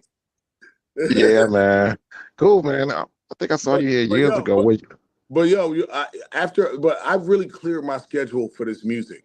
I really cleared it to like I cleared some like my schedule like down as far as until further notice to really focus on being here and doing this correctly. So yeah, film and TV is definitely in the picture. It is something that I know I'm going to do later on. When I make some more transitions into what I want to do in the future. But right now it's the music. It's the catalyst for what makes everything work. So that's where I'm at with it, man. I'm really here for to see and push and be present for this project. Cool, man. I can't wait to see the tour, man, when you come to Chicago. Oh yeah, man! Every time I spent 3 years I was up there for Empire for 3 years. I was in Chicago. I know what time it is. I saw you one time, River North. That's when that show was running with Yeah, absolutely. Yeah, I remember that. All right, Cool, stay safe on that subway, K-Max. You know what I'm saying? Go shoot it out to our folks in New York. Again, you part of Digiwaxx New Music Live exhibit. We got a live situation going on out there at the Penthouse right there as well. So CL, what's cracking? Yeah. What up, X? What it do? What it do? Moving and grooving. I got a couple people in the building, but before that, I just want to say, I love the energy that you give into the project. Period. In the story, the fact that you're here means a lot. One question I had is that obviously you come from the real MCs of LA. Shout out to Razzcast and thank you for that, man. Thank you. I appreciate it. These are you guys is barred up. Yeah. I guess my question was, in terms like you and Razzcast, what has he meant to you over your career? Oh my God. I mean, that's my brother, man. Like beyond brother, man. Like that's my family. That's my loved one. We recently got, we unfortunately had to be together when Saphir passed. We both went up to Oakland. When we was in the hotel room, not hotel room, it was the hospital room. We was in the hospital room, me, Raz, Sonny, his brother. People was coming in and out, but it was 2 days that we got to spend with him and before he passed. And yeah, man. Like we started in Raz's, house in Carson, like writing rhymes in his room. We all had different visions of what we wanted to do and how we wanted to present ourselves. Raz had his ideas, Saphir had his ideas, I had my ideas, but somehow that chemistry worked together. So all of our record deals happened around the same time. We were kind of lone wolves. Nobody wanted us to be around them. So, you know what I'm saying? Like we gravitated to each other. And like that's how, that friendship started and that brotherhood started.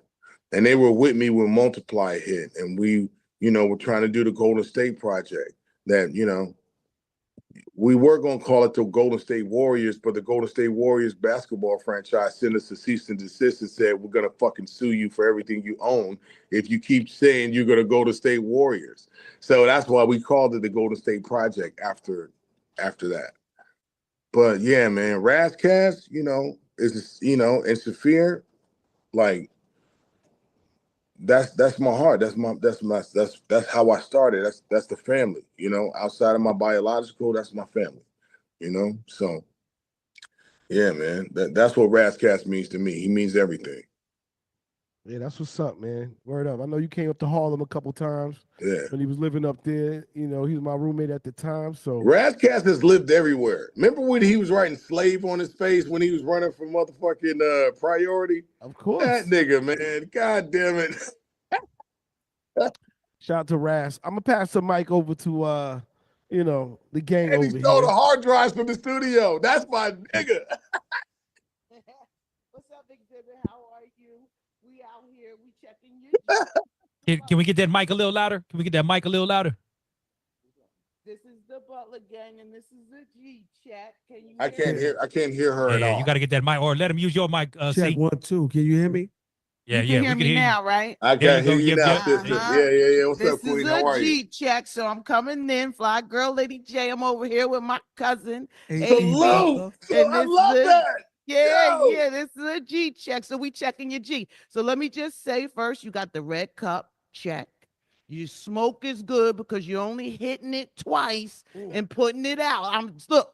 All on you. I'm checking your That's a G. G check. You know what I'm saying? You actor gang. It's beautiful. I love what you're talking about on this album. I can't wait to hear the full album. Your energy is great. I'm gonna let my cousin give you a little G check in the house. You understand? All right. What's up, Raz? Listen, let me say this, man. When you came out, man, I was doing 30 years in the penitentiary. You know what I mean? And welcome home, man. Welcome home. I don't know how long you've been home, but welcome home. Every time I hear you, you remind me of DMX on the West Coast. You know what I mean? So I just want to let you know, man, this album is going to be incredible, you know. And I definitely seen you when I came home. Rest in peace to my cousin Chris Lighty.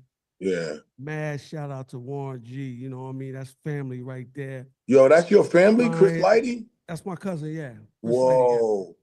Yo, man, you know, Buster Bus is like my brother. You know what I'm saying? Like we spent a lot of time together. We done a lot of records together, man. I know he was very, you know, close to Chris. You know, like that was definitely a big loss, brother. Yeah, definitely. You know. But yeah, man. Shout out, man. It's all love, man. I appreciate that, man. You know, thank you for the love. Just do me a favor, man. You know what I mean? Just keep putting out the hits we need. Yeah. Really Yeah. in this hip hop game, man. Yeah. Yo, but look, I'm gonna always do what I gotta do, but I need y'all to help. You know what I'm saying? Like, don't let them drown us out. You know what I'm saying? Like, look, listen. I'm not asking you to play nothing whack. If it's whack, nigga, tell me it's whack. You can break that shit in front of me, nigga. Like, this shit trash, nigga. Oh, listen, I don't take it personal. I take it a as real one. If it's whack, I'm gonna let you know. Yeah, tell me, nigga. I'm gonna let you know. 'Cause even Biz Markie, Heavy D, they used to come to me with their music, and I tell them if it's trash. Yeah. Get where I'm coming from. So, like I say, man, I appreciate what you're doing, man, and keep doing. And before I get out of here, G check you, pimp my motherfucking ride. Hey. Hey, you don't want that shit in your car, nigga. You don't want that shit. All right, I just want to. Nigga, you don't want that shit.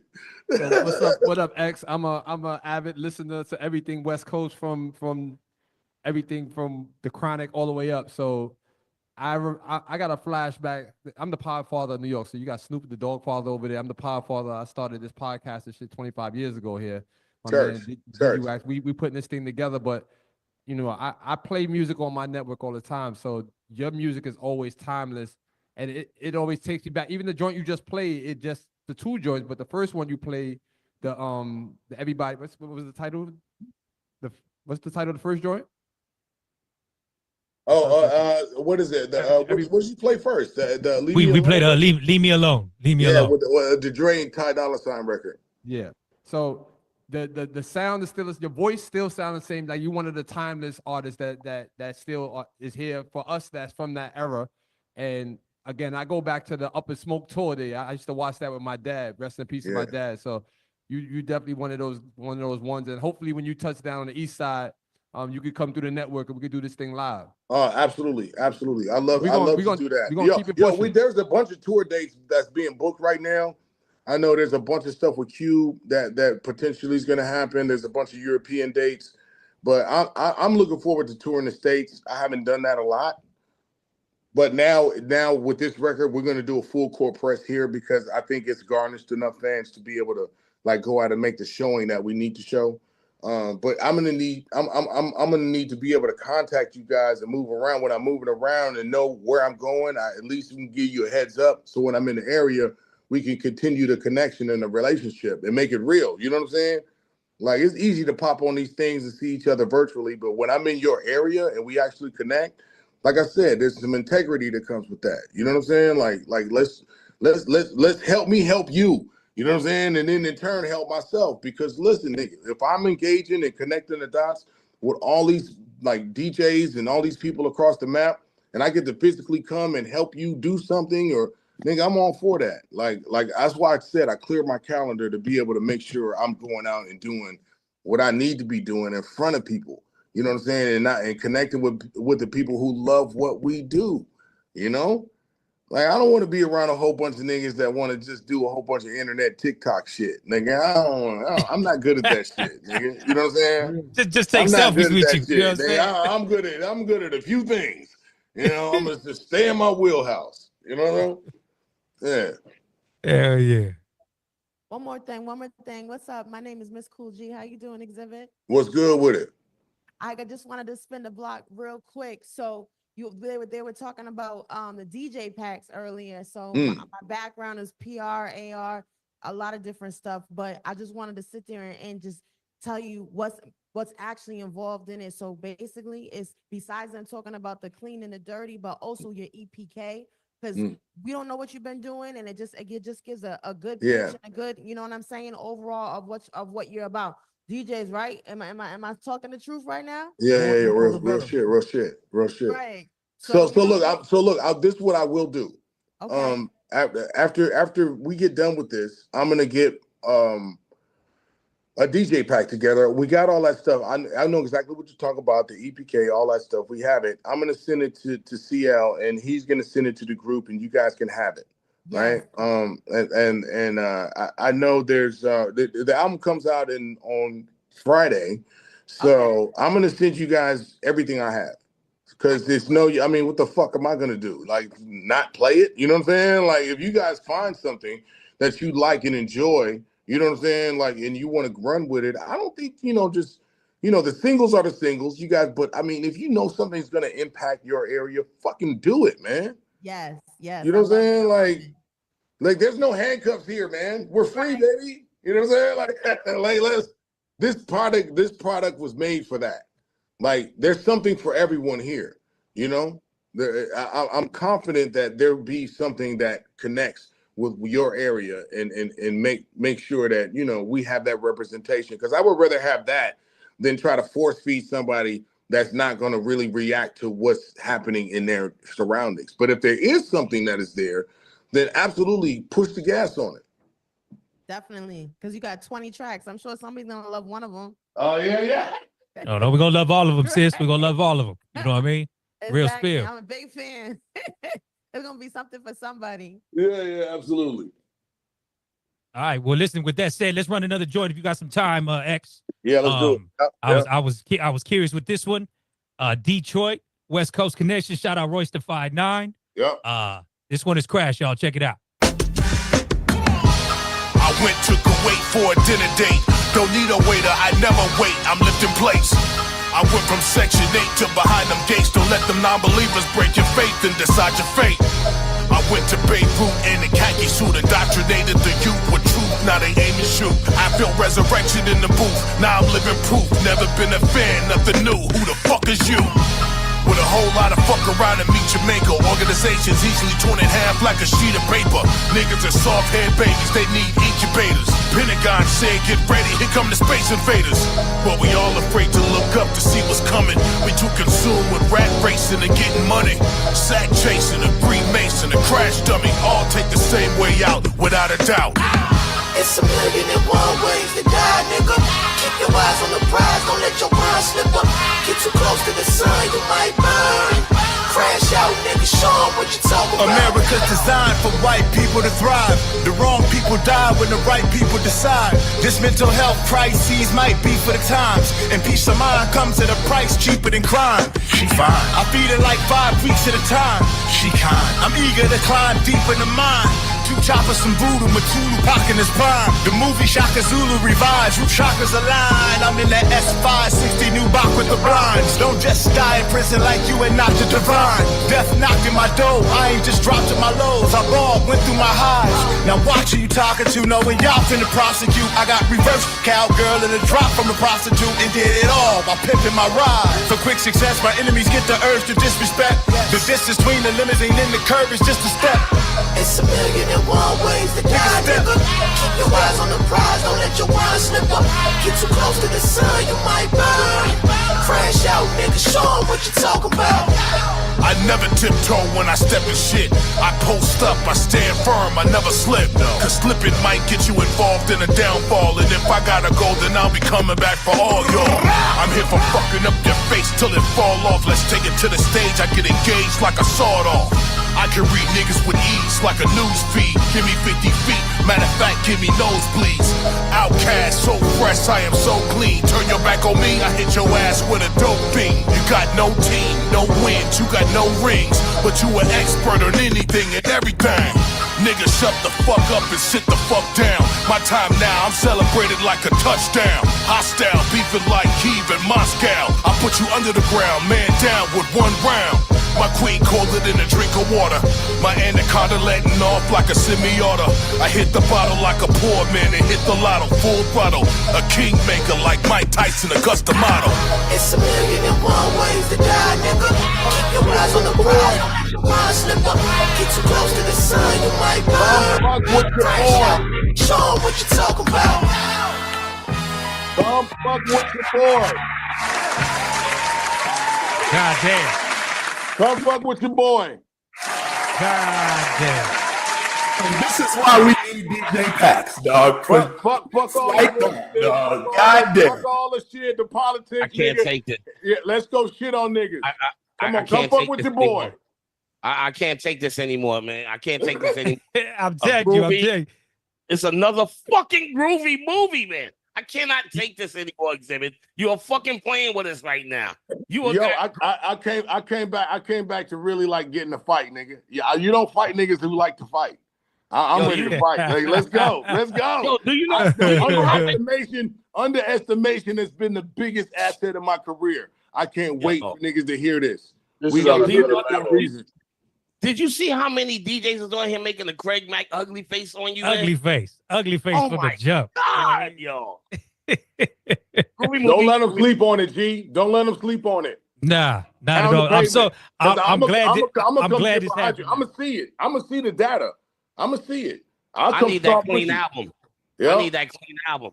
I got you. I'll Yeah, play- it's I'll gonna play come it in the on the radio DJ all pack day. with the EPK. You niggas is getting this shit. Let's go. Let's go. X, we got some Dago connections. I'm out here actually in San Diego, so I seen you got Dago Fats on the album right here. Absolutely. Super ill. So I'm sure you know you and Mitchie go back. Mitchie the homie, you know what I mean? Yeah. Shout Lincoln out Park. to shout out to Fingers as well. Fingers the homie, you know what I mean? So I know Fingers used to DJ move around with you. Fingers. Yes. You know what I mean? So man, I wish I could get you down here Friday, bro, because I'm DJing the show for Dave East. He's in town. Oh wow. Tell him I said so, what's happening, man. That's my you know, brother, without man. it, but listen, I'm glad I got these records now because all of these is getting played before the show. I Come might on, not man, even let's get mix. it. I might not even mix. I'm just gonna play them and say, fuck with them. Fuck with them. You know what I'm saying? Real Come on, spill. man. Tell him we about to come outside, nigga, for sure. I'm gonna get these videos for you. I'm gonna get these videos for you, no doubt. Everybody All right. gonna tag you. Big Red. How you doing over there? On getting your barber on? You know I get my barber on all the time, man. But what's going on, Xzibit? What's happening, baby? What's happening with it, man? I see you. Hey, man, I'm trying to do my thing over here in Dallas, man. I'm loving the music. Yeah, Who man. was on the production of that last track, man? My man Big Duke did that one. He's done a lot of dope records, you know, especially for the game, you know, and just expanding his career. That brother is really super humble. And he's just super talented, man. Like to tell you the truth, I started and stopped Kingmaker like 4 or 5 different times. And so with that, you know, like though everything you're gonna hear on this record, with the exception of maybe two to three songs, there's 3 songs on the album that made it from the beginning of the Kingmaker sessions. So everything you're hearing on this album now has been done within the last 8 months.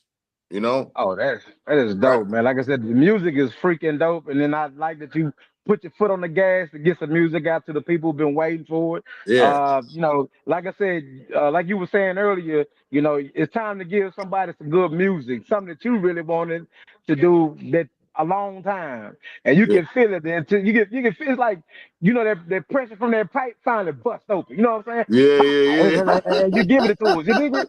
So check this out, man. Like I was listening to the interview that you gave, how you said when you actually got with Dre for the first time and did the verse on Bitch Please. You know what I'm saying? That right there, man, is it goes a long way and it speaks volumes into where people gotta understand. Like sometimes when you get in the room, you know, with people of a high tier, sometimes it's good to be humble and to get the job done and don't talk too much. And I learned that. I said, boy, that's me. I talk too much, and I learned. I was like, Xzibit, thank you, brother. I talk too much. So you know what I'm saying. So I go in the room, I listen. You know what I'm saying. Yeah. Be quick to listen and slow to speak. You know, it says that in the Bible, but you know what I'm saying? So look, man, I want to tell you, keep doing what you're doing. You ever in Dallas, hook up with your boy DJ Big Red, man. I got you, man. I got you. Big Red, thank you, man. Appreciate it. I appreciate it. And you know, we are moving around the states. I will reach out to you guys if we you know, connect the dots. You know, I would love to come into your markets, see where you at, come, you know, get down with your people, like real connection, real people. That's where it's at. For sure. For sure. Appreciate you, baby. And much success love, and much man, luck love, on it. Love. Okay, baby. Yes, indeed. Yeah. I was waiting for Big Red to shut up talking about he need to listen to shit like that. But don't you do Big Red like that. Don't you do Big Red like that. Don't do my nigga like that. All love, Red. It's all love, Red. He give me Southern hospitality, nigga. Let the nigga be himself.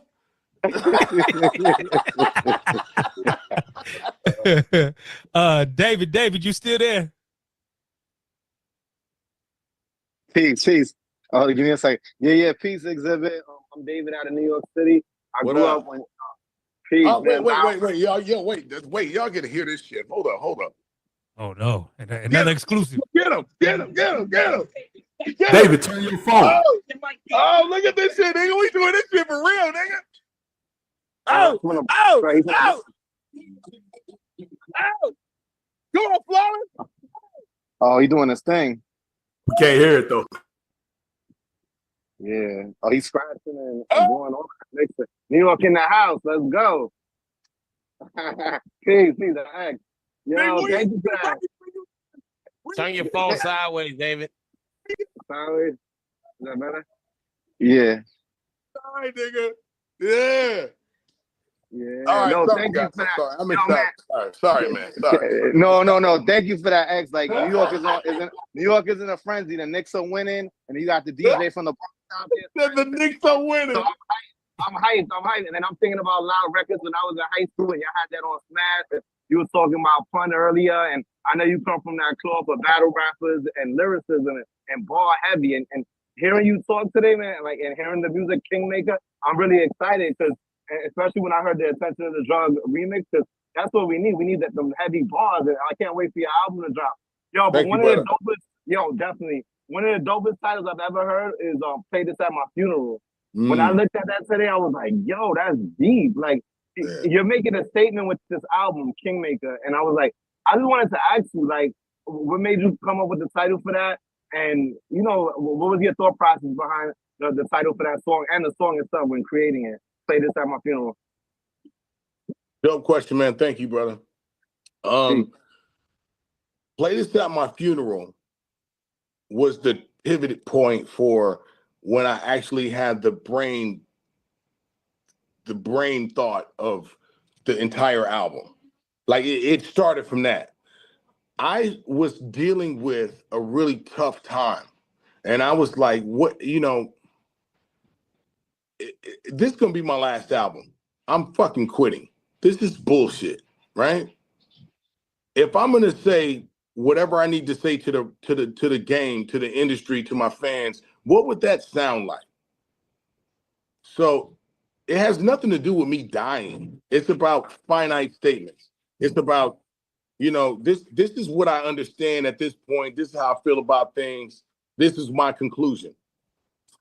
And so putting that song together, when I was done, we named it Play This at My Funeral after the song was recorded. And it has a whole bunch of elements added to it, but really it was just that drum and that loop and the choir behind it. And it moved me to write that record. I didn't want no hooks on it. I didn't want no, it's just a straight bar all the way through, right? And there's a bar in there that says, this is a song without a hook. You've been entertained enough. Y'all niggas need to read some books. Like, I'm putting the way I see, it's like a state of the union, really.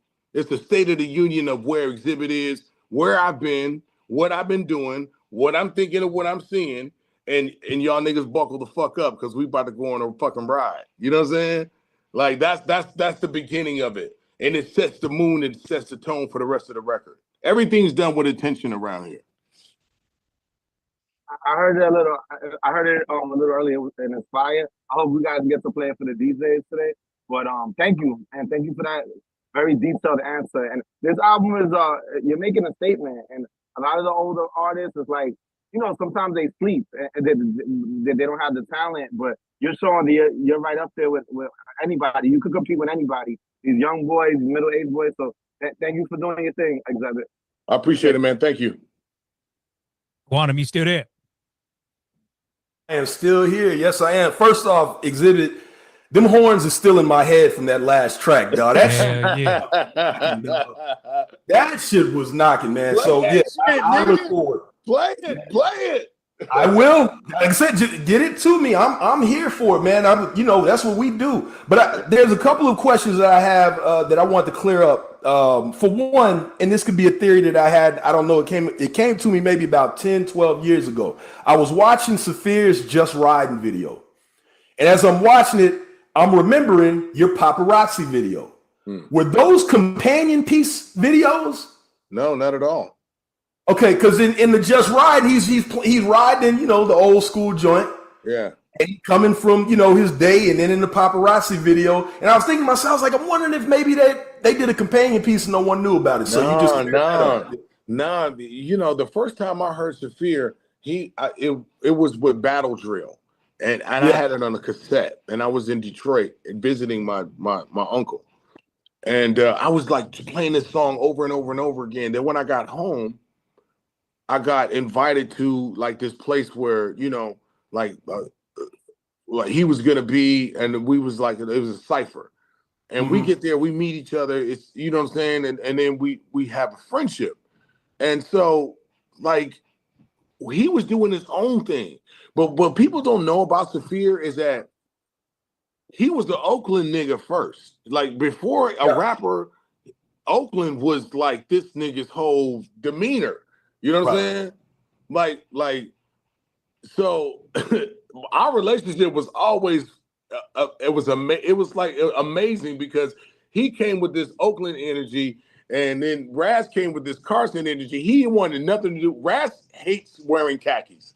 He does not want to wear them. He will not wear them. He despises them. He's like, you niggas look like construction workers. We've had this argument for thousands of years. You know what I'm saying? Like he does. So me, I'm coming with the whole motherfucking WC, nigga, the West Coast uniform, nigga. Like I am all in. So it was like the dynamic of it. It was so funny, but it worked in some weird way, and it just really represented represented all of the coast from the top to the bottom. When niggas talk about West Coast, they think LA. No, nigga, it goes all the way up to damn near Canada. You know what I'm saying? Like the West Coast is more than just LA. So there's more dynamic to it. And it just, that group captured that.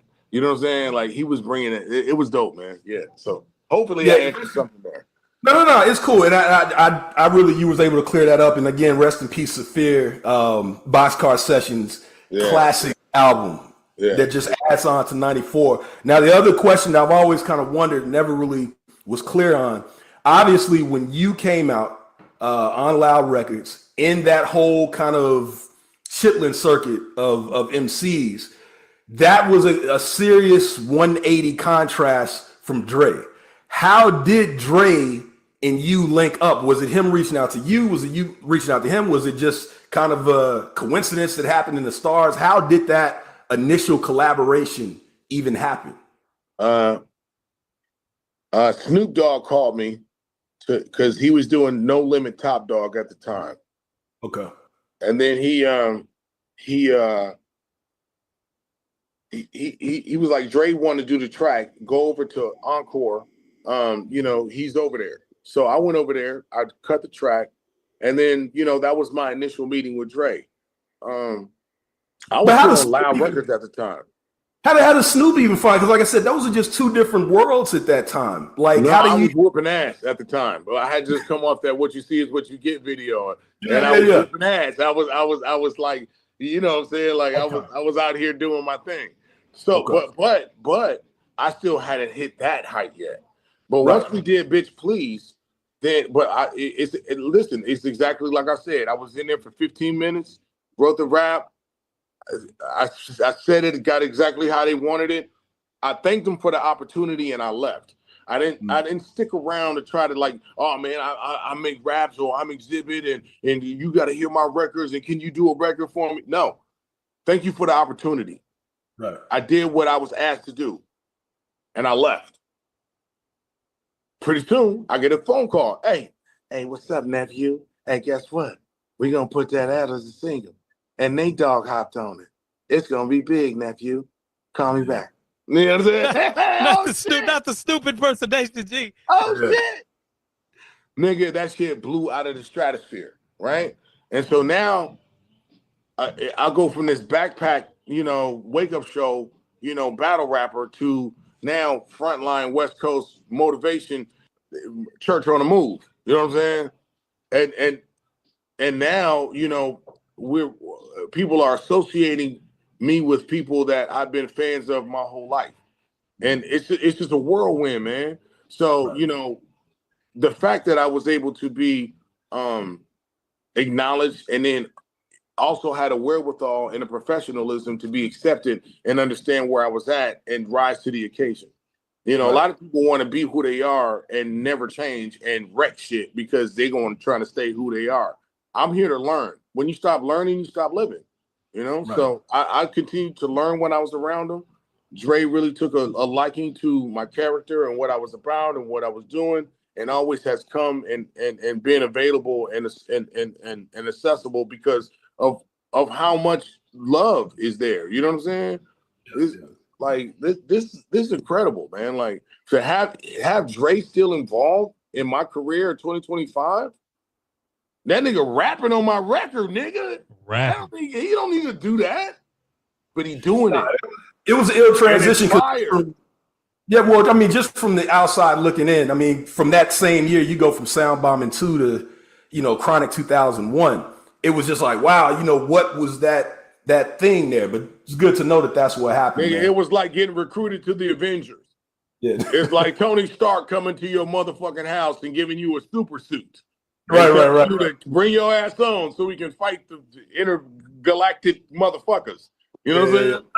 Peter Parker'd you, man. He Peter Parker'd you, man. Nigga, suit up, nigga. Let's go. Good shit. Old school checking in from San Antonio. What's good, Xzibit? What's good with it? Shit, you got the best hand over there with the red cup and. Hey man, look, I'm celebrating. Nigga, it's been a long time coming, baby. You should celebrate. If you got a red cup, you should celebrate too. Hey, come on, man. Pour up wherever you at. Pour up, nigga. It's time. Word up, word up. But yeah, I'm just giving you your props. You got your latest is your greatest. So, Thank you, man. That sound I'm from the old school. I use it as my tag even. So even, my generation would like to love the different. You're supposed to be the leader. You're not supposed to be following these young cats with the auto tune and they TikTok shit. Do your own thing like the way you've been doing it. You got that unique voice, that hard rapping voice, you made for rapping. But you got that West Coast, it's always identified with the West Coast. How do you ever want to collaborate? You got that one song with Q-Tip, got a little joint, his little piece on there, but have you ever really wanted to collaborate with the East Coast? To me, you and Busta Rhymes could make a good collaboration. I got a song with Busta Rhymes on this album. It's called The Moment. Oh, okay. Man, I'm way ahead of you. I just did a feature with Pharoah Monch. You niggas is gonna go absolutely crazy for it. Nigga, I'm coming outside. All right. Yeah, that's nigga, I'm coming outside. Yo, I would send it, but it's not my record. But I do have a Pharoah Monch record that I just did. It's absolutely crazy. I know he's working on a project. Hopefully it makes it. I hope I didn't let the cat out the bag, but I let the cat out the bag. Tell the nigga put the music out. Let's stop holding these hard drive motherfucking platinum records and put them out to the people. Put them out. Hell yeah. I told niggas about it. It's Bigfoot right now, but when that motherfucker show up, you're going to believe in Bigfoot. All right, thanks for your time. Appreciate it. Thank you, man. I appreciate your school. Yo, X, we're looking forward to this album, man. Before we let you go, talk a little about your son, man. Your son jumping into this game too, huh? Yeah, man. No, my son, Trey Capital, it's a full circle moment.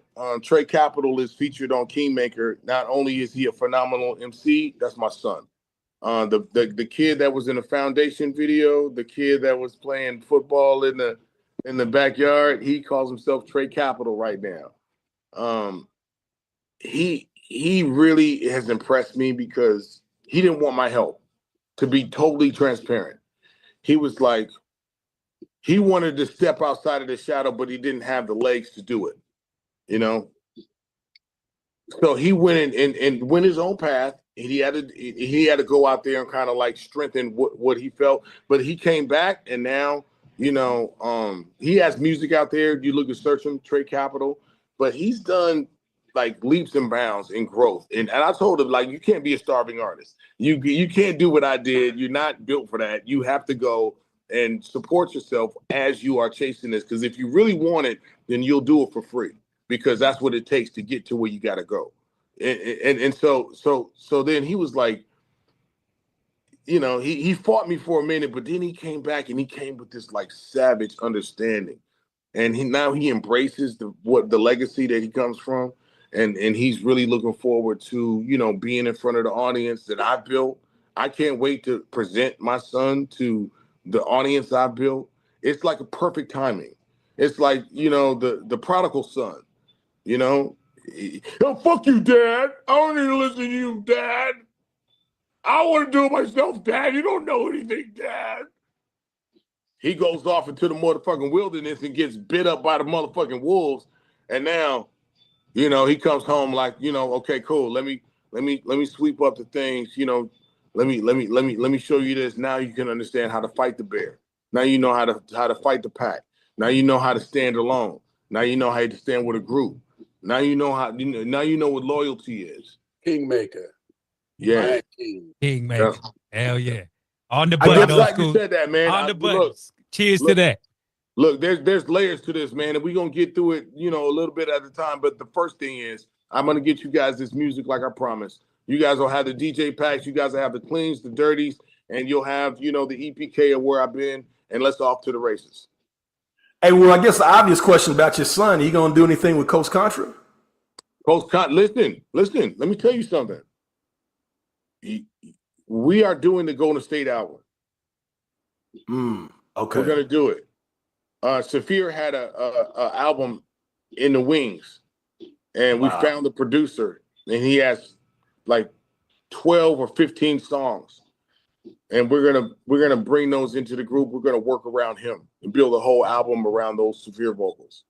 And we're gonna invite my son. We're gonna invite Coach Contra. We're gonna invite, Lil Saphir. You know what I'm saying? We gonna put the Who Riders on there. Yeah, his son was doing stuff. Yeah, absolutely. This is our time to get some closure, right? So I brought the idea up to Raz. Raz agreed. Lil Saphir and Chop Black from the Who Riders, that's his brother. We all agreed. So now we just pulling everybody together and we gonna do that. It's gonna be a labor, you know what I'm saying, because it's hard because our brother not here. But we all decided this is the right thing to do. And this is something that, it's like Dre putting out Detox tomorrow. You niggas will go absolutely ape shit. You pick it apart, but you niggas will go ape shit. You know what I'm saying? Like, but for us, putting the Golden State Project out was like something that we really, really in our heart of hearts wanted to do. It just didn't line up that way. But now we're in a position to do it ourselves. We're going to do it. Okay, Xzibit, I just want to say this. Thank you. Because I don't know if the rest of the Digiwaxx realizes that is some exclusive ass shit that he just mentioned. Hell right yeah. Hell yeah. Yeah. But now, like we want to make sure that I want to be let it be known. I want nothing from this. Like everything I put into the Golden State Project is going to go to my son. Everything Raz does is probably going to go to his sons, and everything that Saphir's state and affairs is going to go to his affairs. Like it has to be right. And this is not about a financial thing. I want people to love the music, but more importantly, whatever financial windfall comes from that needs to go to our kids, man. It needs to go to them. Like we built it for them. The idea was built off of supporting them. So why? And I'll make it, but they need to benefit off of it. That's what I got to say about it. It'll be a good send off for Saphir too, because I noticed a lot of people. He died. People were starting to kind of, get a little buzz, like, who is this? And then figure out who he was. But I think it would be a good send-off because he hadn't put out music in years, man. So that's good to hear, man. That's good to hear. Yeah. I think everybody involved can benefit and heal from that. And I'm here for that. Hell yeah. Man, listen. Cheers to you, G. Kingmaker. Cheers. Looking forward to this shit going down Friday, man. Like I said, I'm gonna be breaking all these records this Friday night for this concert. Come on, man. Come on. I'm so glad. Hey, do you want me to send you singles or do you want me to send you the whole fucking album? I need the whole album, G. I need the whole album. All right. I need the whole album. Clean, dirty. I'm not giving you niggas. I ain't giving you niggas my instrumentals. You niggas gonna be having a whole bunch of square ass rappers rapping over my shit, putting it out, draining my motherfuckers my shit with a whole bunch of YouTube videos with niggas. That ain't you on the wrong call. You on the wrong call if you think that's how we get down right here, G. Hey, we about this shit right here. I'm gonna send you cleans, dirties, and I'll do you one. I'll do you one better. Listen, send me an email with anybody like drops, any kind of station IDs, send me an email with all that shit. I have a studio here. I'll run that shit to you. You have it in 24 hours on my mama. What's your connect? I'll put it in the chat real quick. Oh, okay.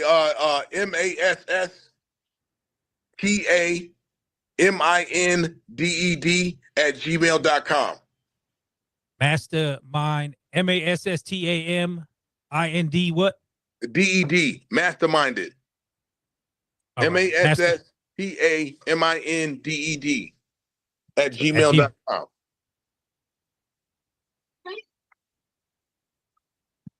Done. Got him. Yo, X, we appreciate you, brother. Thank you so much. No, I appreciate y'all, man. definitely- I look forward to building this project with you guys because it's gonna take a lot of us to get it across the finish line. But I'm excited. I know it's an uphill climb. I'm here for it. Let's get it done. 100. Yeah. Kingmaker, y'all Friday. Make sure y'all go tap in with it. We'll be looking for all the packs and everything as well. X, much love to your son as well, G. Looking for more stuff to come from him. And keep doing what you do. Keep keeping it real for hip hop, man. 100%. Yes, sir, man. Love it, man. Peace. All right, bless up. Here in 2025, we gotta run this encore right here. we bring you the Fabulous Drug Remix. Whereas we have 6 legendary OGs, 6 infamous West Coast liquid crew MCs. I'll go by the name of Sway Calloway, and to keep it 100, none of this would be possible without the king. G-layers are well, not fucking with catfish. Expecting me along, all along, a fat bitch, a Sasquatch, a inmate. Ho, you are not it. Everybody toxic, desperate and out of pocket. Prank me, I'ma knock your eye out of socket. If it ain't rough, it ain't me, it ain't Compton. I don't have no Bitcoin, keep my shit in rubber bands. Still act a fool, shotgun in my shooter hand. Everybody see me online, know I'm trifling. You won't say them words to my face that you type in. Her stripper name is Africa, aka the motherland. Bust it wide open, 100 bands off of OnlyFans. Let me introduce you to Fade Central. Hip hop or TikTok is minimal. Real brubs, real blocks, real physical. Real Southern California, I'm a general. Outsmart the smartest brub with a quick wit. California king, the far right, I'm liquid. Pick a brub, what attracts your retention? Cause everybody on here is in a dimension. Get it? Your sponsor paid for your positions. I get it. Your sponsor enables your addiction. But trip, all fiends hit a crossroads. Are you gonna die for attention, or you gonna choose growth? Attention is a drug, and everybody's on it. Get me high, get me faded, get me zooted, yes I want it. Attention is a drug, and everybody's on it. Attention is a drug. We got the family back together, all the homies co-signed it. Now I got them on the track, so all the stars are in alignment. Perfect timing for the climate, shit was getting out of hand. Let me hurry up and spin it for the short attention spans. You could be the wildest, or you could be the loudest. The internet is full of grown niggas acting childish, and the hoes is just as guilty anything for a follower. You got a million views, cause they're dressing like a swallower. If the shoe fits sported, we can't piss on a tree, cause everything we do's recorded. My brain is so distorted. Did I forget to mention J-Roll is in the house? What you know about attention? Attention is a drug, the devil is a plug. I used to find love at the bottom of a mug. Now I'm getting high on life, not likes. The roaster hold the mic like the roto motorbikes. Tash had to state it, so I'm ever so glad you made it. You worked hard, so we gotta thank God. And remember this, we gotta make moves, never ever ever can we fake moves. Addicted to the comments and mentions, attention to new fentanyl. Thirsty for likes, I'm not kidding y'all. I'm thirsty for mics, I like to set it off. My tribe called requesting these bars, I had to get them off. We could stop all the pretending. Every nigga wish they could be trending. At Swiftzilla, that's a shameless plug. On all platforms, cause attention is a drug. Attention is a drug, and everybody's on it. Get me high, get me faded, get me zooted, yes I want it. Attention is a drug, and everybody's on it. And all I really ask is that you keep the shit 100.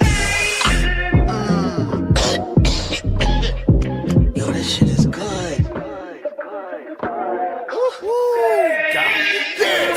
Man, what the fuck? How you do that? Fixing your face with filters, with a two-pack.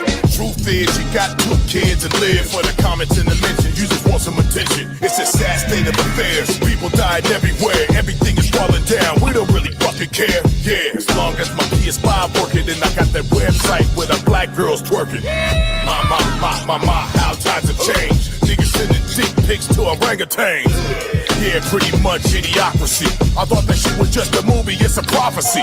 They turned the democracy into a monopoly. Billionaire boy club, please land on my property. Ha! Bankrupt bitch. Now take a picture of me and my brand new shit. Attention is a drug, and everybody's on it. Get me high, get me faded, get me zooted, yes I want it. Attention is a drug, and everybody's on it. Give me likes, follows, yeah, I want it. Attention is a drug, and everybody on it. Get me high, get me zooted, yes I need it, yes I want it. Attention is a drug, and everybody on it. And all I really ask is that you keep the shit 100. Back in the days when I was a... Back in the days when I was attention is a drug. Back in the days when I was a... Didn't know attention, I didn't know attention. Back in the days when I was a... Back in the days when I was a... Attention is a drug. Back in the days when I was a... I didn't know attention. God damn, man. That's Good Lord. Good Lord. Good Lord. That shit is a good movie, 10 toes down. Like, oh, love, man. I appreciate the love, man. You lucky you don't have a clean version right now, because matter of fact, I'm cleaning it up myself and playing on the radio this week. There you go, man. I appreciate it, man. Hit Tash, man. Hit Tash to tell him, man. We did a solid, man. I appreciate y'all. Thank you for loving it. However you hear us, man, like, I appreciate it, man.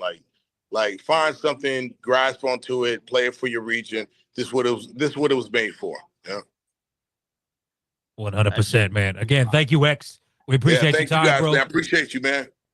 Word. No doubt, no doubt. Bless up, man. We looking for the release of the album, the whole nine, and Friday, looking out for the man. announcement. Go to Spotify. Send your people to Spotify. Tell them to fucking hit the pre-link, the pre-save on iTunes, all that shit. It's going down.